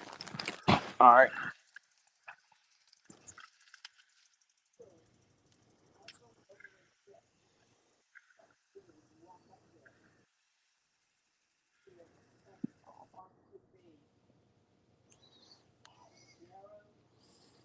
It's not in the shape of a boxing glove, right?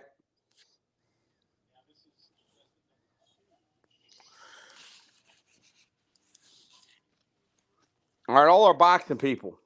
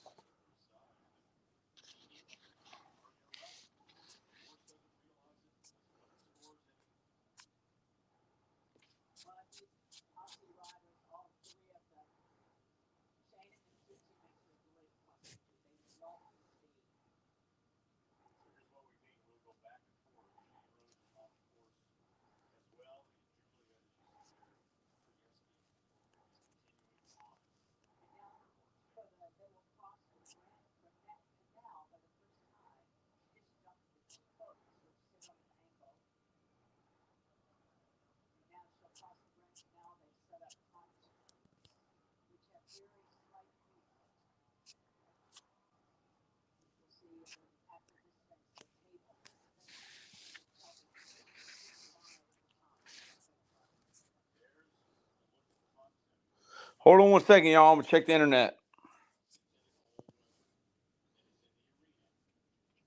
The World Wide Web? Yeah. You don't know the power of the dark side. Yes. Yes. Don't know the power of the dark side. I don't know this. Are there any trainers that use the... I'm thinking that's Junior. Hold on. Kronk Jim.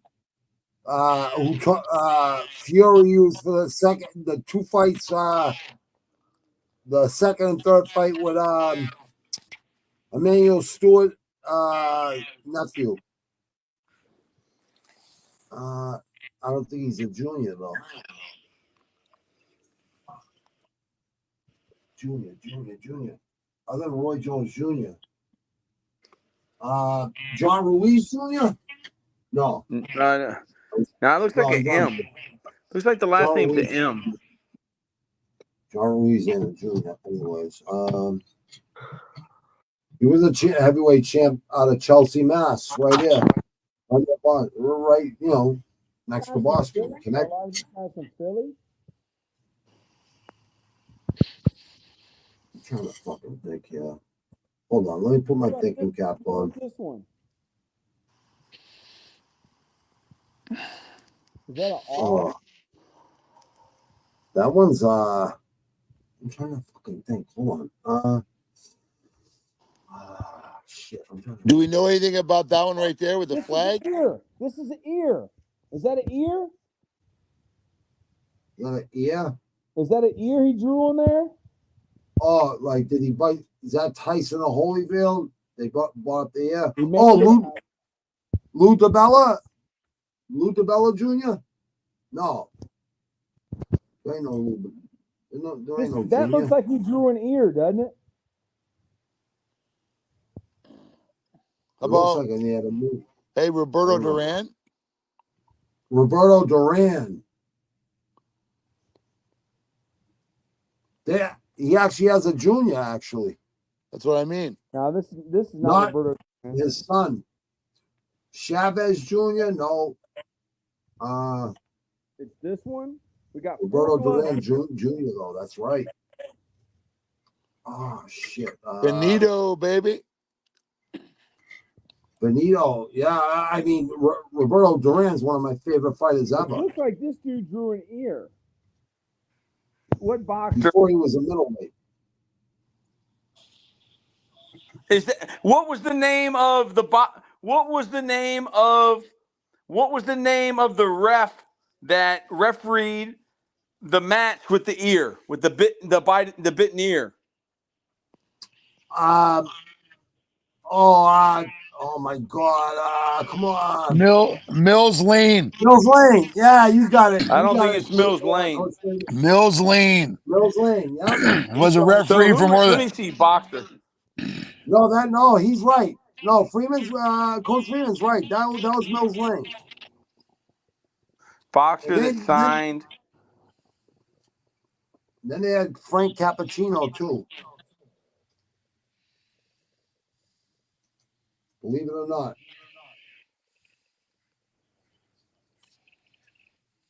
And then there was that Manny Pacquiao. I'm looking at a bunch of autographs right now, and I don't.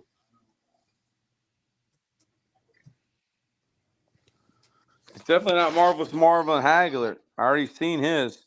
Smoking Joe. Smoking Joe Frazier, the Hellraiser. Joe Frazier was a beast. Ask Muhammad Ali, God bless his soul. You can't ask him no more, but he's a bad motherfucker. He beat him in the first fight, but the second fight he didn't fare too well. Sign memorabilia for you. All right, this has a bunch of pictures of autographs. Yeah, I'm looking at something similar. But people have some different fucking ways of writing, boy.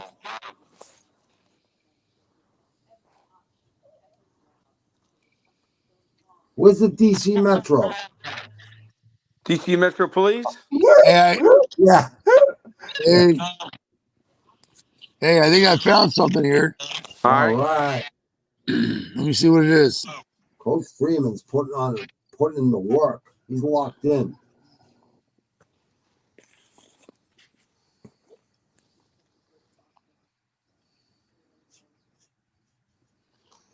Benito. Joey? Benito. Joey? Benavidez? Joey who? Benavidez.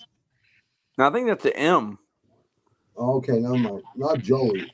Hey, I think it's Sugar Ray Leonard. Nah, Sugar Ray Leonard does the happy face. We have he got a little twirly on the bottom. Oh, it's Roberto Duran, bro. Which one's Roberto Roberto Duran. Duran? Yeah, let me see. Which one? He's got that twirly thing. Yeah, Roberto Duran couldn't write that good. He couldn't even spell that good.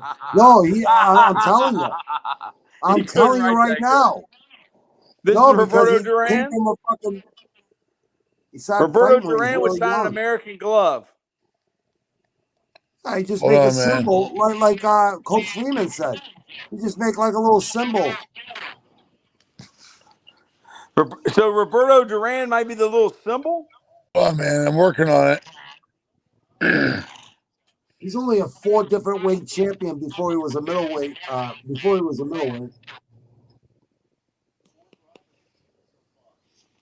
Roberto Duran is one of the best ever. Go ahead, Coach Freeman. I'm sorry. No, I'm just cutting it up. I'm editing the picture. I'm gonna send it to Coach. Oh, all right. I get it. Hold on, I got you, Coach. Propping it. Yeah. All right. Tell him to look at his text and see if he sees that curly Q or whatever in there.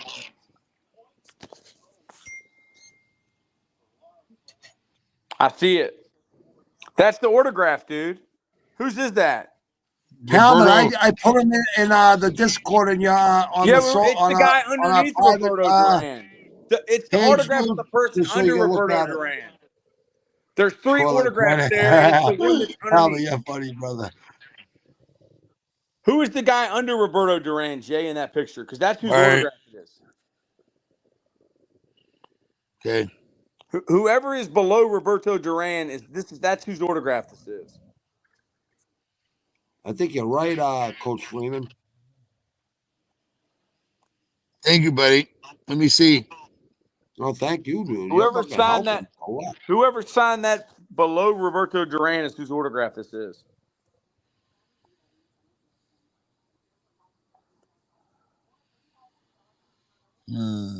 What about Tommy Morrison? I like Tommy Morrison a lot. Big waste of talent, actually. I don't. Sugar Ray Leonard? Sugar Ray Leonard? Is that Sugar Ray Leonard underneath Roberto Duran's autograph? Hold on, brother. Sugar Ray's autograph, we know what it looks like. Whoever that is underneath that Roberto Duran autograph is whose it is. Where'd you get that picture from? Let me see. From eBay. I'm gonna do an image search. Hold on. eBay. Oh yeah, a little curly Q. Yeah, a little face like with a mean mugger, like a mean mug. That's what you said you thought was an ear. Remember you said you thought it was an ear. Yeah. Maybe that's where Honest got the idea. Okay, guys, we're killing ourselves for no reason. We're killing ourselves for no reason, bruh. Dude, all you gotta do is the image search. This one is Floyd Mayweather Jr., dude. This is Floyd Mayweather Jr. He's Pretty Boy Floyd, and then he was Money Mayweather. Dude, this is Floyd Mayweather Jr. No, unless it was from when he was in the Olympics. That's the only other thing. This is Floyd Mayweather Jr. I did an image search. We can do an image search for all of them and go to eBay. All you got to do is take a picture of the glove. Hey, you're right. Take a picture of the glove and go to eBay. That's Howard Floyd Mayweather Jr., dude. Is there a bigger name in boxing, Bobby Nizzo, than Floyd Mayweather Jr.? Howard Shotsky. Howard Shotsky just texted us. And what did he say? The Roberto Duran is real. I checked it against another signature. The JSA certificate makes it worth more. Okay, well, that's nice. I don't know anybody at JSA, but I got Floyd Mayweather Jr. We don't have Roberto Duran, though. We don't have Roberto Duran. Roberto Duran, in my opinion, is worth more than Floyd Mayweather, in my opinion. I'm just telling you what Howard said. He said he checked it. I know. Hey, Howard Shotsky. Howard Shotsky just texted us. The Roberto Duran is real. I checked it against another signature. The JSA certificate makes it worth more. Okay, well, that's nice. I don't know anybody at JSA, but I got Floyd Mayweather Jr. Roberto Duran, in my opinion, is worth more than Floyd Mayweather, in my opinion. I'm just telling you what Howard said. He said he checked it. I think Howard's just in a good mood. I think he's taking. Yeah. Let me see. Hold And on. that's a good thing. I'm not saying nothing bad. I want to see Howard happy. All right, hold on. eBay image search. This Roberto Duran one. The Roberto Duran one goes to. That is. It's whoever is under Roberto Duran. All right. Dude, I'm not so sure. I'm not so sure that might be. Well, he fought him twice.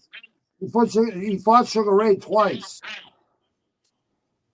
He beat him one time, and then he said no mas in the second fight. He quit. Duran quit.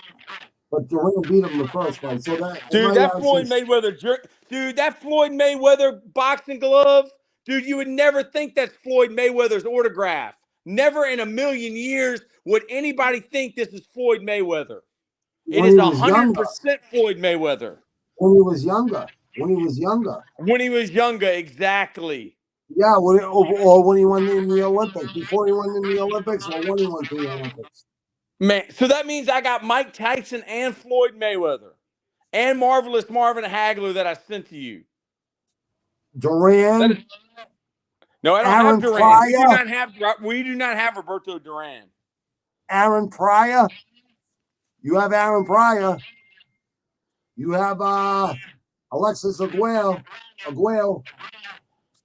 You have Mickey Ward.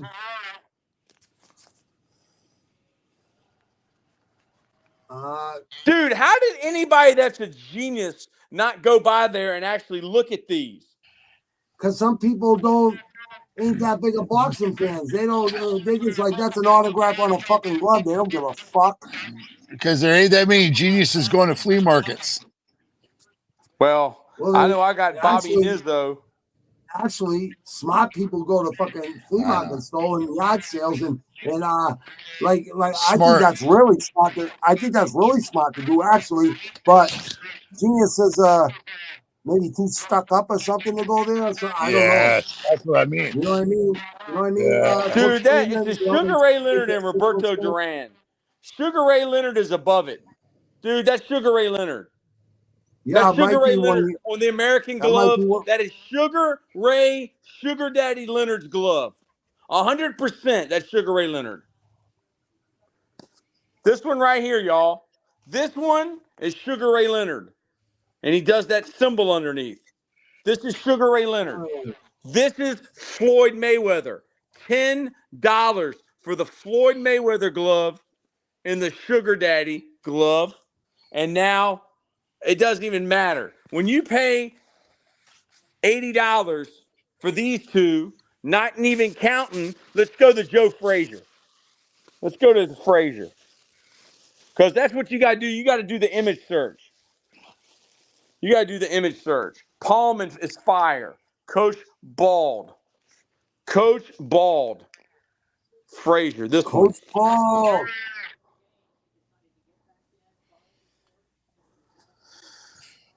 Coach What's up? Bald What's is up, the Saint? man. Mom is not feeling well. Rejuvenate. Prayers to your mother-in-law, brother.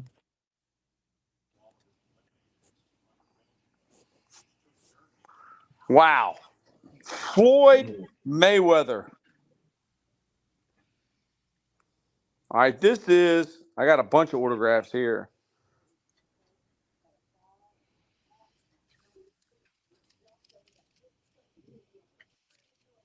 Dang it. Frazier boxing glove. Frazier. And I don't like hearing that because I know Coach Ball loves his mother-in-law. I know I love my mother-in-law, so that would bother me too.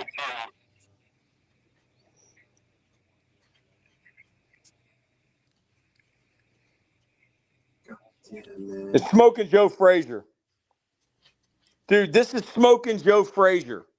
So you're telling me right here, between this collection, that we got Mike Tyson, Floyd Mayweather Jr., the Sugar Daddy, and Joe Frazier. Are you kidding me? I don't think you're kidding. I don't think this is a joke anymore. I think Howard Schotsky thinks it's real. I think Howard Schotsky is seeing dollar signs. Look at Lawrence Taylor. Dude, Floyd Mayweather. Wow, dude. $10 at the Bellwood Flea Market. I'm going to take a picture of this. Whose autograph is this?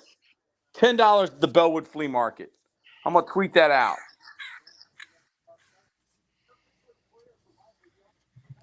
Wow, dude. Now I can make a graphic with Floyd Mayweather, Sugar Daddy, and Joe Frazier and make that our thumbnail. Because it only took us 4.5 hours to figure this out. And all we had to do was an image search. Coach, we're the low man on the totem pole. Yes, but we figured it out. Where is Howard Schlotsky? What is he even talking about? The Roberto Duran is real. We don't have the Roberto Duran. We have Money Mayweather. Pretty boy Floyd. It wasn't Money Mayweather till the end. We have Floyd Mayweather. Dude, that guy had a heck of a collection, dude. Floyd Mayweather. All from Philadelphia, too, a good place. Floyd Mayweather, Sugar Daddy, Sugar Ray, Joe Frazier. Today. Yes. Yes. Yes. Yes. Yes. Yes. Yes. Yes. Hold on. Sugar Daddy. Joe Frazier. Name these three boxers. $10 a piece. I got to say bye to my wife. Hold on. Hey, Coach Troy Taylor, you sure cleaned up today, man. Well, dude, I hit him up last night. I called the guy last night, and I was like, dude, my friend was interested in those other gloves. And he was like, well, are you coming to the flea market? And I said, yeah, save them for me. And he called me this morning and said, are you coming? And I was like, well, how much you want to do? He said $80 for them all, for eight gloves. Wow. $10 each at Bellwood Flea Market. And it's who? It's Money Mayweather? Yeah, he said he changed his name.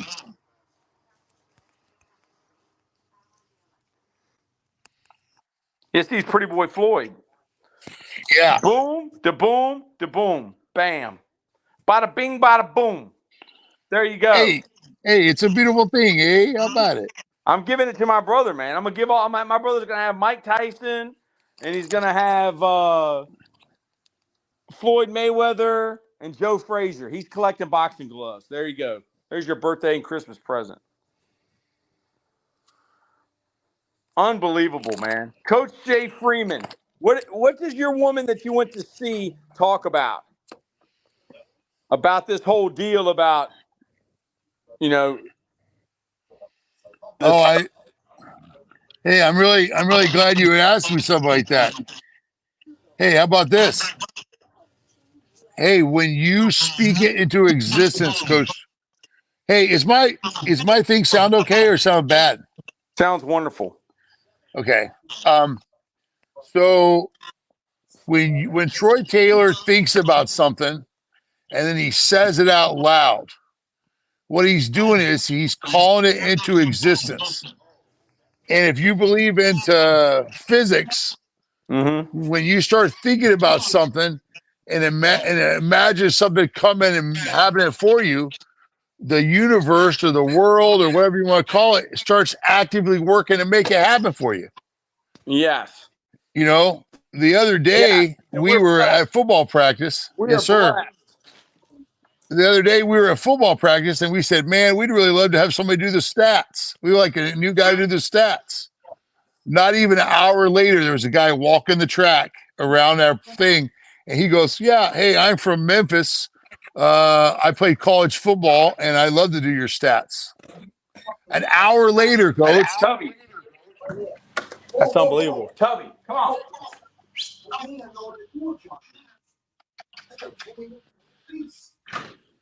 He's nothing like nice. Hey, do you agree with that? Do you agree with that, Troy Taylor?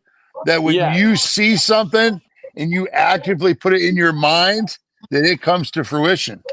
It comes to happen. I've had a lot of things in my mind throughout the years. I'm glad some of them didn't come to fruition.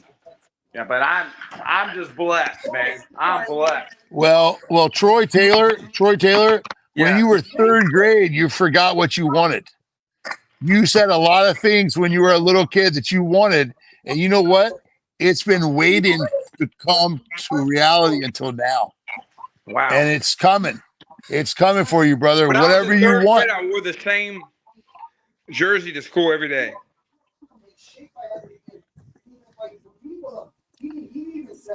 When I was in third grade, I think I was in love with my teacher. Yes. Yeah. I don't even know what I was doing.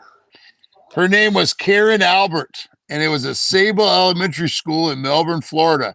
Yeah, in fourth grade. Yeah. Floyd Money Mayweather, Joe Frazier, Sugar Daddy.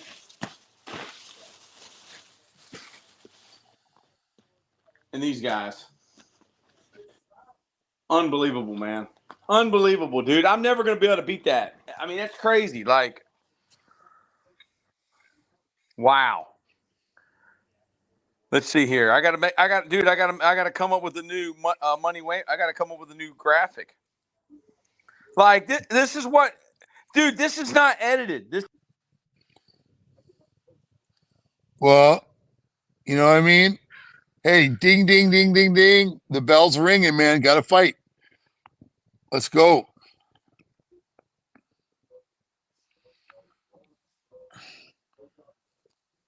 What I'm doing, you guys, Coach Troy Taylor is looking at some boxing gloves that got signed by some famous boxers.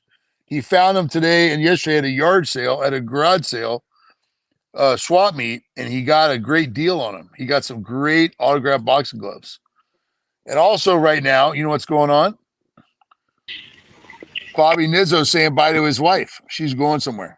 Jay Freeman, what did you think about the Jimmy Rogers podcast with all those people on there and what they were talking about? Talk a little bit about that. I loved it very much. Like, I want you to understand. I watched it. I watched the video that you showed a couple of days ago, like 2 or 3 times. And, you know, when I was young, I used to look at Dick Vermeil and I'd say, why is that guy always crying all the time? Why is Dick Vermeil always crying? Yeah. Kind of weird, right? Yeah, but now, when I'm older, I understand what it means. When tears come to me in the morning time, you guys, on the way to school, you know what that means to me?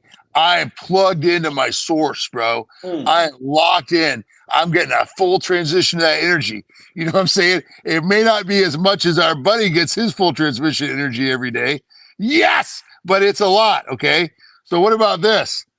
Hey. Yeah. You know, hey, help me out again with the question. I got so excited, I got lost in the trees. The question was talk about Jimmy Rogers. Yeah. Hey, listen now. Coach, I watched it and then I went back and watched the podcast and I was laughing and crying alternately. Yeah. I'm laughing, I'm crying, I'm laughing, I'm crying. I'm feeling so good. It's making me feel like, you know, hey, I want you to know, I put that thing on the top of my Facebook group, the line play. And I, Coach, I want to tell you, I wrote a new post last night. I didn't share it. Can I read it real quick to you, what I was going to say about your mentor? Yeah. Because I want you to know I don't know the guy. Right? But I watched the stuff and I know you, right? I know you. And so this is what I said. I said, Powerful stuff. Powerful stuff. The distillation of what it should mean to play, coach, or love the game of football. If you have a minute and you're looking for your fire and to reconnect to this game you love again, take a peek short video, please. Jimmy Rogers, a tribute to great high school football coach and veteran Army Ranger from the Richmond, Virginia area. Every time I watch the video now, it brings me to tears. Thank you for sharing your mentor and your heart with us, Troy Taylor. He sure was an amazing leader. All right, so here you go. Hey, a true legend of Chesterfield County. Jimmy Rogers graduated from Meadowbrook High School, went to the military, and served as a proud Army Ranger for 4 years. Then he got his master's degree from Virginia State University. And after years of working retail at Dillard's and helping a lot of young men have jobs and learn how to work and learn how to be a customer service expert, then he became a coach. He coached at Meadowbrook High School, Byrd High School, and the Bensley Boys. He has mentored hundreds of students. And he coached, here's one of the things I loved the most. Some of his favorite things was his mama's peanut butter cookies, his Meadowbrook High School colored 66 Mustang, all kinds of sports, mounds, candy bars, Reese's peanut butter cups, Coca-Cola, and taking care of others. Yes. And some of that's from his obituary. But some of it, listen, the better stuff comes from that podcast. Man, that is the truth. You know, like I really love to see those 3 young men. One of them was Jay, one of them was John, and one of them was, I don't remember the other guy's name. Connor. Yeah, and there was another guy there too. Paul, I don't know, I'm not sure. Oh, his name is Trey Williams. That's like a son. Yeah, yeah. And just hearing their stories was incredible. I mean, and the one guy, Kenny, said the only time he ever missed practice because he kept having babies while he was in high school. Yes, he did. Ninth grader. But I mean, Coach, I guess what I'm trying to say is to watch Trey and John and Jay and watch their faces and watch the effort it took them to try to control their emotions, right? And you're like, you don't have to control it, but you can tell the love and the realness. I mean, the thing that Jay, the guy that became the police officer, the way that he said that it was the first time he had ever known a man who showed him that kind of love and concern, not like a football player, but like a son, like a relative. Yeah. And it was just incredible. And what it made me think about, Troy Taylor, was back in Florida, a guy that basically showed me the way when I was coaching in the beginning. And he used to put all the kids in the back of his little pickup truck and drive them back to the hood because, you know, they couldn't, you know, where I come from, you know, where it's called Cracktown, right? You know where it is. And it's funny because poverty is a real thing. It's a real thing in the South. And generational poverty is a real thing in the South. And to have a man, like they were saying, that's going to go into their own pocket for snacks, for food, for cleats, for jerseys, you know, like I always said to me, you know what gets a lot of kids into D1 college sometimes, or in the old days, was SATs, algebra tutoring, cheeseburgers, and McDonald's breakfast sandwiches. You know what I'm saying? And it's love. It's love that you pour into somebody, you know? And that's obviously true with Jimmy Rogers, is that, you know, he didn't care about the situation. He didn't care about what people thought. All he cared about was helping those young people blossom. And, you know, it's incredible. It's an incredible story. It's incredible. And Coach, all it did for me is bring up people in my life who had a similar role. And I told you last night in a text message, it took 3 or 4 men, great men in their own right, to equal one Jimmy Rogers in my life. It was a combination of people. And it just blew me away. He was the best, man. He was the best. Oh. You saw the video of him eating the glass, didn't you? Oh yeah. Okay. And I heard you guys. I've seen it twice. I heard you guys talk about it too. Well, I mean, it's happened numerous times. Oh, One time was on the news. Hey, I got one for you. Hey, I got one for you because I want you to know I pay attention.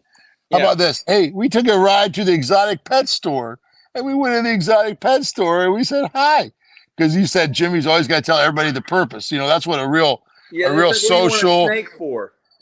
I want to bite its head off. So you want to kill it? No, we want to bite its head off. So you want to kill it? No, we just want to bite its head off. Hey, the guy that was famous in my neck of the woods was an old school coach named Larry Canady. Yeah, and he was at O'Galley High School there in Melbourne, Florida. And his famous deal was he bit a head off of I think it was a frog. Yeah, and that was what it was at. Man, they went crazy. I remember hearing about it in elementary school. You know what I mean? Like your kids, and you're like, "Oh my god, did you hear that high school coach bit a head off a live frog?" Yes. Was he a Ranger? I don't know. I never got to play for him. Hey, I love Mary. Now, Mary was a classmate of Jimmy Rogers. Yes. And the thing, I want to tell you guys something. When you hear Mary Rogers talk, Mary Sargent. Mary Sargent, sorry. Yeah. And the love that she had for athletics. Yeah, she loved it, man. I mean, she was talking about coaching football, coaching baseball, and she was talking about how it was bothering her that the middle school and the feeder programs were not up to snuff anymore. No. And that really made me feel incredible that she had such passion and such love for the athletics there. I mean, that's incredible. Yeah, and then what about Jimmy's brother? Wasn't Jimmy's brother on there? Larry? Yeah, he was great too. Larry got beat up quite a few times by Jimmy, I'm sure. Hey, what about the comment about the blaster? About when they said the one time he made the baseball We're gonna get fired, and he said, I'll take one for the team. He said, Troy, you just got a job. Jim, you have little kids. He said, if anybody gets fired, it'll be me. I'll take it for the team. It was my idea. Yeah, and when he cussed us out, Coach Bowles cussed us out for that kid's kneecap snapped. Yeah, there was all kinds of great drills. He said, you two are going to get fired. You're going to get me effing fired. Yeah. How about the one they said that Jimmy Rogers pulled up late to practice one day. Mm-hmm. And he got out. He said, all right, now I'm late to practice. Everybody get him up. Yep, get him up. Man, he was wild. I've seen him get into many of a fight. He had road rage, man. He had a lot of road rage. How about the thing with the tie with the manager at Dillard's? That was hilarious. When he choked the guy? Yeah. His eyes popped out like a cartoon character. You know, it's an interesting, we're always talking about life lessons and things like that. And I had a moment like that in my life one time, and I had 3 little kids, and man, I tell people it took me a long time to get a college degree. It took me a long time of going to school at night, one class at a time. And one time I was working at public supermarkets as a produce clerk, right? I mean, stacking tomatoes and all that crap. And so this guy was a little young whippersnapper, and he was a boss, with a white shirt and a tie, same deal, man. And he had me up against the wall outside, just ripping my ass about something, and spit's flying out of his mouth to hit me in the face. And I'm looking him up and down. And at the time I played college football, and I was an infantry guy. And I was like, man, I could break this guy in half. Yeah. Break him in half. But I just had to breathe, and I had to think about my kids. You know, and I think everybody has to go through that. I mean, obviously, Troy Taylor, you had to think about that the other day at the triple parking in the parking lot. You know what I mean? I didn't have to think. I just run my mouth. But I mean, if I have to, I'll do whatever I got to do to protect myself. But you're right. Yeah. Man, dude, this has been fun, man. We've almost been on it for 5 hours, dude. It was worth it. It was worth it to go back up there and buy those gloves. I mean, I know I got Mike Tyson and Haggler, but to get Floyd Mayweather, I never would have thought that was Floyd Mayweather's autograph. Never in a million years. Well, you did no way great that's stuff. forged. There's no way that's forged. It's too aged. Like whenever someone got this autograph, he was not Money Mayweather. I mean, that's an old autograph, dude. You can Well, tell. it's an old glove. I mean, look at the glove. The glove is not new. Yeah, I can't wait to call my son and tell him, man. And he didn't want to be there, didn't want to go. Wow. I hope they Hey, turned out to be real indeed. Paulman, it doesn't even matter if they are, man. Bro, it's a heck of a story for $10. It's a heck of a story for $10. I mean, what if it is real? What do they sell for? $100? I mean, I'm not selling that for $100. What does the Floyd Mayweather go for? I mean, he's still alive. Floyd Mayweather auto glove. I mean, you could buy one today for $199. I don't think it has authenticity. Oh my gosh. Oh my gosh, dude. Dude, what? somebody's got some of these guys' gloves, dude. Somebody's got those American gloves of this whoever this guy is. That same American glove, and they've gotten Floyd Money Mayweather to sign it. Yes. Wow, dude. Wow. What is Well, this? What was, you did great today, Coach. man, we are blessed. We are blessed. That is crazy, dude. Yeah, dude. That's like a $200 glove. Wow.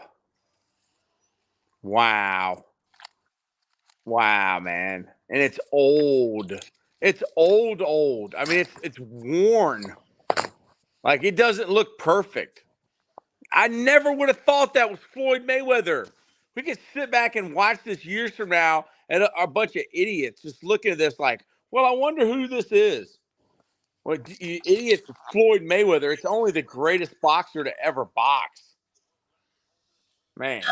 Hey, you know what's funny about that, Coach? Before you move on, Yeah. is remember you interviewed John Strollo, right? Remember you interviewed John Strollo? Yeah. Well, John Strollo has a whole way of blocking where he calls it the Mayweather, right? So you know how Floyd carries his hands? He has his hands in a different kind of posture. Well, Strollo always thought about if I'm going to combo somebody, right? Why don't I have the guy take a step, like a zone step away, and then ground their feet and then rock back? So Strollo used to talk about, why do I worry about being a 3-point stance before I go? I'm at a 2-point stance, but after I move, now I want to almost ground a hand because it's how like Floyd protects himself. If you're a D lineman and you punch and I drop that shoulder down, there's nothing for you to hit. And so that's what he's called the Mayweather technique. The It's pretty cool. Mayweather. It's pretty cool. It's pretty Because cool, man. because it's based completely on his fighting style. It's pretty Man, awesome. I can't wait to call my son and tell him, man. Dude, we did almost 5 hours, man. Oh, Bobby Yeah. Nizzo. Bobby Nizzo. Bobby Nizzo. Can you believe this is Floyd Mayweather? I'm fucking shocked, brother. If he died smart, you gotta imagine. Who's Bauman talking about? Yeah. Coach Ball. Is Coach Ball all right? Yeah, Coach Ball's fine. All right. Well, I know his mother-in-law ain't good, so I know This is not. There's no way that this is fake because this is old. Oh, that is old. That is old. That is old. That is old. And you know what? Whoever this guy was, he got a lot of people to sign these gloves because there's a Floyd Mayweather. There's a Floyd Mayweather on this signed glove. This guy bought these gloves to get them autographed. Whoever this either is that or he bought them and knew he could fucking make a couple thousand off that 10,000 he spent. I don't know. The Joe when the guy told you that they came from when it came from Pennsylvania, Philly. I asked him. what? He said Pennsylvania. No, he said Pennsylvania. I said, what part? Western Pittsburgh or Philadelphia?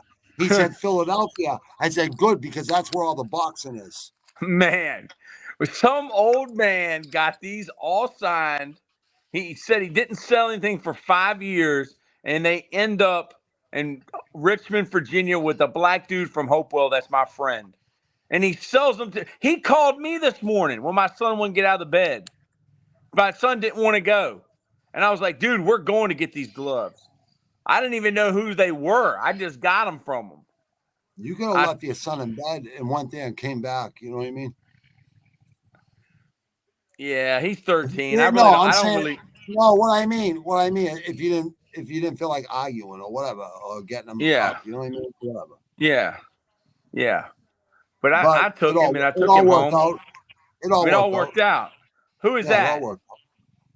Jeff Loggeman. Yeah, he was good. He's from Virginia. Mm-hmm. Loggeman. Oh shit! Was that Gasta for the Jets? Gasta. No. Mark Gastineau. He really likes to rock and roll. Gastineau, yeah. That was a smart guy right here. You know this guy was valedictorian of Syracuse, and he was a first-round pick. What's his name? Who is that? For the Bears? Tim Green. Tim Green, drafted by the Falcons. Falcons. I was going to say Falcons. Yeah, with the black uniforms. Hey, I got to call my son. Y'all can keep it going. I'm going to call my son, all right? All right, yeah. Y'all keep it going. Yeah, okay. Hey, do you, Freeman, you remember Eric Dickerson? Oh, yeah. You remember how good he was, buddy? Oh, yeah. Do you remember? He was the Pony Express. Yeah. Do you remember who's that? Icky Woods? Oh, that's not Icky Woods. No. This is a guy. You would love this guy. This guy was a state wrestling champ. The championship? Was that the championship? Out of Iowa. Cincinnati team? Yeah, this was you remember when the 49ers beat the Bengals in that 89 Super Bowl? Yeah. This was the guy. Hey, this was the guy that was such a badass. He was a nose guard. Ronnie Lott? No. His name is Tim Crumry. And he was such a badass. Ronnie Lott was a middle linebacker for the San Francisco. Strong safety. This guy right here is such a badass that he had like 6 tackles in the first quarter, and he was running so fast, Bobby Nizzo, that he broke his tibia and his fibula in his lower leg. It was a freak thing. Like he was like you could remember in the Super Bowl, he like made a tackle and he rolled over and his freaking leg flopped over all crazy. Remember we were talking about Theismann the other day? Yeah. It's almost like that. Hey, this is a bad man right here. Went to Villanova. Oh, Howie Long? Hell yeah, boy. You know where he's from? Charlestown. 1 square mile of terror. There you go. How about this one? The Minister of Defense. Yes, sir. Reggie White. You know that move that he has that everybody fears is called the hump move. And right? The elephant, well, yeah, right? like don't they call it elephant? Well, you start you start ripping the guy, and then once you get the guy to open up a little bit, you snake that arm underneath his belly, and then you torque him and throw him. You know, it's a great. Who is the great defensive end from the New Orleans Saints? That had the big fucking face like the guard on the helmet. It was like a bunch of different holes. It was like unusual compared to a lot of other people. For the Saints? I think it was the Saints. I'm pretty sure. What about the 70-71 Miami fucking Dolphins? Who was their best? Larry Zonka? Yeah, that was Larry running back. Yeah, it was Larry Zonka, Mercury Morris, and Click. And was it also a guy named Click? There was a third running back. Yeah, but who was the defensive? Who was the real bad motherfucker on defense there? Oh, I know who you're talking about, and you love him because he originally was with the Patriots. His name was Nick Bonicatti. Bonicatti, yeah. Yeah. And there was another guy too. Remember the Chargers with Dan Fouts? Remember all the fucking weapons he had, wide receivers? Oh yeah. Yeah. He had remember Joyner. Remember, oh, he had the tight end Winslow, Kellen Winslow. Well, yeah. You know all those Joe guys Gibbs. just going. Hey, at halftime they'd all use the inside their helmets, the ear lining, and they'd pull them out and do Route 128 at halftime. What's the Route 128? Figure it out, buddy. Cocaine, yayo. Yes. The city built on fucking cocaine money, right? No, the San Diego Chargers with Dan Fouts. Hold on. Who was the fucking running back? Who else? Winslow. Who else? Who else did he have? Oh yeah. Who did Dan Marino have? He had three fucking Duper. guys that was like all hills. Clayton and Duper. Yeah, Clayton and Duper. Clayton Duper. Yeah. Hey, what a arm he had, huh? Dan Marino. Hey, I always say this: if they had picked Emmitt Smith instead of Sammy Smith, we might have a different memory of Dan Marino. Yeah, because he didn't have a running game. Exactly. They depended on him too much. The fucking, I don't know. They gave him a lot of time. They had a good. What is Howard Cosell Jr. saying? Is Howard Cosell Jr. saying that that's Floyd Mayweather's autograph? I'm going to give you a Howard Cosell one right now with Philadelphia. This is Howard Cosell coming to you from the Spectrum in Philadelphia, Pennsylvania. Tonight, we are going to see Muhammad Ali, I think, might die in this ring tonight versus Ken Norton Jr. No, I'm sorry. What do you know about Sonny Liston? Sonny Liston might kill Muhammad Ali. And folks, this might be the last time you see the great Cassius Clay, a.k.a. Muhammad Ali. What do you know about Floyd Mayweather Jr., TCL? I know Pretty Boy Floyd used Joe to drop. Frazier? I know Pretty Boy Floyd used to drop motherfuckers till he started fucking breaking his hands. Then he became Pretty Boy Floyd. He just used his defense, and he can knock people out, but he just make people look silly. Hey, I have a Bobby Nizzo question. The same thing I was talking to you about, Coach Troy Taylor, is can you talk to us that is nowhere near where you are in the fight game? Can you tell us about the Philly roll? Like, how does that work? Like the style he has. Yes, sir. It's like this, right?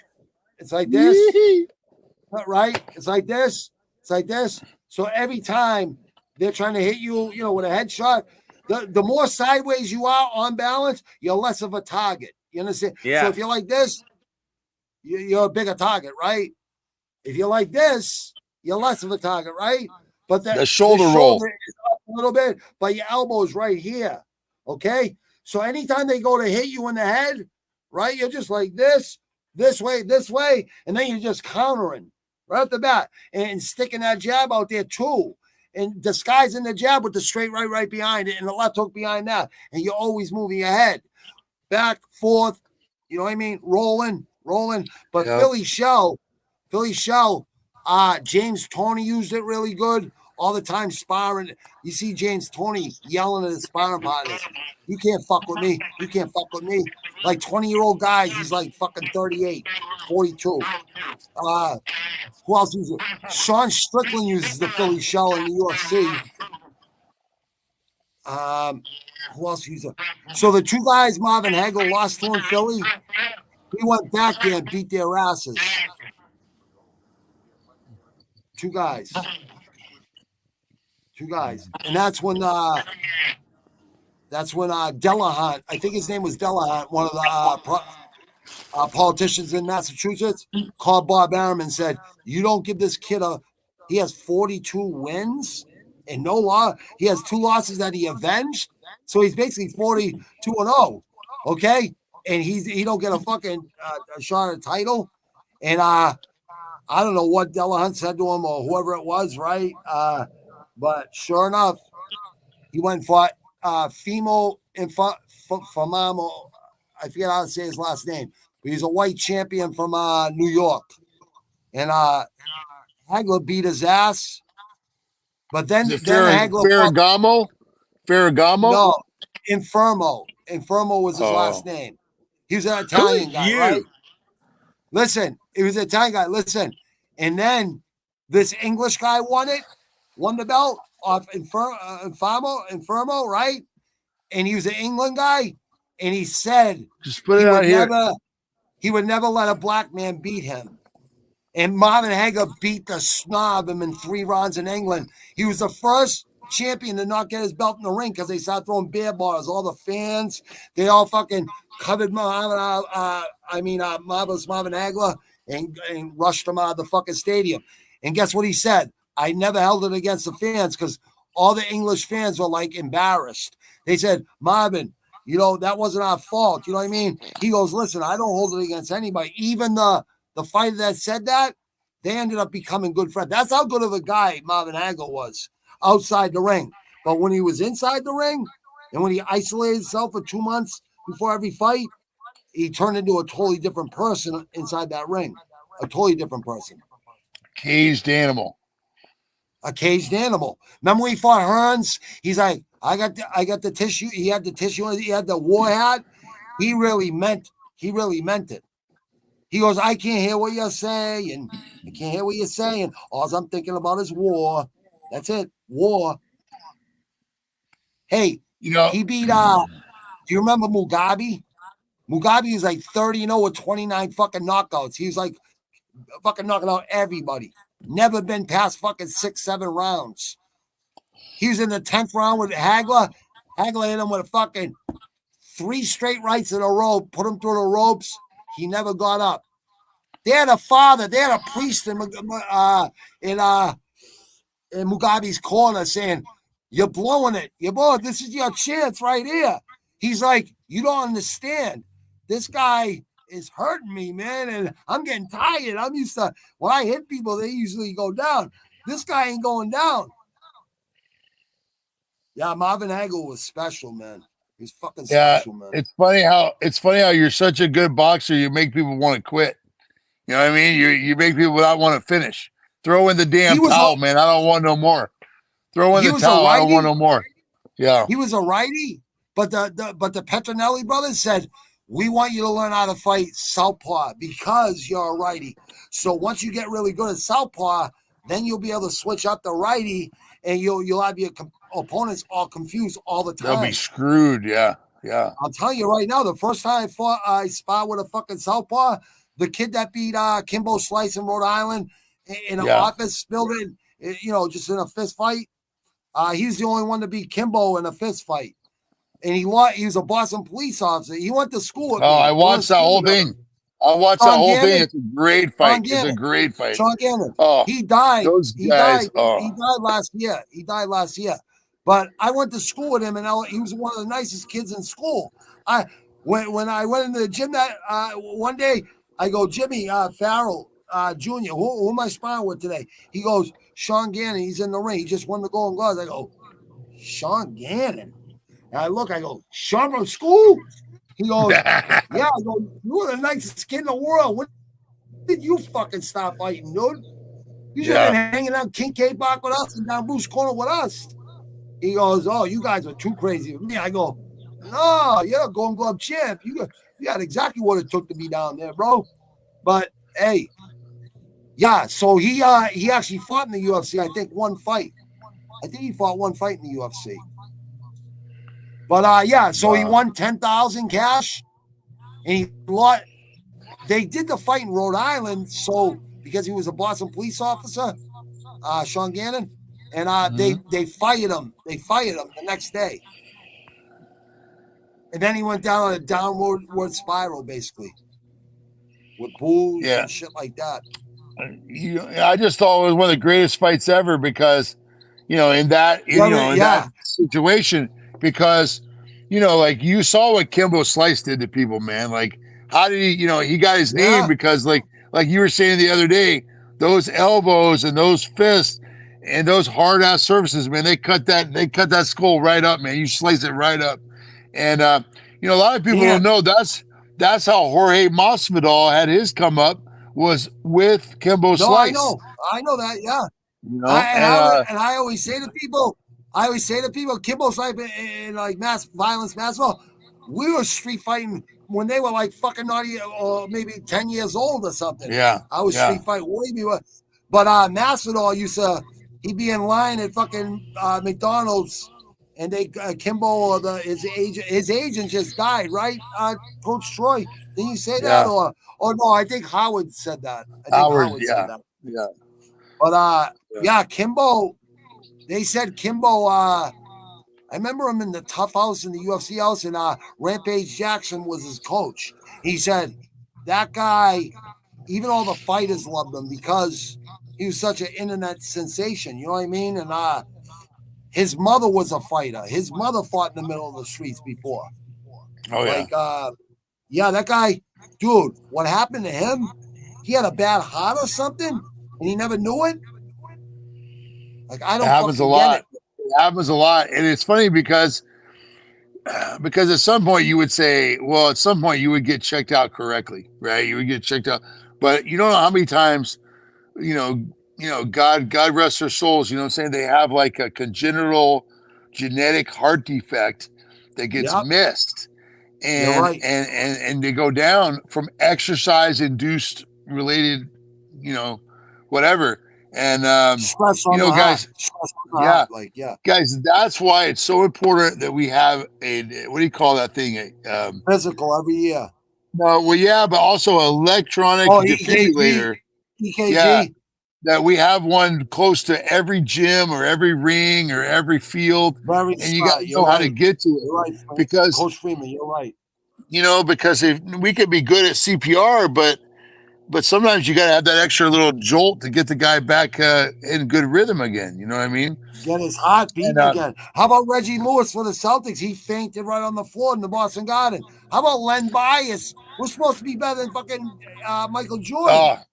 And he was gone so fast from a cocaine overdose. After his first practice, after he signed his contract, he went out and bought 2 ounces of coke and he died. It was so fucking because it was the 80s. You know what I mean? I still remember that like it was yesterday, Bobby. I remember like it was yesterday. Yeah, I do too. I do too, brother.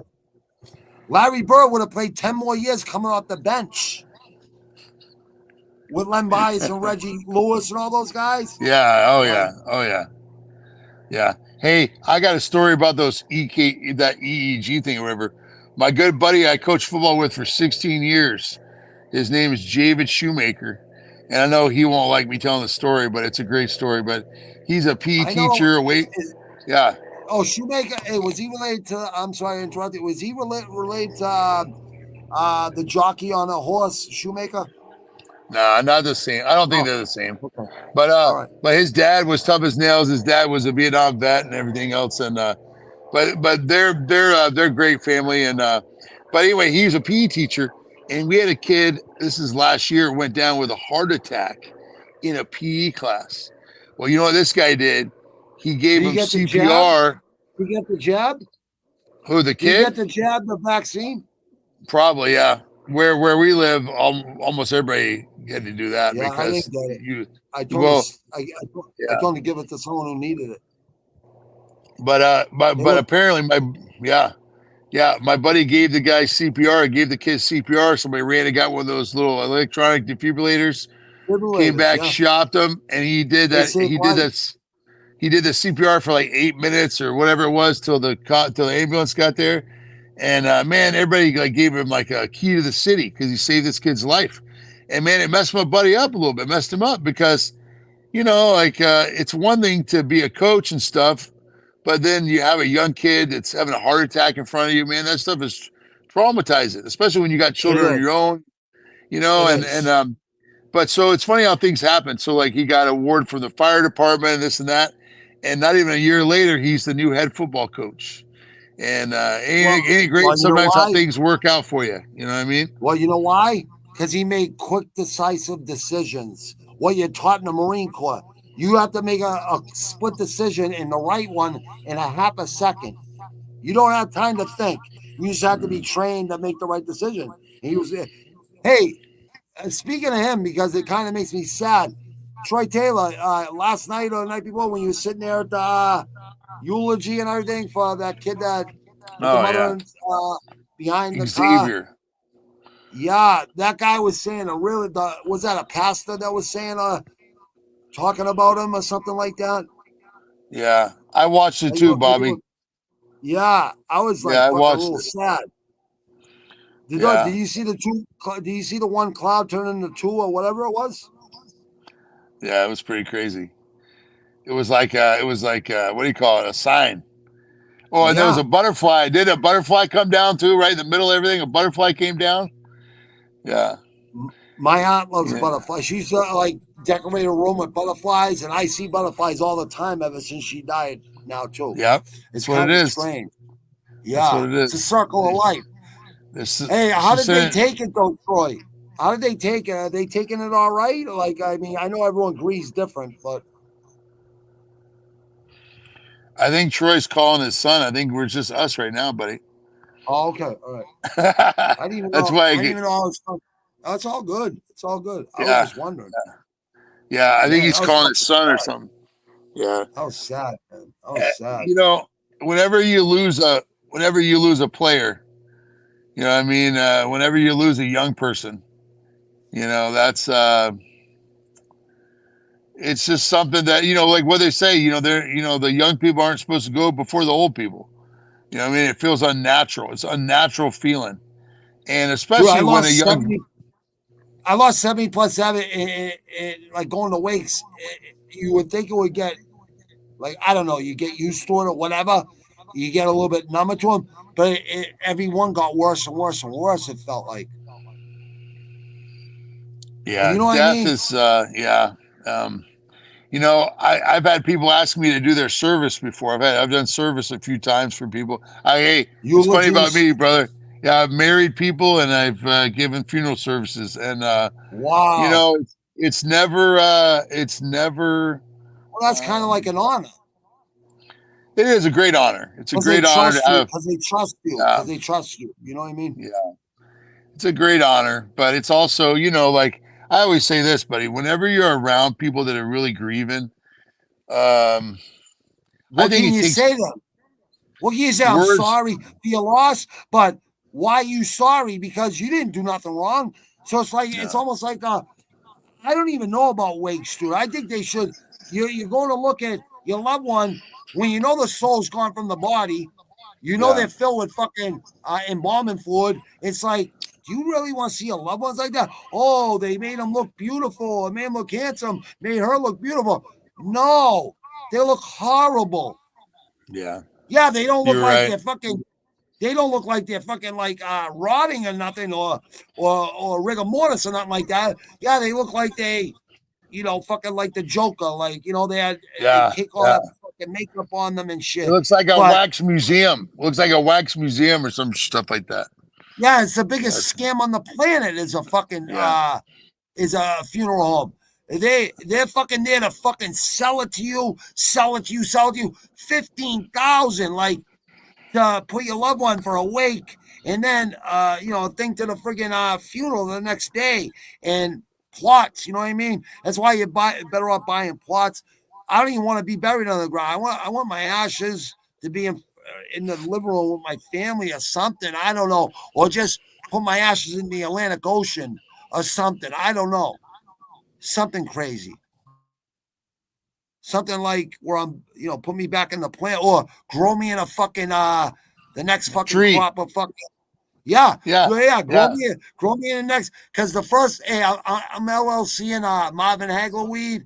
I'm gonna talk to all these, you know, Boston favorites of mine and give them 15% of all profits, but it's gonna go to their families and stuff because a lot of these guys ain't around no more. You know what I mean? So I was thinking, you know, I can help them and help myself. And hey, how about Big Poppy, Clutch, Manny Ramirez, Manny Strains, What about Cam Neely? Hits, scores, and fucking hits, scores, and fights. I mean, a Cam Neely Yeah. strain. Yeah. Oh yeah, Rocky Marciano, right? The Suzy Q, right? Name the fucking strain the Suzy Q, right? Because that Yeah. was his That's opening. great. Yeah. Yeah. And then we got hold on. Wait. Hey, you can have the Philly roll, baby. You got the Philly roll for the Philly roll. You know what I mean? The Philly shell. The Philly You got shell. you got the backwoods for the backwoods. You know what I'm saying? Yeah, the backwoods. You know why they like backwoods? It's because it has tobacco in it. So instead of smoking cigarettes, they like that nicotine through the weed, which never works out good because tobacco and weed don't go. You know what goes to get good with tobacco? When I used to go to Toronto, they had a lot of hash up there. So I'd heat up the hash and I'd sprinkle it in tobacco in a paper and just roll it up. Just a little bit of tobacco. Fill it up with a lot of hash though and roll it up. And you wouldn't even taste the tobacco. You know what I mean? Because they had different type of cigarettes there in Canada. They were like different from American cigarettes. A little bit better Exportes or made, whatever. a little bit fancier. A little bit lighter too, not as like Yeah. strong. You know what I mean? So they were, yeah. So like my mother used to smoke cools back in like the 70s in the hospital. Used to say, if you smoke cools, we can't help you because they had fiberglass Oh yeah. in the filters. Yeah, But Newports, right? what's that? Newports, baby. Yeah. Yep. Salem's or they don't even allow Newports in Massachusetts. Menthol's in Massachusetts no more. But you can go up to New Hampshire and buy them. You go up to New Hampshire, tax free, buy them up there cheaper, half the price, and bring them right down to here. You know what I mean? Yeah. There's so many ways to hustle and make money. You know what I mean? There's so many ways. Well, Like people are just lazy. Yeah, I bet Paul would tell you this. Paul from Seoul. I remember sometimes when I was in the Army infantry, I would get a couple of rolls of snuff of like Kodiak and Copenhagen, and get a carton of Marlboro Reds, a carton of Marlboro Lights, and then a carton of what did you say it was? I remember that good kind of menthol cigarette. Oh, What's it Cools? called? No, the other kind, Cools, Newports, Salem? right? No, Newports of Newports. Salem, yeah. So I would get a roll of Copenhagen, a roll of Kodiak, a thing of red Marlboro Reds, Marlboro Lights, and a thing of Newports, and take it with me to the field. And when you're out there playing war for 40 days, and then about 10 days to go, I would start bringing it out. I'd say, hey, man, hey, how about $20 a pack? $20 a pack you can have for these good old cigarettes. And by then they'd be running low, man. And they'd come out with that $20. Hey, I ain't got no money. Well, you can pay me when we get back, brother, but it'll be $30 a pack. You know what I mean? Do you know cigarettes was money in prison? When people wanted to borrow a pack, they had to pay back two. So when they borrow a pack from you, 2 for 1s. So when they borrowed a pack, they'd have to give you 2 back canteen day, right? But if they borrowed 4, they'd have to give you 8 packs. And here's the thing: you only spend $50 in the canteen unless you send money to other people too. So they, but by the time they got them paying you back and getting a little bit of food or whatever, then they're borrowing even more. So you got them on the line for fucking a while. You know what I mean? It's kind of fucking, but it's a cutthroat fucking, prison's prison. You know what I mean? It's not like, I don't know. It's not like you're not there to be nice. You know what I mean? No.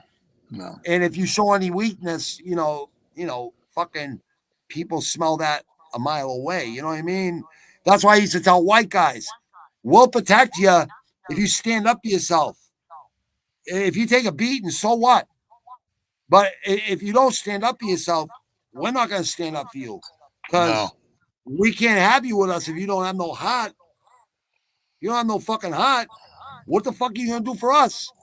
Yeah. Are you going to have our backs? We're going to have yours, but you're going to have ours. But if you go in there and you fucking say, go fuck yourself, motherfucker. And, hey, I seen a little guy. I seen this big guy called Mountain. His nickname was Mountain. He kept picking on this little kid in the old denim. And I told the little kid, I go, listen, dude, I really want to stick up for you, and so do my buddies here. But you gotta fucking drop that next time he gives you a hard time, like tonight or tomorrow. Just drop it. fucking hit him with everything you got, right? And literally, he had to throw the punch like this, way up, right? Because this dude was a big dude, right? But I tried to tell him, I go, listen, it doesn't matter how big he is. He's a big, dumb, stiff motherfucker. Yeah. You know what I mean? He wasn't athletic, is what I mean. You know what I mean? You could be big. Hit him on that button. Hit him on that button right now, and he'll go out. He hit him right on, dude. He hit him on the button. The Kid Mountain fell right on his back, out cold. The whole place went fucking crazy, dude, right? And the kid was looking at us, and he couldn't even fucking believe that he did that. You know what I mean? I go, I fucking told you, dude. That's why I tell people, when you have fears, little fears or whatever, anxiety, whatever the fuck it is, go face those fears. And I guarantee 9 out of 10 times, you'll say, why did I fear that in the first place? Jesus Christ, hey, faced it was nothing. Bobby Nizzo, I got something to tell you about that. Okay, now you know what an acronym, like when they have like a scuba, of course I do. Right? Yeah. Hey, so listen, FEAR, false. What is a false? What was it? False expectations appearing real. False expectations appearing real. And let me lay one more thing on you, brother. Hey, listen to this. Hey, we know in physics that energy is never created or destroyed. All it does is change form. So let me say, every action has a reaction. Yeah. So what if I'm a person and I got worry and fear about this guy or about this situation or about this new job or about this whatever, and I got all this like, hey, let's just say we're back in school and we're late for class, which maybe you don't give a shit about, but say you're late for a job, right? But listen, I come to the doorway and I look through the little hole and they're in there teaching, and then I get that feeling of worry. Everybody's going to look at me. Somebody's going to laugh at me. Somebody's going to make fun of me. The lady's going to whatever. But when you overcome the fear and you push yourself through the threshold, and you walk in like you've been there before, like you own the fucking place. No, but wait. Remember what we said at the beginning, though, Bobby, is the energy. Hey, the energy that you feel, that nervous fear, that nervous anxiety, it doesn't go away. Guess what it does? It changes form into confidence. Confidence. Because now you get that burst, like, hey, I'm all right. I'm not in trouble. Everything's cool. Yeah, you have to kind of keep it in control. Like you have to just keep it in control.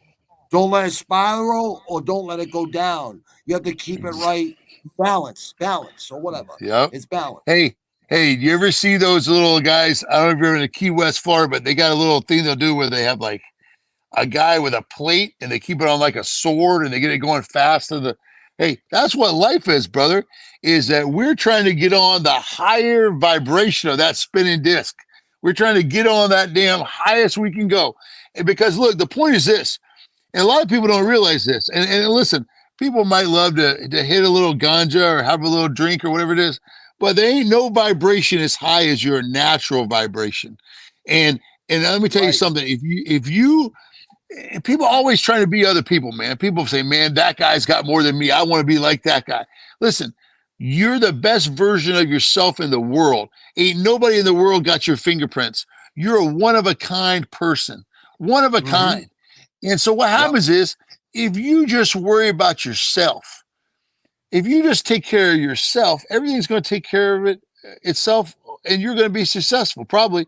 Hey, what if you're on a football team and you're worried about your next opponent? Oh my God, they got big linemen. Oh, they got good defensive players. They can run. They got a good coach, man. They got this guy coming back. You're going to lose the game.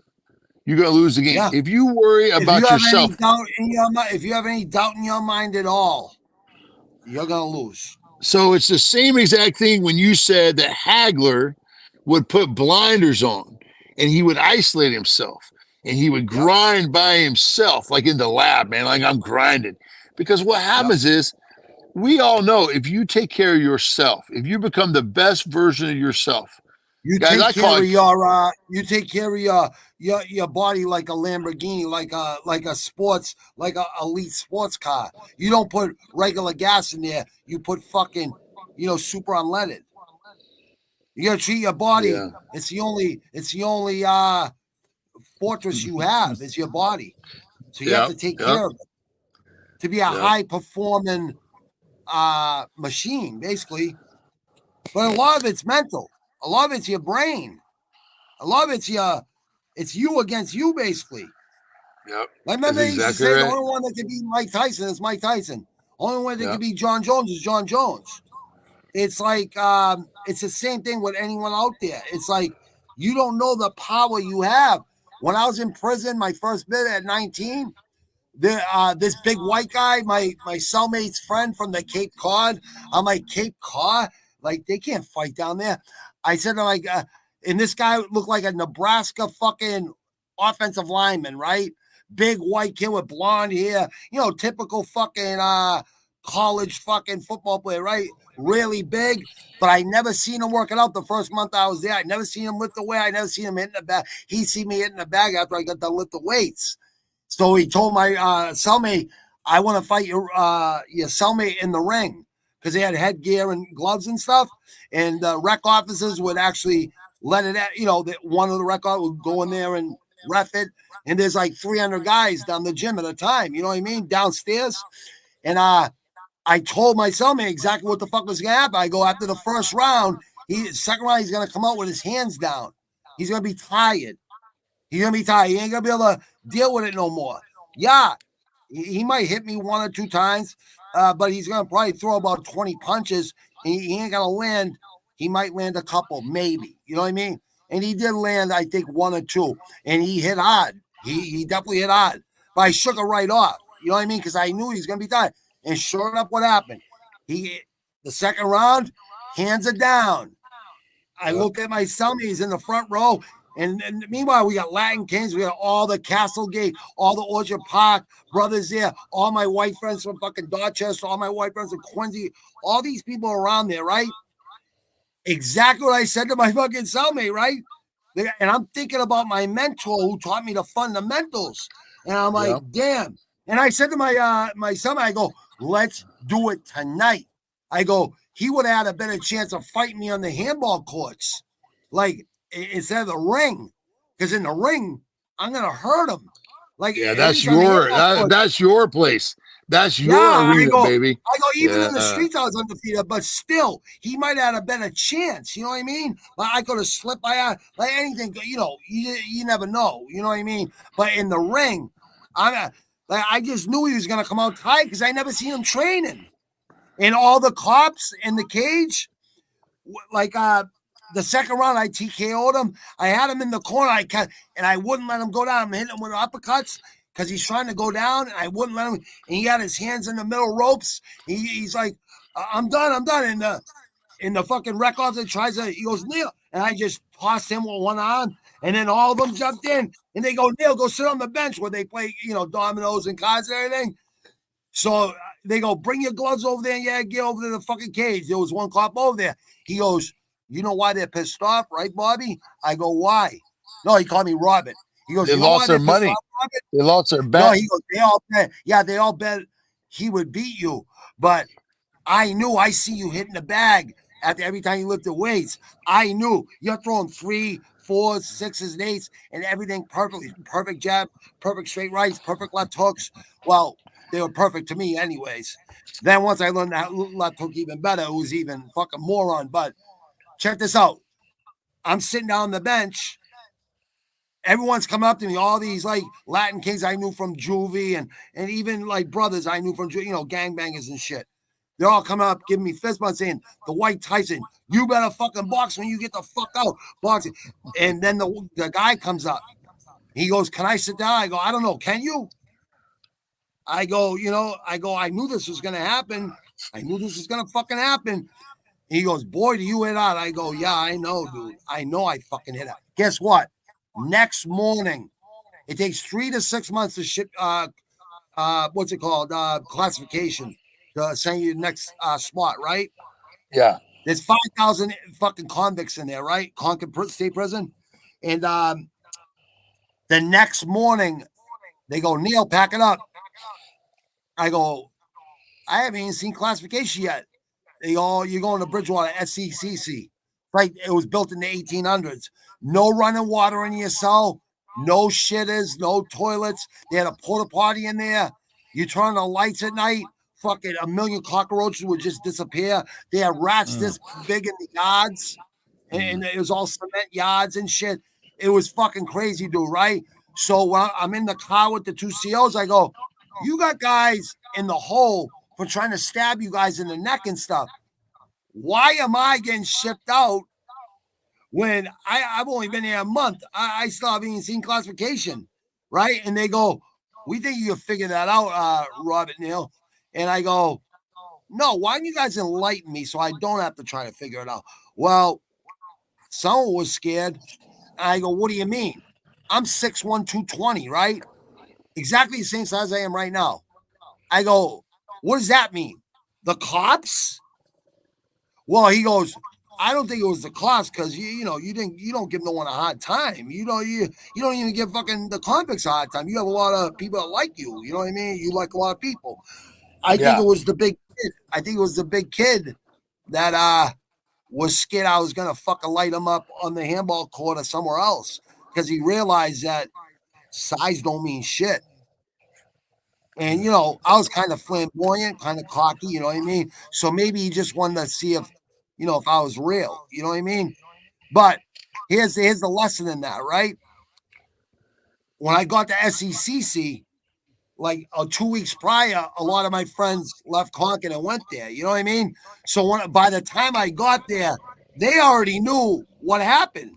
Like the cops were telling the cops there, watch out for this kid. He's got heavy hands and he could throw them. Believe me, he dropped a guy that's fucking twice his size. So I go in there and I'm like, what the fuck? Look at this shithole. I'm like, this place was built in the 1800s.